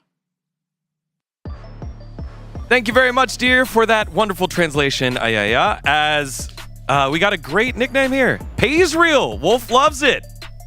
Yeah, it's very creative and unique. Just like Gen.G's win streak, they keep winning. There's no variety. They just keep winning every time. Should we just let them skip the rest of regular season? It might make the LCK more interesting. They should have lost that game. They won it. So they won't be stopped. They will drop the game. They will drop the series. We'll see. Well, that's the interesting point, though. The trip to 36-0 is still alive, as tomorrow we have D+ versus Nongshim, and the big one at the bottom of the table. Who will turn the tide? Will it be KT or the Bros? Again, for both those squads, the opportunity for 14-4 is still alive. We'll see you tomorrow for more LCK action. On behalf of myself and the entire casters, thank you so much for watching.